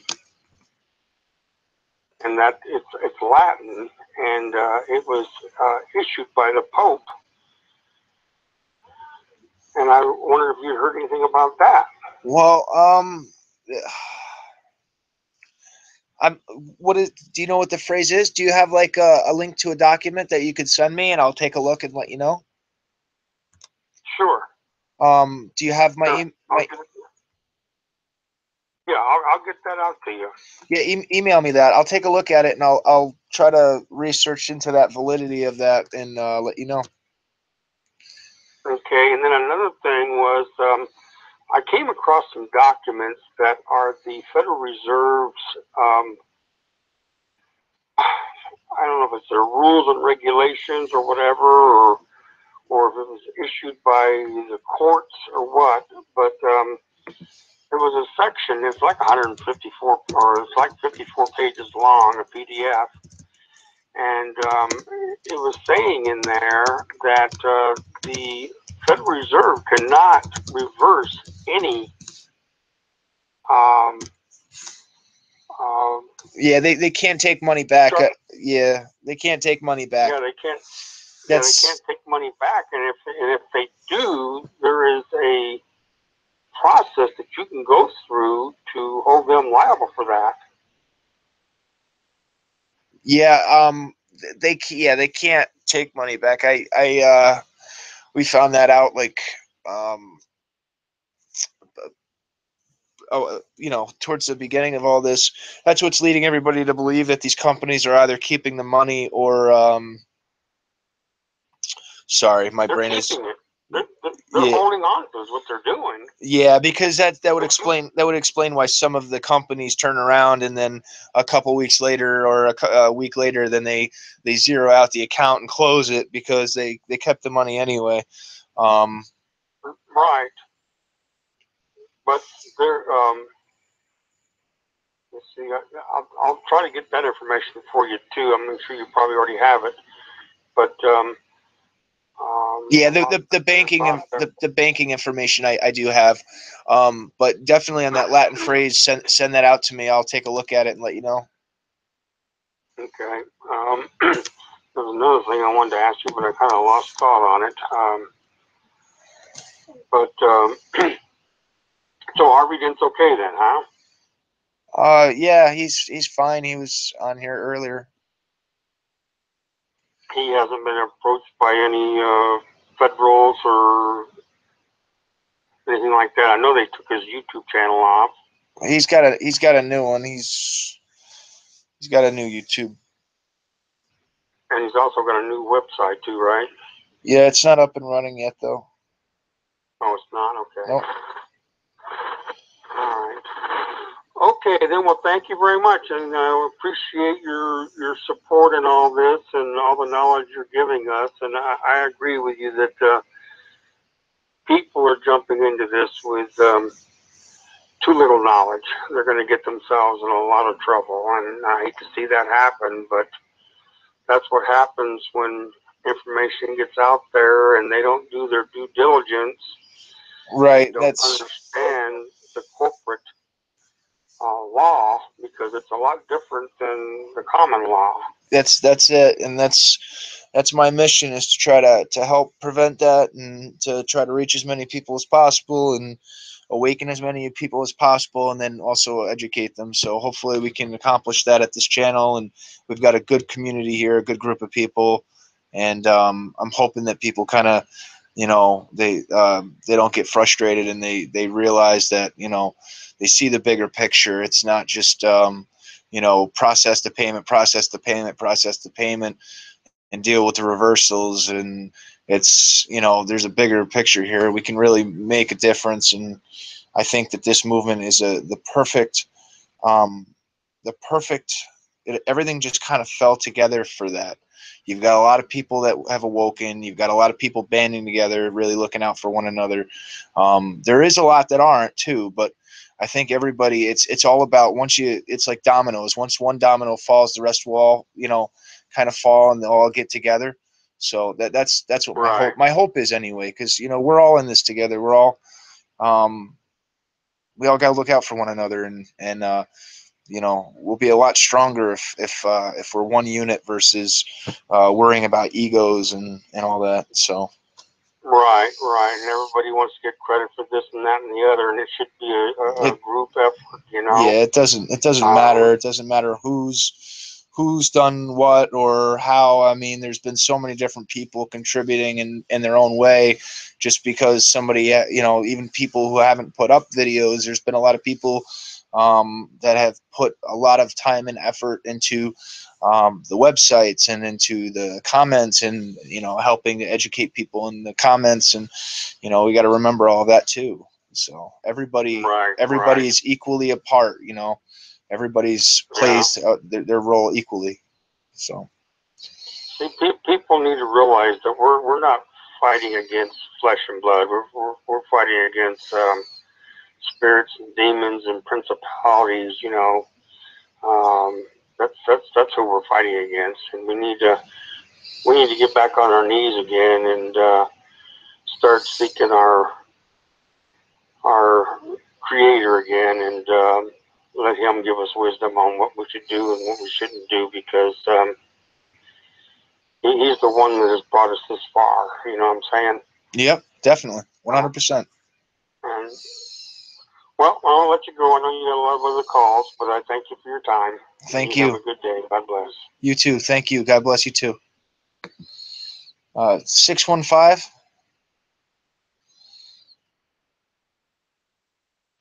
Oh yes, I was just wondering the Facebook page. What's the name of that? Oh, it's Mike Obrien's YouTube. Or you could type in "Stop the Chaos Now 07" and it'll pull it up either way. I put angle bracket there that way because I know people get confused between my email and then the channel name. So either Mike Obrien's YouTube or "Stop the Chaos Now" should bring you to it. And there's the page, and then there's an actual private group that you can join. Stop the Chaos Now. Okay. Yep. Is that all? Like, I'm really interested in that UCC stuff and everything.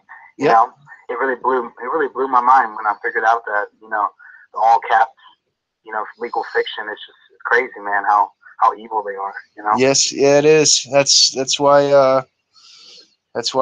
we're trying to do what we are, you know, trying to wake up everybody. I don't want to leave everybody else behind. That's the thing, and I'm kind of getting that vibe in some areas here, and I'm getting a little upset about it because there's so many people that still don't know. We got to wake them up and try to, you know, I don't want to leave all those people behind. That's very important to me.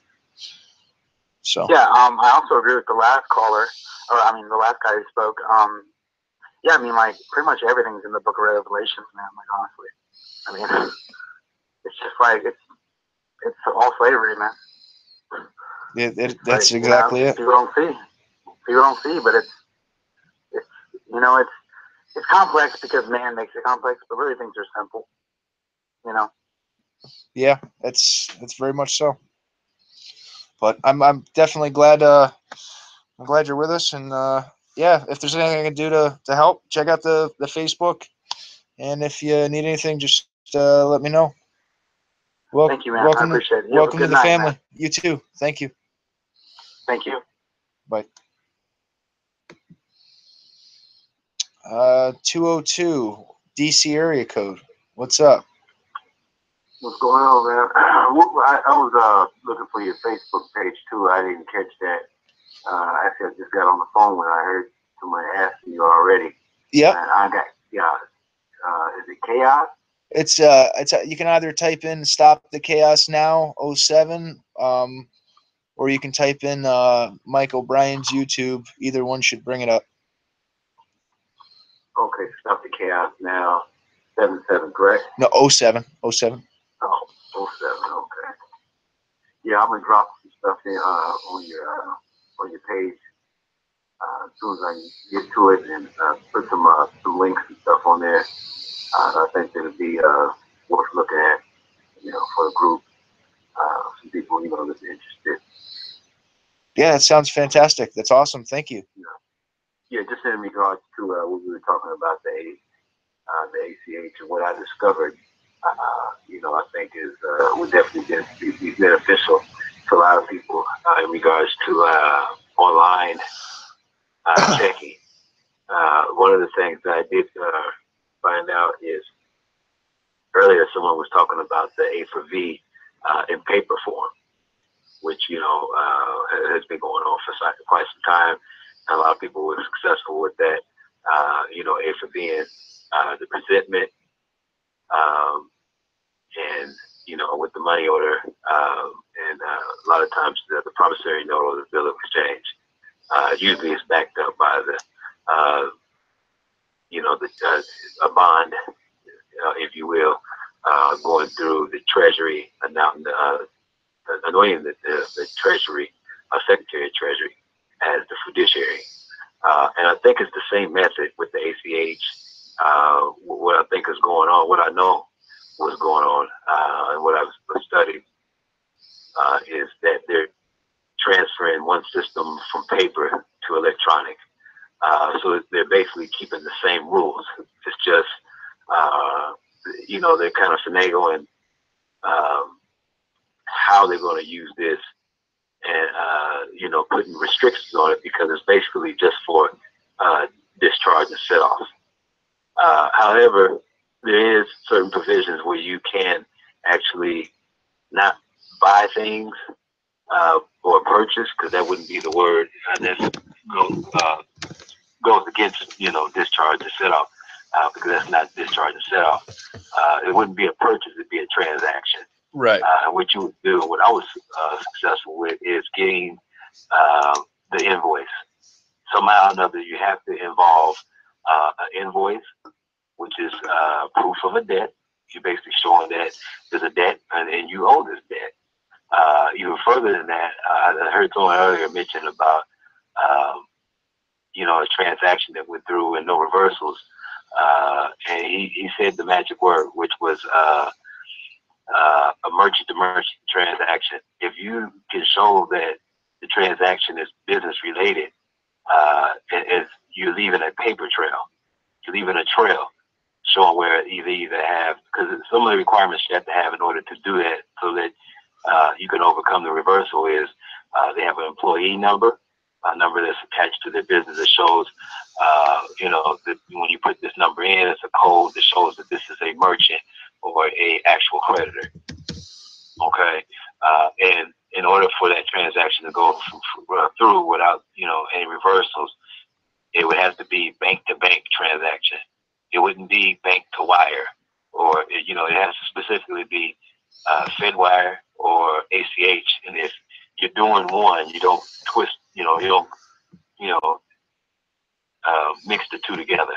And I think that's what it is. A lot of people are getting successes, and then some people aren't. The ones that not, because they're doing too much of what they're seeing online, and they're just probably just pretty much just randomly just throwing anything out there to see what works. And that's not what's going to work. You know, I haven't seen anybody that was successful about that. And all the success stories that I've got and the people that I've contacted that had success stories, you use the same information that I just gave you. So anyway, I had some links, and I was just going to put that. Stop the Chaos Now 07. Is that chaos with a K, or is that with a C? C. Yep, it's with a C. Stop the Chaos Now 07. Okay. Let's put that in, and actually nothing came up here. I don't know. I just might have to refresh the system. So. Talking about in the Facebook group, try putting in Mike Obrien's YouTube on Facebook for Facebook group. Okay, and you said check the Facebook page. Yeah, you can go on the Facebook page, and there's a private group. It's under groups on the Facebook page. If you type in Mike Obrien's YouTube, the Facebook should pop up. Oh, okay, got you. Mike Obrien. Okay, so yep. Just put your name there. Yep. Okay, I'll try that. Michael is M-I-C-E-A-L? No, it's just I didn't use my full name. It was Mike, M-I-K-E, Mike Obrien. Okay, that's why. Okay. Yep. Yeah. Okay. I see. Mike Bryant. Okay, that's what I got here. You have a picture with the censorship, the Statue of Liberty being censored and surveilled. No, actually, there's two men dancing. I don't think that's it. Yeah, no. Mike Bryan. Mike Obrien, M-I-K-E-O-B-R-I-E-N. And then YouTube, Mike Obrien. Actually, there's an S at the end of O'Brien, so it's Mike Obrien's YouTube channel. Okay.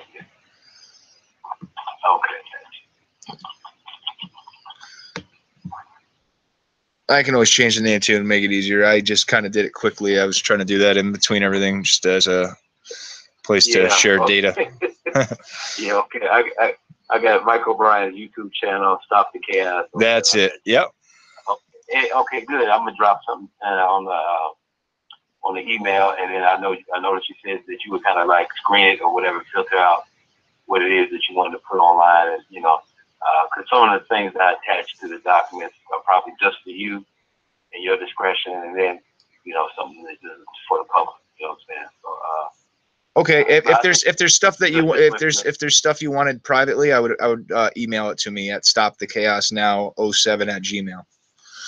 Okay. Okay. I'll definitely do that. Yeah, I'll say one more thing before I get out too. Sure. For those that are serious about, you know, discharge and set up, because I know there's a lot of people that, you know, are interested in just wanting to be debt free. You know, the thing is, you want to be able to establish your business. Now, people were talking about, you know, filing a lien, you know, doing the, what is that, the financial statement or whatever, and the strong man, so forth. You wouldn't want to do that because you want to have something to back up your claim. You know, and once you access your TDA account, you know, via the birth certificate, and you anoint your fiduciary, you basically are doing the same thing that you would do, you know, for the Federal Reserve account. It's basically the same thing. But what I've known to be successful is when the same process you do with the UCC, you would do with the Fed also too. You send them a copy of the financial statement, send it to the CEO, and let them know that you want to take over the account. Let them know that you know that it's an account, that evidence is an account. And I think that's the ace in the deck of cards right there. If anybody that can decipher that type of information, and they are well aware of the UCC process, that was what I've known to be successful. Right. So I'm just putting that out there for anybody else to know. But yeah, definitely, I'm on your page here, and I'll just be able to share some information. Awesome. Thank you so much. All right, no problem, man. All right. You have a great night. You too. All right. Bye-bye. STL. Hey, my man, it's me again. I just wanted to just touch base on this. One gentleman had actually called in and made mention of the NESARA Act, and I'm not totally versed, but I did run across that quite some time ago and did a little reading about it, which, you know, if you Google NESARA, you're not really going to get anything. It's the National Economic Security and Reformation Act. If you put that in, you'll get limited information.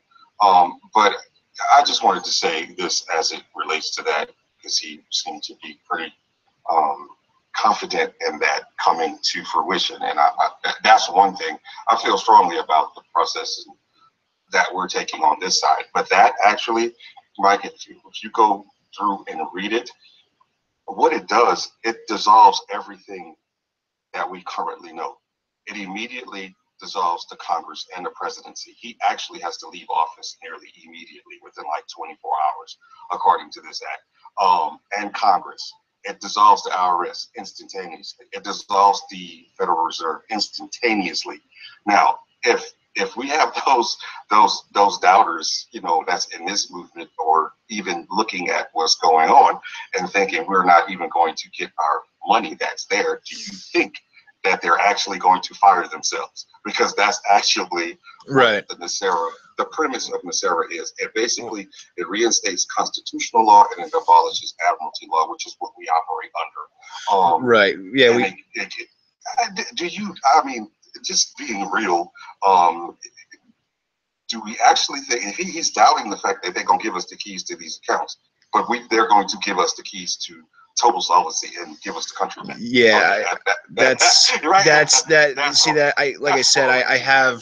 I have researched NESARA, and that's why I say I'll believe it when I see it, because there's more. I mean, I will definitely look at his information, because I will look at anybody's information.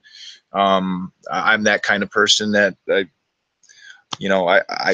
will always check out the information, and I will see what I can find. But right. But I'm looking at it for face value for what it is. I think it's about 6 or 7 line items that actually are the cornerstone of that whole act or bill or whatever. Now, I mean, from what I heard, it was actually signed by Bill Clinton. Now, I don't know. I didn't go through. You can go to the government's website and see what was actually signed by presidents, what was acted. But the thing is, and then it's supposed to be.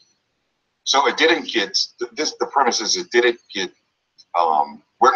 We didn't get to take advantage of this Nassar Act that was quote unquote signed by Bill Clinton because there was no public announcement. The public announcement actually is supposed to activate that actual.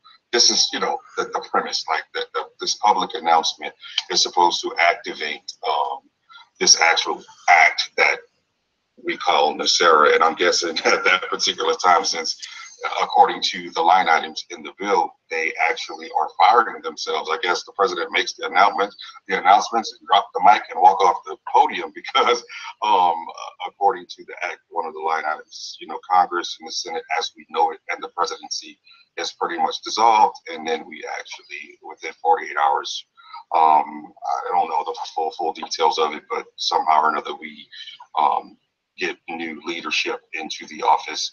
And the IRS goes, all these things that we dream about at night is in this act. But well, not necessarily.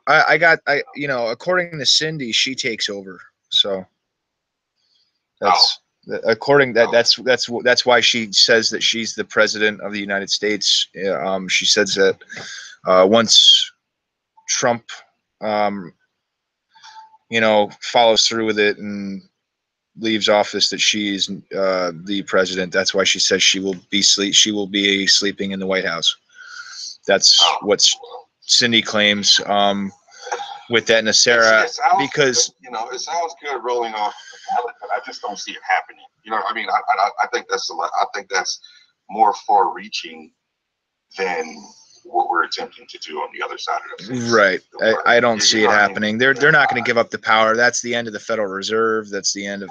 There's no way they're going to. They've got this country in a chokehold, and the entire world, for that matter. I don't know if that was in the video or not, but I mean, there's only 3 nations left that don't have a Rothschild-owned central bank. And in 2000, and in the year 2000, there was was it 7 or 9? It might have been 7. Iraq and Afghanistan were part of those 7. And then after September 11th, 2001, just 3 years later, there was only 5 at that point, and then Libya, Libya fell, and Sudan fell, and now there's only 3, which is Iran, Syria, and Cuba? Yeah.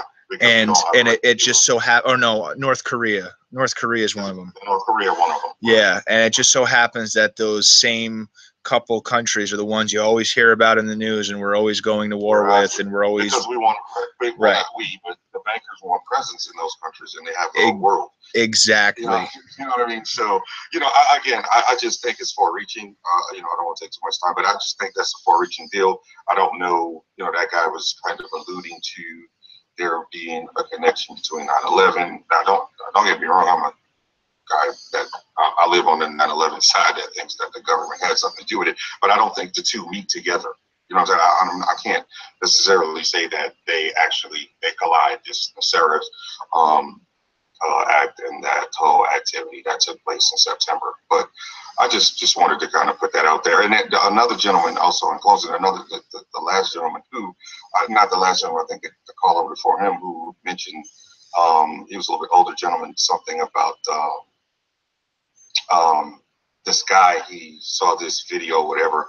I ran across that guy, and he is a total fraud from what I've seen of him. He's like trying to get you to make credit cards and just total fraudulent stuff that'll get somebody, locked up for real, man. Like he got this credit card machine, and I'm saying, dude, it's like 15 numbers on the credit card. We're talking about 9 numbers in your social. So how are you gonna pull that one off? But he was alluding to credit card things and checks and all these other crazy things that are totally will get you, on the wrong side of the law, basically. So yeah, I can't remember his name. I wish I did, because I watched about 10 minutes of one of his videos, and I instantaneously did the thing from YouTube so I wouldn't see his videos anymore, because I didn't even want to stumble across on his videos accidentally. After watching the very first one, he's a very fast talking guy. He made some reference to being some kind of agent or secret service guy, some other country or something. Just crazy stuff, So that guy, I cannot remember what his name is, but he's a Latin guy. He's got a Latin accent. I do know that, and it's just watching the video. I'm like, you just real like this dude is gonna get somebody put in jail. You get that instant feeling. But I'll yield the floor. I just wanted to kind of touch base on that, Sarah. I appreciate that. I appreciate your feedback. Thanks, my man. All right. Well, yeah, I definitely I appreciate all you've offered up here tonight, STL. That's awesome. Thanks. Is that all you had to? Yeah, that was it, man. I would like to touch base though. I just as I just thought about it. I don't know if it was a young lady or a gentleman that actually mentioned about my very first call was talking about some element of organization, and I do think trying to come together in some sort of chapters, coast to coast, for lack of better terms, would be an ideal situation. Trying to, like a motorcycle type deal. There's a chapter of the same group, in this state and that state and that state. That, again, not having a leader, quote unquote, but some element of one direction is critical for this. It really is. I can't stress that enough. Right. Yeah. Definitely. So I'll give the floor. Thank you, brother. I really appreciate it. All right, brother. All right. You have a good night. Bye. Bye. 520. Okay.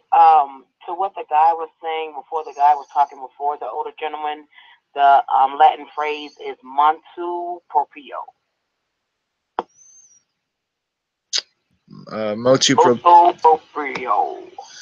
Yeah, I don't think that was the same one though that he was talking about. There's another phrase. It very well may be that he may be talking about the one that Harvey was sharing there from the Pope, but I think there's another saying, if I'm not mistaken. Once he sends me that information, I'll make sure to update you guys on that. Okay. Thank you. I really appreciate it, though. Is that all you had to add? Yes, and I'm actually leaving links in the chat. Awesome. Thank you so much. You have a good night. You as well. Anonymous? Hi, yeah. I'm calling from over here in Illinois. I was trying to do my UCC, but when I tried to do it over the internet, they said the debtor is the same person as the creditor. So I'd have to go into the Secretary of State to do that. Is there a way around that, or do you know if there's an easier way to do that here in Illinois? Because Illinois is kind of fucked up right now. Excuse my language. That's a good question. I truthfully don't know the answer to that right now. I'll be honest with you. I can find that out though. That would be awesome. It would be so awesome. Have you already been emailing me? No, but I can take your email down and send you one right quick. Yeah, so you'll have my. Yeah, do that and just tell me what it's in reference to, and I'll find that out and get that to you. So okay, so it's Stop the Chaos Now at 07@gmail. Yep, that's exactly it. All right, I got it. All right, I'm gonna send you an email. Okay, thank you. I've been trying to access the account, but everything I did it was reversed. Yeah, So yeah. and that's a lot of the reason between that, and then what's happened in the last week. That's a lot of my reasoning for thinking that we need to organize and kind of move in a different way to really bring. We've got a lot of attention on this on social media, and we can continue to do that. But I think we also need to try to use other means and other routes to still reach the people that are asleep. The more people we wake up, the more people that are behind this, the more pressure we're putting on them to change it. Most definitely, and I totally agree with that. Because squeaky wheel gets the grease. That's the old saying, right? Right. I am a survivor of satanic ritual abuse when I was a child. I was born in Michigan. When I got here to Illinois, they took me away from my mother. DCFS Illinois did. They put me with my dad. A senator named Paul Simon basically tried to pay for me and use me in a ritual. My aunt worked for him as a secretary. I guess the ritual didn't work, so then they tried to use me in another way, and they tried to MK Ultra me, and they took me to Florida, then California, then Hawaii to try and MK Ultra me, and it didn't work. And they had been messing with my mom's side of the family for a long time. I don't know how long they were messing with my dad's side, but I know that they were constantly in my mom's life on, that side. So she told me that they told her that they weren't going to use me, and they took the chip that they put in me out of me. And she said they put one in one of my feet. And then they also put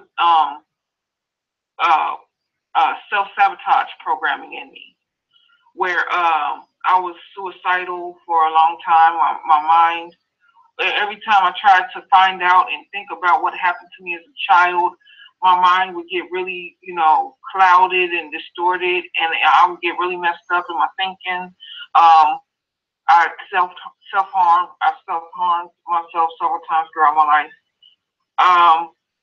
And yeah, so I'm really ready to get back at these evil fuckers for what they've done to me and my family and all the other people, the innocent people out there who suffered, at the hands of these evil beings. I'm not even gonna call them people. Stupid, evil, just So yeah, thank you for taking my call though, and I'm done. That's really powerful. I'm sorry that you've gone through a lot, but sometimes going through things makes you stronger in the end, and it's never a fun thing, but makes you appreciate the important things in life. I can tell that just from your voice that so I'm sorry though that you went through all that. You sound like a very strong woman as a result of that, though. And True Supreme, everybody calls him God. I call him True Supreme Creator because I've done my etymological research, and if you look up the etymological origin of the word God, it's just the deity of fortune. It doesn't mean True Supreme Creator, ultimate creator of everybody, everything, everywhere. So, or I call him the Most High. He's the one that keeps me here. He's the one that keeps me strong. Without him, I wouldn't have even known about this because I was laying in my bed and I was crying and I was, really depressed and to jump out my 8th floor window. And, he just kind of, led me to this person and then that person and then this person. And then this is how I ended up here, finding out that I got all this, all these funds that I could have been using to, make free energy machines for free for people or teach them how to do it themselves or something, Yeah. Something better than sitting up here being depressed and all these evil entities feeding off my depressed, down, sad energy, So yeah, there's that. Yeah, that's just powerful It's very powerful. I'm glad that that you made it through, and instead of letting the negativity get you down, that you used it to feel that fire to keep make you burn that much brighter. That's awesome. Thank you. And one more thing. There's a lot of people out there who say, you ain't got, there's no such thing as depression. You ain't been through nothing. You could just pick yourself up and go on. And I'm like, you must not have been through trauma after trauma after trauma after trauma after trauma. You must never have experienced that level of, just like, just intense, extreme, stress in your life. Okay, because if you had, you would know there's a such thing as a deep depression that you won't want to get up from your bed. You would go under your bed and stay there if you could. Okay, I've been diagnosed with dissociative disorder, schizoaffective, and post-traumatic stress disorder. Okay, and I know that's all from the trauma that I received from them doing whatever they did to me when I was before the age of 5. That's crazy. And then there's ways that they can be there indirectly too. So they can directly mind program you, and then indirectly they can control you from that mind program. It's a lot of stuff, that people don't even understand or know. They think they know because they've done a little research, and they say, oh, well, this seems right to me, but they haven't went in depth into it. And I understand, because once you start, there's holes that a lot of people, rabbit holes that they haven't come up out of. Okay, one person was this guy who lived here. He just died not too long ago. His name was Terry. He lived in my building. If you couldn't tell, I'm on Social Security income. His liver was gone. He had just drunk himself to death. And when I read his epilogue, it said that he went to school for media, and so I'm guessing he did something in media, and I don't know what he found out about it, but whatever happened to him, it made him not want to come back from it and drink himself to death. So yeah. There's things out here that people, it says in the Bible that your heart will fail you for fear. You don't have no clue that how true that is. There's people out here, they say these things and they haven't even truly faced evil. They just think they faced evil because they face somebody screaming and yelling in their face, wanting to fight them or something like that. No, that's not true evil. That's not even close.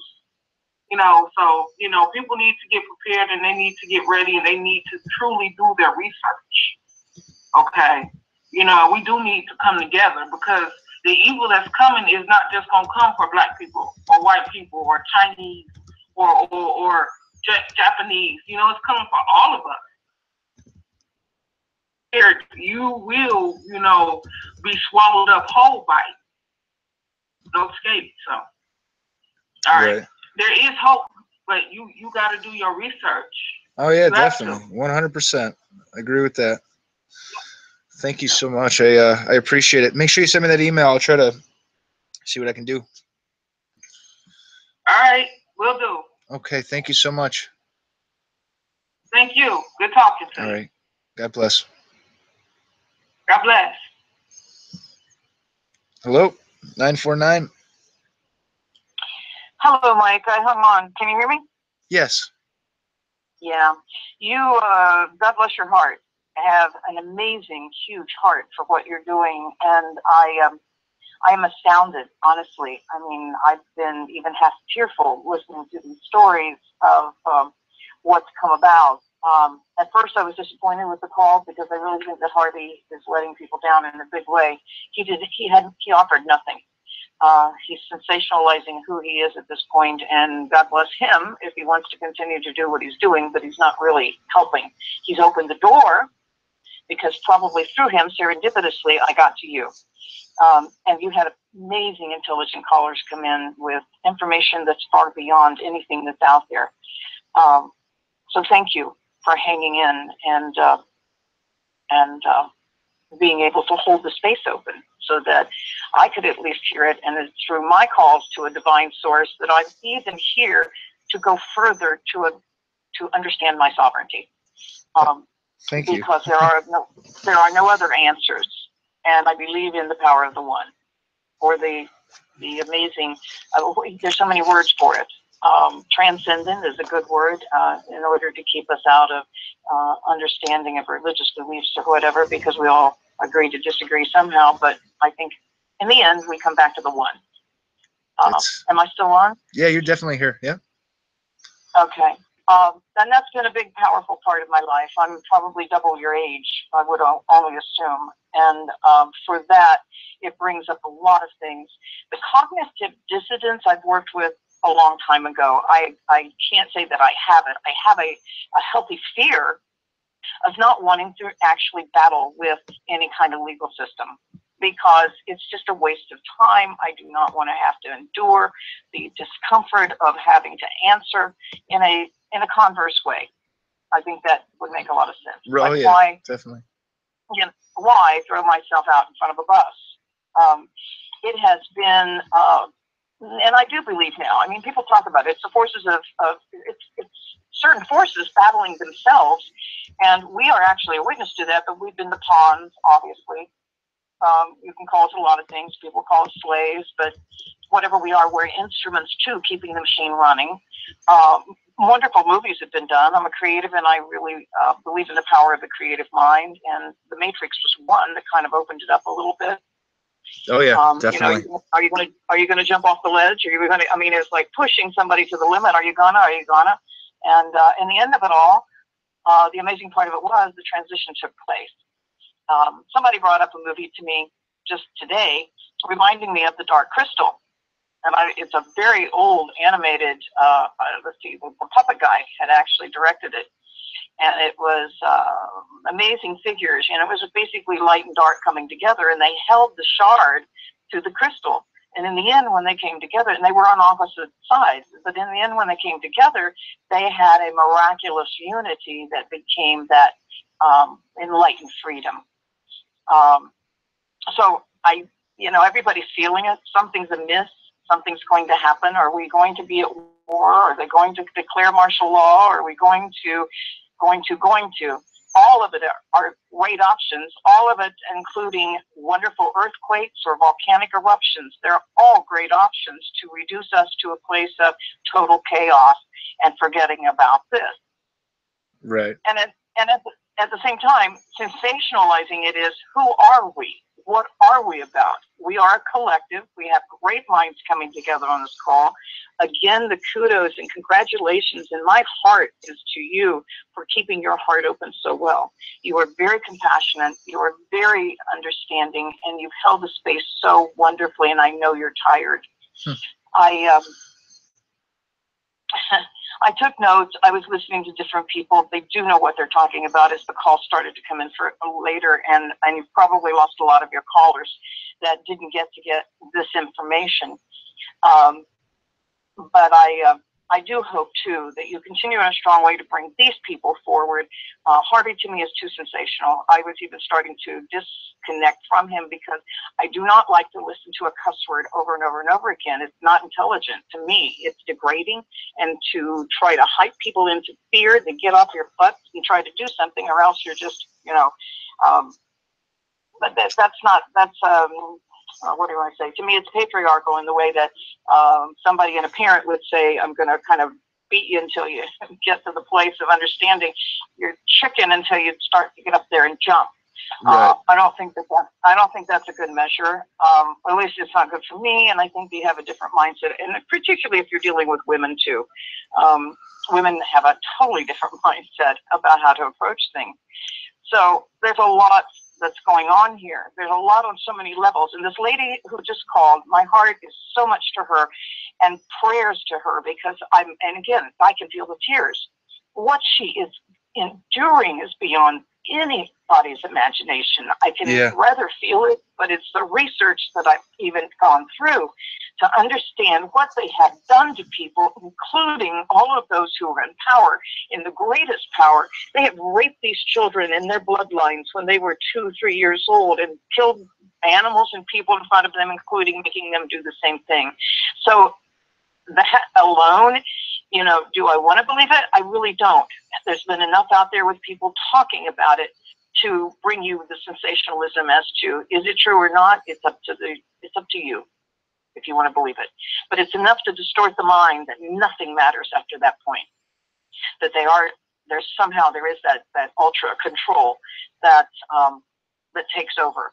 And the things that happen in the world are a part of that. Where you see these random acts of violence that I think could come into play. You don't see these movies for no reason at all. Yeah. Which is really wonderful that the movies are able to bring us animation, more or less, as to what we are doing. They're not just entertainment, and they're not just fiction. You have enough reality in there to give you the truth. And somebody had once said, if it be true, that the truth is out there and that they will let you know when they're doing something, always. That it will never be a secret. In that notion, going back to the place of us wanting to be in charge of our money, I think you had 2 ladies back to back that gave really wonderful information. I will email you because I want to get the packet.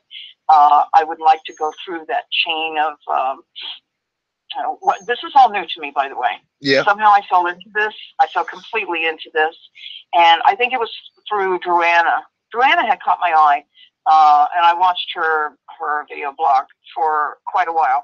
And now as I'm recognizing, and she can be sensational too, but I'm recognizing she's come to the place where she's kind of splitting hairs and she's going to disappear. She's going to charge a lot for this last webinar that they're doing. And then she basically wants to disappear because of all of the trolls and the problems that people can cause you when you're on track to do something, that they will mess with you and your family that will cause problems. Oh yeah, and definitely.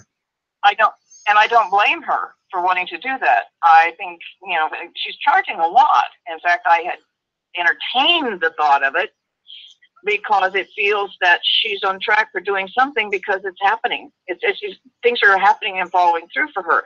But it also could be the simple thing of what one of your ladies had said, where she went to stop the pirates' black spot or whatever. It's almost as if, what do I want to say?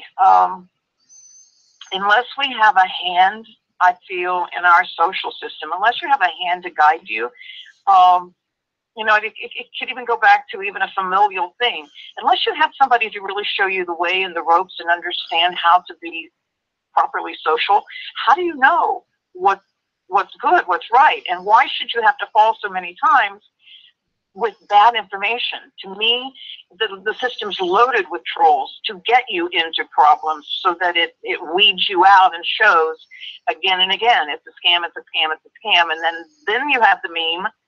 Then you have the fear, and you continue in the same path that you've been on. Right. And it just keeps destroying people.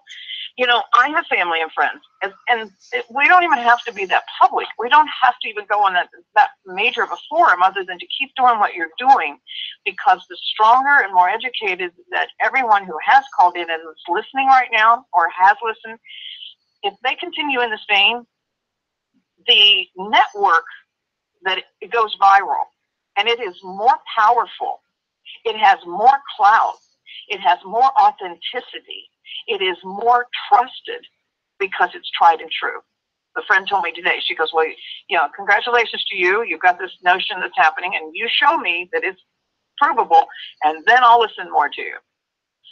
So it isn't just as was being initiated earlier tonight by trying to goad people into not being chicken. You know, I really got sour on that. But it led me to your call tonight because I was connecting to find out, well, did Harvey fall to it all? Did they take him in? He's actually goading the system if he isn't actually a troll himself or a pawn. He's goading the system that nothing's happen to his door. It doesn't mean it won't, but nothing has happened. The thing that upset me or disturbed me was listening to about Heather. But again, we never know the counter story as to what leads people into being where they are. I do believe that anything that gets you involved with anybody knocking on your door becomes a problem that you just shouldn't have to encounter. And who wants to be bothered with it? There was a woman I listened to, and again, the serendipity things are happening for me. Her name is, last name is Jackson. She was an IRS, Sherry Jackson. She was an IRS agent. Yeah, she's got some really great information out there. She's powerful. Yep, she's very definitely. powerful. But in listening to her, she was martyred. Basically, she was martyred. Yep. She was very innocent. She was, I mean, you know, she believed in what she's doing to help her children. She went home. She took the challenge. She took that audit, or the that challenge actually, to see that was lottery money to her. That she should know it. She was good at her game, and she should know where that law was. And she couldn't find it. So that got her into wanting to be more vocal about letting people know about the IRS. And then excuse the word, trumped up charges, but the point of putting her away was to be, what do I want to say? It's a sacrificial lamb, more or less. The misdemeanor of a year turned into 3. Yeah, they threw her away and locked her up, and yeah, that was terrible. Yeah, but she didn't do what they said she did. No, there wasn't anything that she did that caused any misdemeanor at all. She never, ever forced people into anything. She educated about what it was. So the same thing is true with all of this, too. It's all the same thing. If there is a wolf at the door, it's because you're standing out to say, I woke up. You know, it's interesting because I've watched and I've listened to so much, and I probably have been doing this for many, many, many years, observing what's going on, to be aware. There aren't too many friends that I will share it with because everyone believes still in the conspiracy part of it. Because they have the cognitive dissonance. You know, the towers didn't come down the way they came down. Nobody in our government would ever do that. But I think the bottom line and the point of it all is what your conviction is, where your heart is, and I believe totally that you're wanting to help people and bringing them into an awareness of where they live, who they are, and what they can do. As Sherry's doing, she's doing it legally. She's doing it within the system. She's not telling anyone not to pay. She's asking everyone to go get a business. You start to find out how do you establish a business? What is good for you to establish that business? And then you have all kinds of write-offs that you're still within the system. You can make your money. You can go out of the country, buy your property. If the shit hits the fan, you've got a place to go until it calms down. But she's got a system. She understands. Yep. And she has a very big belief in knowing where she's headed and to protect her and her family and where her heart and soul is and her creator. I think you've covered a lot tonight, and I appreciate you taking my call and hanging in there. Do you know anything about Druanna? I can't think her truthfully, I don't know much about her personally. I haven't really researched or investigated her. I just know that, yeah, I know time is money. I mean, I understand that, you know, I make a pretty decent hourly wage being a union carpenter, but I think that with something like this, it's almost like we have a moral obligation to share it without basically, you know, pulling people's noses for their entire life savings. Right. And that's the only problem that I have. I mean, I don't know her personally, so I really don't want to say anything about her because for all I know, you know, but I just don't like the whole money thing. I think that you almost have a moral obligation. I think she'd probably make more money in the long run if she just would do it just for helping people. I mean, she'd be more rich, at least spiritually. Right. what I heard her say at the end of it all really wasn't about the money, but it is the time to put into it. People respect when they pay for things in a different way, and they give you different respect. I think she didn't say those words, but that this would be the last one. It isn't that she needs the money anymore. What she wanted to do was be able to do this as an exit and help those who could help themselves. And I'm thinking, well, if it's true that you can discharge the money, then it doesn't matter how much she's charging. Right. If you could figure that out, I mean, that makes sense in the end of it all. I realized too that there were so many things tonight that were wonderful gold nuggets as to paying attention. One thing that Sherry has said too, and I got a lot listening to her. I listened to several of them in a row, and they were a few hours. I mean, I've listened to maybe 4 or 5 hours now that repeated itself, which is always worth repeating, no matter who's saying it, because you can't get it the first time, and it is a total education. And her help was turn off the TV and get out of the internet unless you're searching and studying what it is that you need to understand where your place is, and get the language and be in the system in the proper way. She doesn't educate that on her YouTube. I mean, she's not going to be coming out public with that. She is doing it as a counselor. Whether she's doing other studies or helping people in a different way, I don't know, or the lectures. But I recognize her power in that is that we spend too much time in front of the TV, the movies, and spending money selfishly, I should say, in getting the things of sense gratification now. There's no point in having sense gratification now unless you are going to be doing it in a way that's not going to make you suffer tomorrow. If you think about it, it's very old school.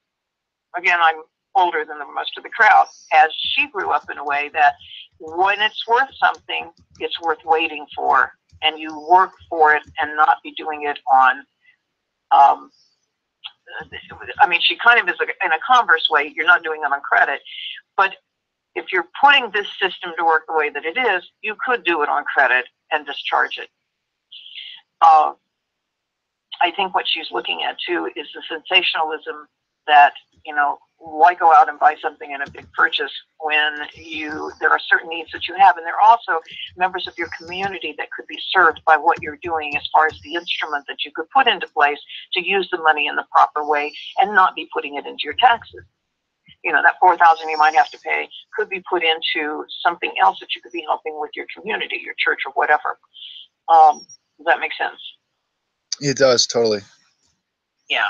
So the sense gratification of it is money could be very well spent in order to help someone to, like, who was it I was listening to? Grow Garden. Oh, I was talking to somebody earlier today.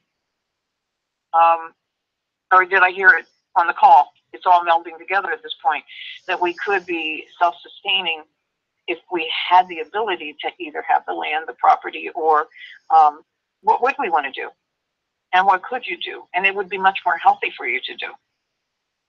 I think it is a round robin of understanding where we want to go, how we can get there, and who we are as a human being with some type of a heart and soul that brings us to this planet to connect with others. Because it isn't just a selfish purpose as it is a wholeness. Yeah, that totally makes sense to me too. Yeah.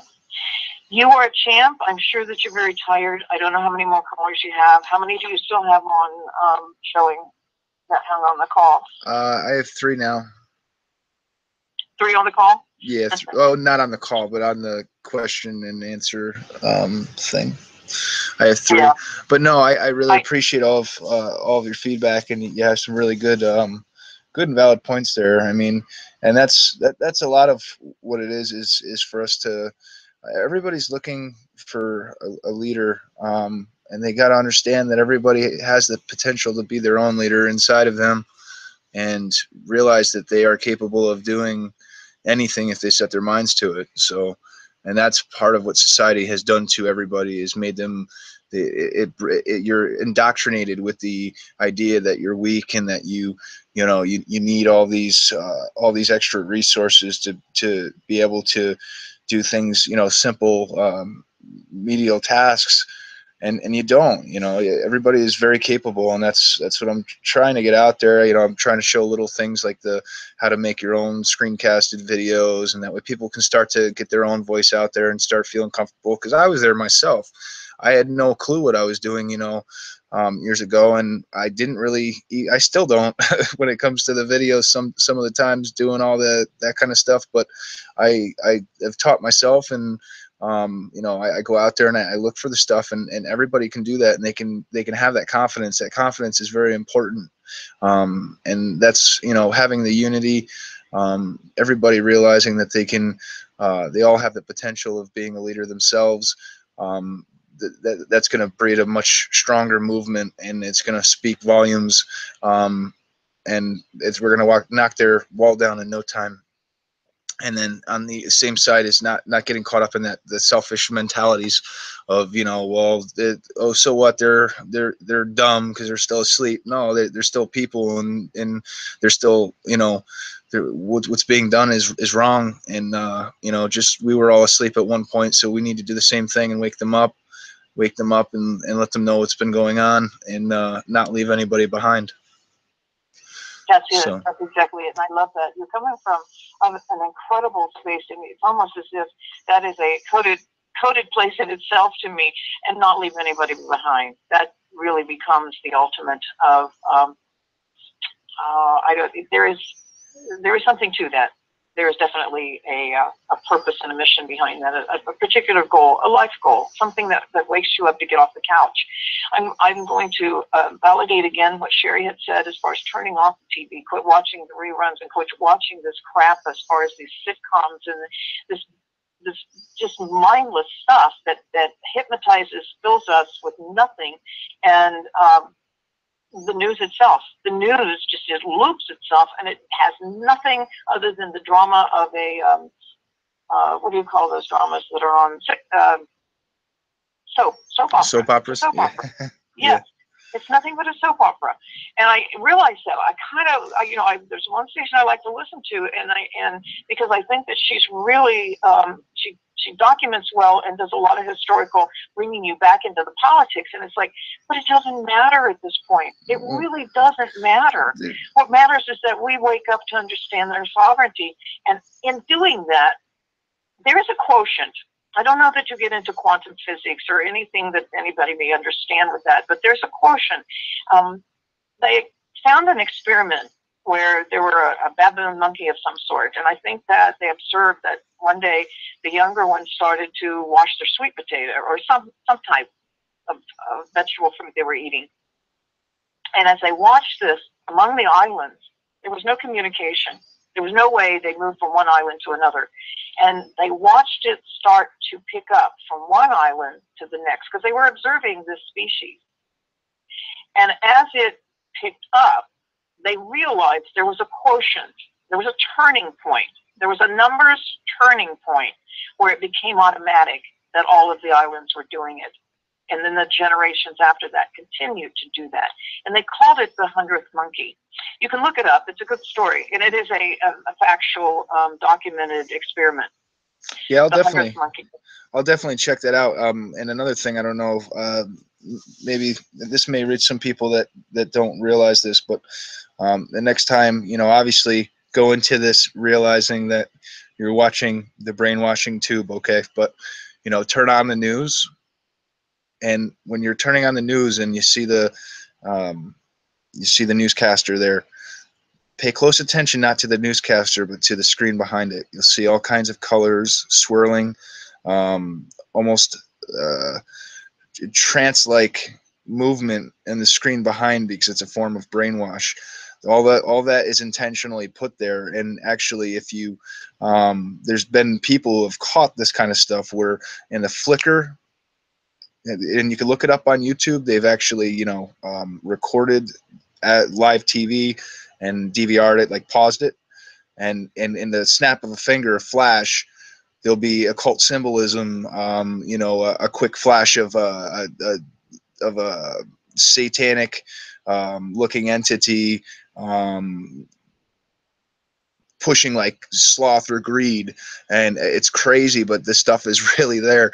And just the simple stuff like I was talking about, though, you turn on the news and you watch, CNN's really good for this, and don't pay attention to the news talking to you. Pay attention to the screen all around and behind, and you'll see it. It's just, it jumps right out at you once you know it's there. Wow. Another way that you might see it too, if you know that if you start looking that way, I've taken photos on screens before, and you'll get some kind of blinds through sometimes. So somebody could even take their cell phone and start snapping, and then when you start to look at it, you see things that you can't see otherwise because of how it stops action or it ingrains. That might be something to try if you wanted to, you know, play with that as an experiment. Awesome. Because the screen shows up different. And if you start snapping it, it will definitely jump out in a different way. Definitely. Yeah, but Sherry brought my attention to that, and I realized it's just too much time. If I'm tired and I just want to go mindless, that's really an easy thing to do, and it's just such an inappropriate thing to do. The better part of doing would be to put your feet on the ground, get out in nature, or if you just need to sit and be mindless, then sit and be mindless, and be doing the sit with all of your awareness being there and not having someone else fill you with mindless things, because it is drama. It's sensationalism, and number one of all, it's fear. And that fear will keep you in depression like nobody's business. So the only call to action here is to be more of the human being you were meant to be with your whole soul and spirit.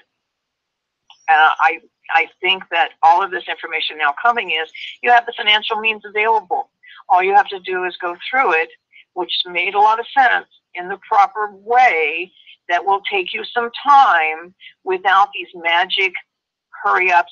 And again, I go back to even those who are doing the YouTube sensationalism with the bells and whistles and the wows and the colorful things, and I don't even know that all of yours are that way because I haven't watched all of yours, but that becomes, I'll grab your attention, and if I have your attention, where are you going to take me?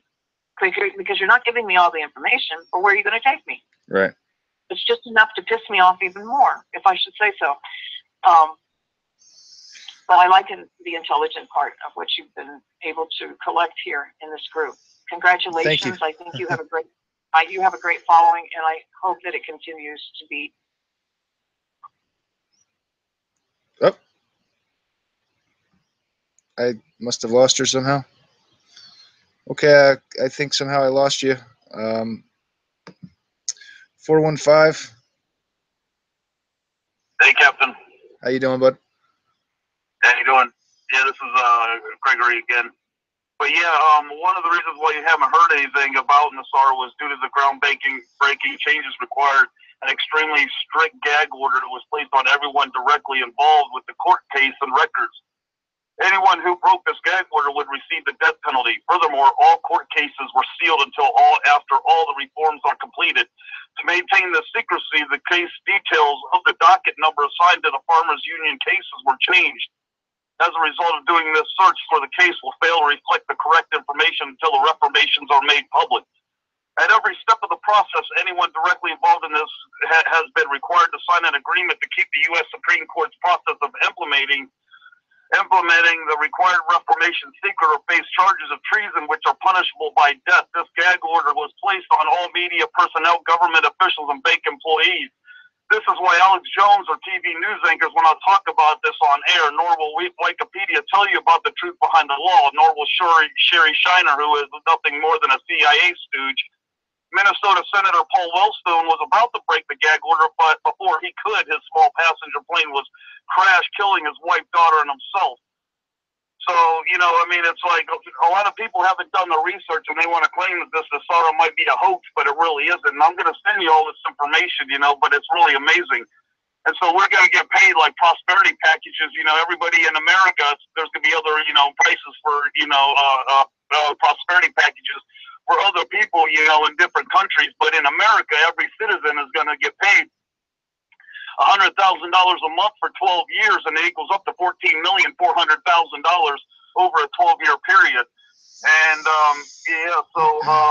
and then you know, I mean, the 9/11 that was orchestrated by demons, you know, which were Luciferians, and people can't believe that are people in our government would do such a thing, but it was aligned with pyroclastic explosives, you know, that brought it down. And when you watch, you know, the 9/11 towers come down, there were explosions. I know. Believe me, I'm from New York. I took 9/11 very personally, and that was actually what first woke me up. I watched Loose Change 2 back in, God, I want to say 2007, maybe. It might have even been earlier. It might have been 2005. The movie Loose Change documentary, it went around on YouTube, and that was, yeah. So I totally understand about 9/11, and yeah, like like I said, with all the Nassar stuff, you know, send me whatever information you have, and I'll definitely take a look and try to get back to you with it. The best way for me to do that is just to take a look at all the stuff and you know, be able to see all of it for myself. I know people can't believe, you know, the supernatural hoaxes that have been put on, you know, humanity, because it's so amazing. Like you know, Sandy Hook, that didn't occur. That was another hoax. You know, where's all the children that died? You know what I mean? They're not even around. Their pictures aren't even, you know, broadcasted. You know, and people have been seeing, you know, some of the kids that were supposedly shot have been discovered in other countries. You know, and like all this, the satanic ritual abuses, that's absolutely true. You know, there's got handlers, you know what I mean, to handle these people, you know, totally, you know, I mean, it's hard to believe, you know, that you know, some of our presidents, you know, are actually demon worshippers over there at Bohemian Grove. You know, they do their worship to care, you know, so when, you know, they go out into the world and they do their evil, demonic, you know, deeds, they don't have a guilty conscience because they've already given up their care to their worship time, you know? Right. And so, yeah, you know what I mean? So George Bush is total Luciferian, you know? And he, you know, I mean, go ahead. Yeah, I totally agree with you, brother. I totally get you. And I'm on the same page with you. Just send me that info over, and I'll definitely take a look at it in the morning. And certainly, yeah, I know you're getting tired. I just had to get it out there. Honestly, man, I've even got a headache. I'm just from staring at the screen for so long. Because I was on the computer all day trying to get stuff together, and yeah, thanks, Mike. You know, we need leaders like you. You know. Oh, I'm no leader, man. I'm just a guy that's trying to I'm help not saying get you're the word out. like Jesus, no, but you are a leader. You are breaking grounds, you know, to keep people informed, you know, and that's what we need, you know. And then if you didn't motivate yourself to be and do what you're doing, we all would be lost. You know, I mean, imagine, think of all the people that you have led. You know, you are breaking grounds because you're working hard too, you know, and that's what we do. Like all that I told you has taken years to put together. Right. I didn't just snap up and decide, oh, you know what I mean, I'm going to be somebody, come on this line and just tell everybody a bunch of BS, you know. Because, yeah. It's taken me a lot of time to really put all this together along with others, you know. Totally, you know, I mean, and so, but yeah, it's people that really do the research and really know what's going on. You know, people that hear this for the first time, they can dispute it and be like, oh, you know what I mean? But yeah, and supposedly, you know, I mean, yeah, Donald Trump was elected to get the Nassar involved, get it passed. Because if Hillary Clinton got in there, we'd all be going to education, FEMA camps for re-education. Right.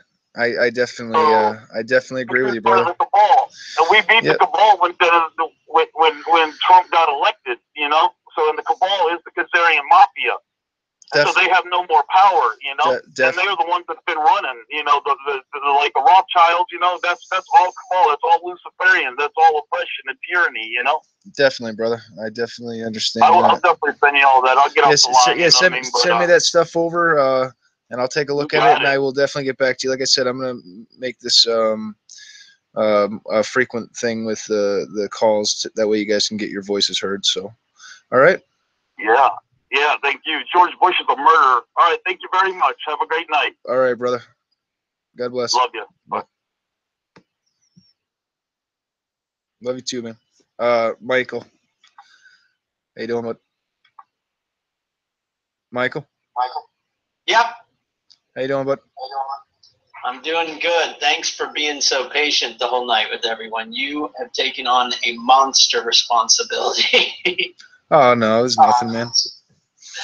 Well, just, Harvey was on and off pretty quick, and I was just going to do a quick, I know that some people are fully informed about Heather.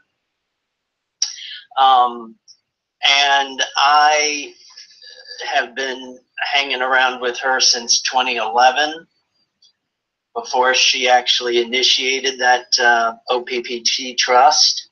Yep. And it just turned my birthday 2 hours ago, and it's also Heather's birthday today.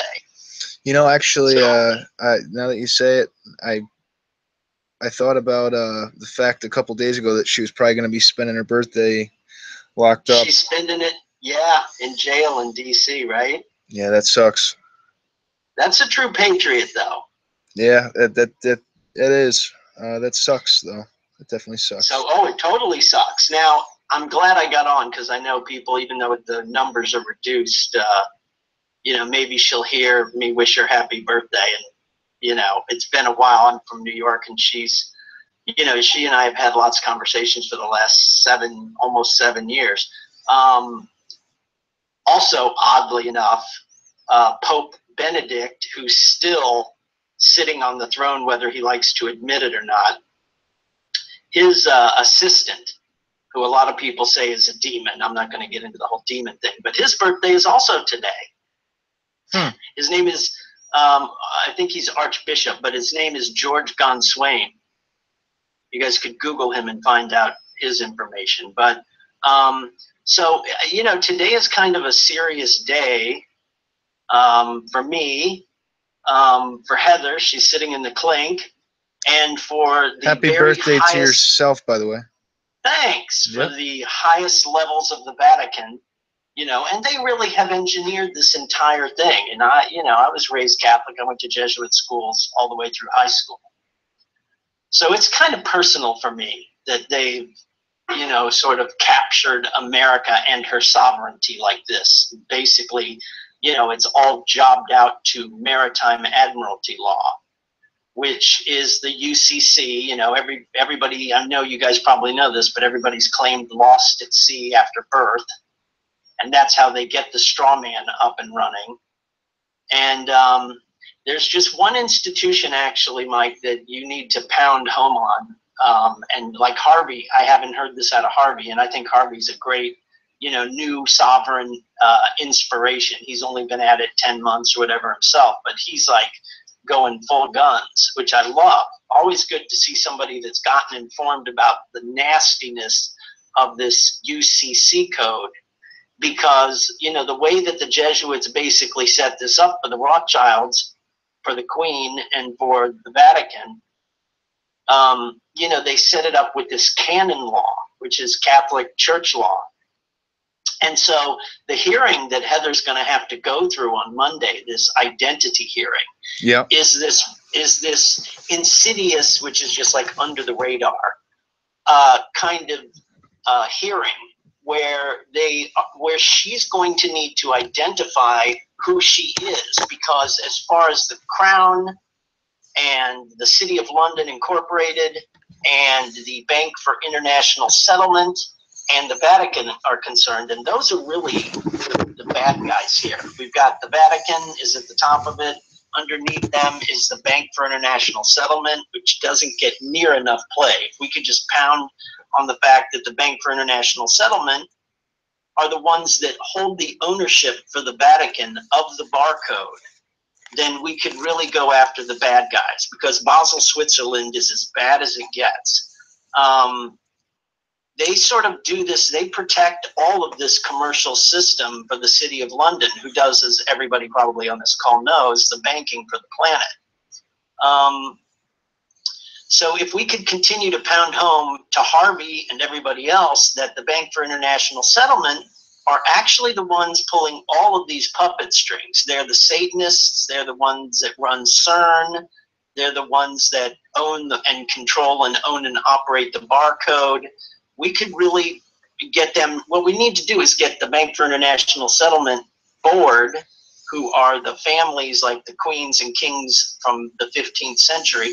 Those people are the ones that need to come out with their hands up, because they absolutely adore this whole, you know, satanic, you know, child sacrificing system that's all covered up under this barcode stuff, which is the Uniform Commercial Code. Now, Heather got herself into the pickle that she's in right now because she went to a Jesuit law school, Gonzaga. So she was really well equipped to close down the commercial system here in the United States. What she did in 2012 was she challenged the Uniform Commercial Code. Right. And she just basically said, you guys are operating a slavery system. And she went to the city of London, basically, through the commercial code and said, I challenge you and the Bank for International Settlements to verify that you're not running a worldwide slavery system. That gave them in the UCC court 72 hours to answer. And they refused to answer, which means that she won that case in 2012, which was actually on the day that the Federal Reserve was created, 99 years after, in 2012, because it was created in 2013. She won it by default, right? Yeah. And basically it gave her the win by default. Yeah. So the system was closed on December 26, 2012. It was officially closed. So what these families are doing right now is they're printing. You always hear this, Janet Yellen continues to print dollars. Well, she could print, the General Accounting Office of the United States says that she's going to have to print for another 39 years, and we're all going to have to suffer the same economy that we're in right now. Well, there's butcher paper on 90% of the retail windows in Manhattan here. So I don't know how much longer Americans can stand this economy, but I would bet that it's not another 39 years, Mike. Yeah. So we have 39 years, and she's going to keep printing paper.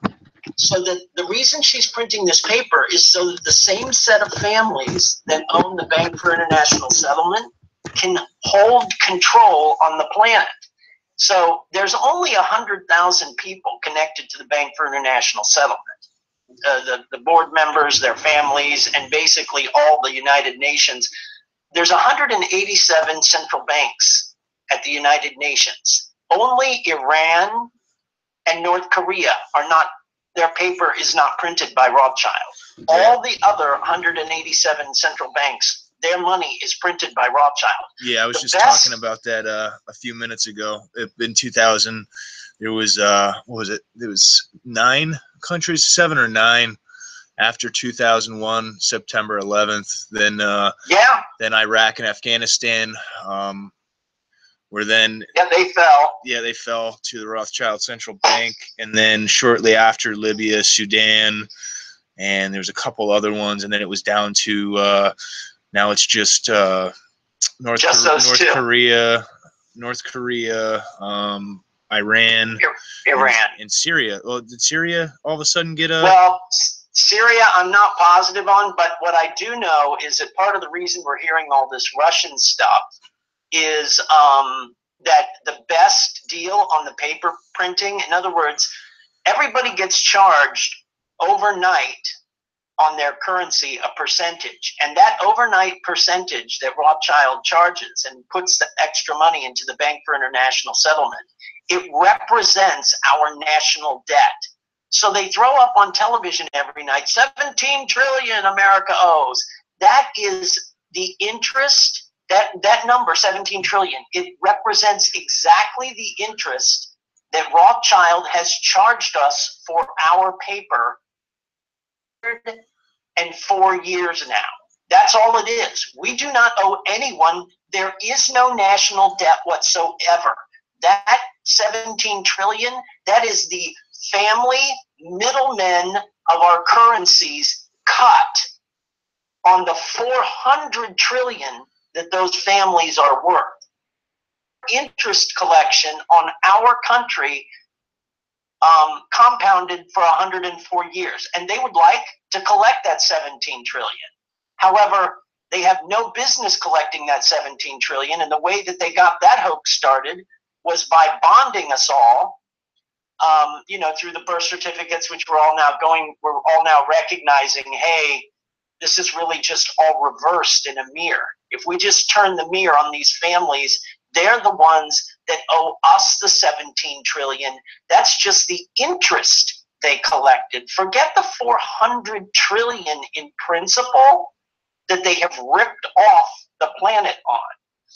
So all we need to do is just get the mirror out. These are the Luciferians, and show them in the mirror that we are on to the entire thing. And literally, since the Bank for International Settlement owns all of these central banks, that's the one institution whose head needs chopped off. Russia has the best percentage deal for printing. That's why everyone's pounding Russia right now. And for Donald Trump, what we've got is somebody who started with $10 million from his dad, and I'm not pro or negative Trump, but he started with 10 million. He did pretty good here in New York. You know, anyone would pretty much do decent starting out with 10 million.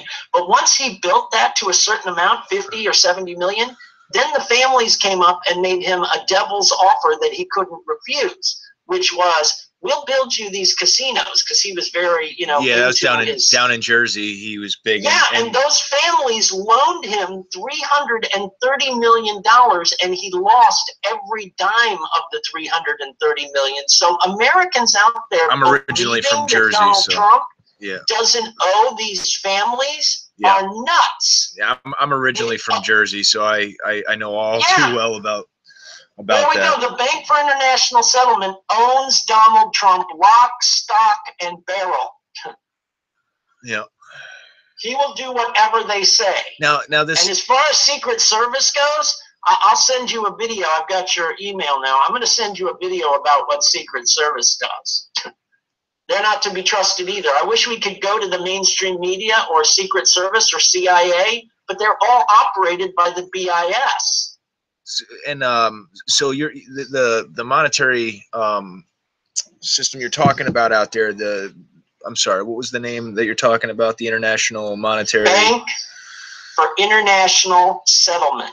The Bank for International Settlement. Now, is that the bank? I just recently found out about somebody that I actually didn't know of until recently, who supposedly is above Rothschilds and them. It's they're out. They live out in like Rome or Italy or some shit like that, and supposedly. Sure, there's a bunch of old dynastic Venetian black nobility families. Aldo Brandini. There's plenty of them. Yeah, Bandini. That's who it was. And you know what? I never heard. And I've like I said, the first truth video I saw was like back in 2005, Loose Change 2, but I've been heavy on it since like 2011. So I was pretty surprised that this, you know, to just find that out.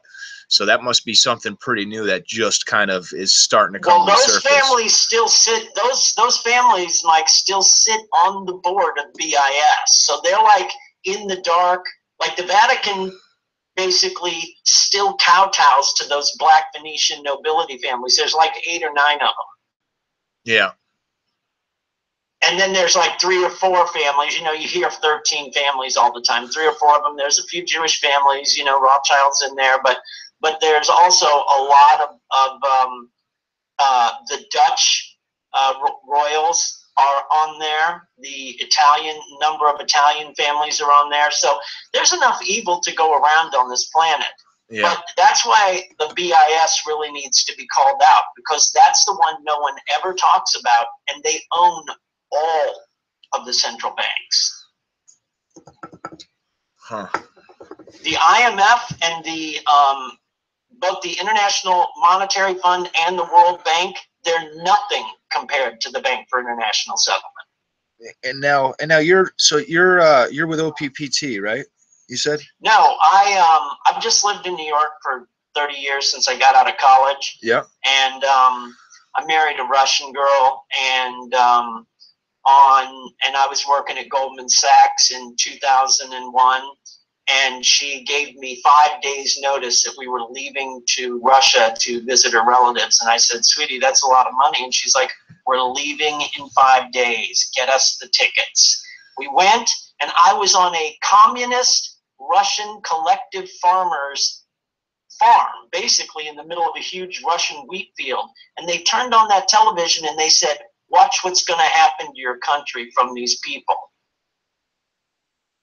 Wow. I watched the trade centers come down, and I live in Manhattan. I watched trade centers come down on Russian television. Yeah. So we knew about it. Wow, that's crazy. And Giuliani, who's about ready to get appointed by Trump to come in and clean house, is 100% dirty. That guy is completely complicit. Giuliani's no good. I know that.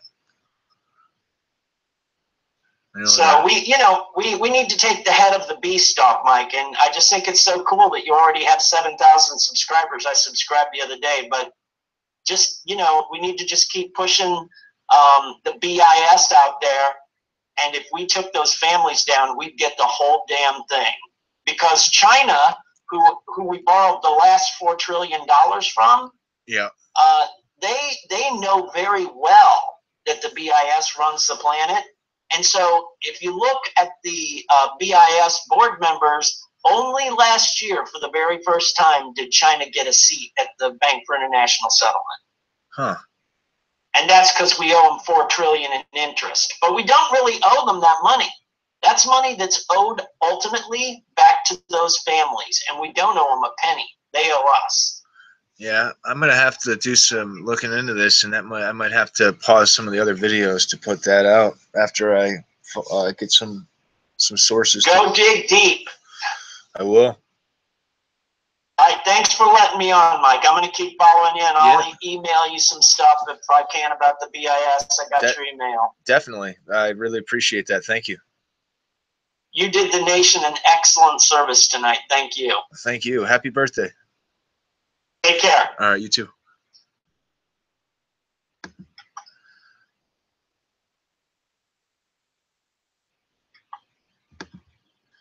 Devin? Mike, how's it going? I'm going all right. How you doing, bud? Good. I'm going to be straight honest here. I'm one of your younger audiences in the crowd today, and I think that the presentation of all the information given today was absolutely amazing. I'm appalled. Answered most of my questions. Usually, like within like the 5th or 6th person you put up for questions, to ask and stuff. It was really great. I got most of my questions answered. I just wanted to give you a heads up and say you're doing a good job. And oh yeah, I also had a couple questions too. Yeah. Thank you, by the way. So yeah. I kind of wanted to get that the update on that packet that you were talking about with that one lady and how that thing's going. So you said you're going to upload it or something, or? Yeah. I think if I'm not mistaken, Stacy's been helping me out with the Facebook. She's done an amazing job. She actually has pretty much made that thing from the ground up, because she asked what I needed help with, and I said, hey, I don't have the time. I haven't had the time, and she's really kind of put that whole thing together. So thank you, Stacy. And I think she said she already had the documents. If there's any other documents, she just wanted to. Yeah, if there's any other, she wanted to give you them. Yeah, if there's any other documents that weren't there when I get the email, it'll be in the morning, because I'm like dead tired right now. Right. But I'll put that up on the Facebook, and then I will go through them, and more than likely I'll do a video and link where you can get the documents from. Right. So also another question. So about there's like this payment method, and they call it e-check, not necessarily ACH, but so with that, let's just say example company. I wanted to buy something from there, just as a situation example. Not actually going to do it, but they wanted to do an e-check payment transaction, but they asked for like a check number or something like that. But with these accounts, there's not really you can't really get checks for them. So so would it be dangerous to put a fill out the online check via the check? Well, it asked for a check number, but You talk like is it dangerous to put a dummy check number? I wouldn't. Because truthfully, I wouldn't do it. We were thinking of just putting a timestamp as the check number. It'd still go through as like a transaction or whatever, but you're just putting that there as something, So that's kind of like a user discretion. I just wanted to kind of get a little bit more info in case you had any more info you want to give me. That's kind of like a user discretion kind of thing. I personally I've been pretty strong on the stance of not making checks or buying checks or messing with checks. No, it's not paper. I know you're not actually getting the paper checks, but you're asking about putting like a fake check number in there. I don't want to tell you the wrong thing, truthfully. Yeah, no. I completely understand, and more research needs to be done. I just wanted to see if you had any info on it before I started doing a deep search on it. So, and then another thing is with the want to get some extra information on the reversals.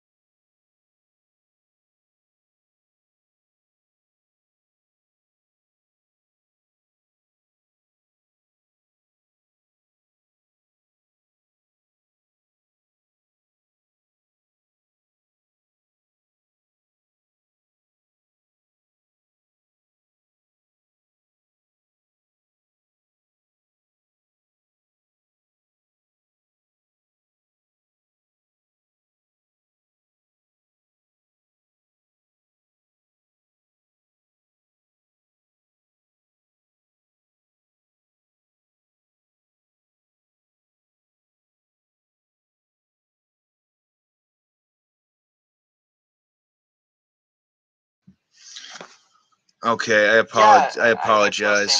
I apologize, man. I'm back. You there? I had another question for everybody. Are you there, bud? Muted. Are you there, bud? bud? Yeah, I'm here. Sorry. What happened? Yeah, and I had something I had to handle. I apologize. Yeah, this is gonna be the last question, guys. I like literally, I'm done. I can't stay up anymore. But go ahead, bud. Yeah, no. That's fine. I just had one more question for you, and then I'm done. Okay. Okay, so what's your general opinion on the UCC-1? General opinion on the UCC-1. Yeah, just an opinion. Truthfully, the opinion would be not enough information to make a determination yet. That's honest. I gotta. Right. There's a whole lot of information that was shared tonight, so I'll be able to make that. Right. Muted. Unbelievably, like it's pretty late. Sarah, hold on. A lot of people watching. Very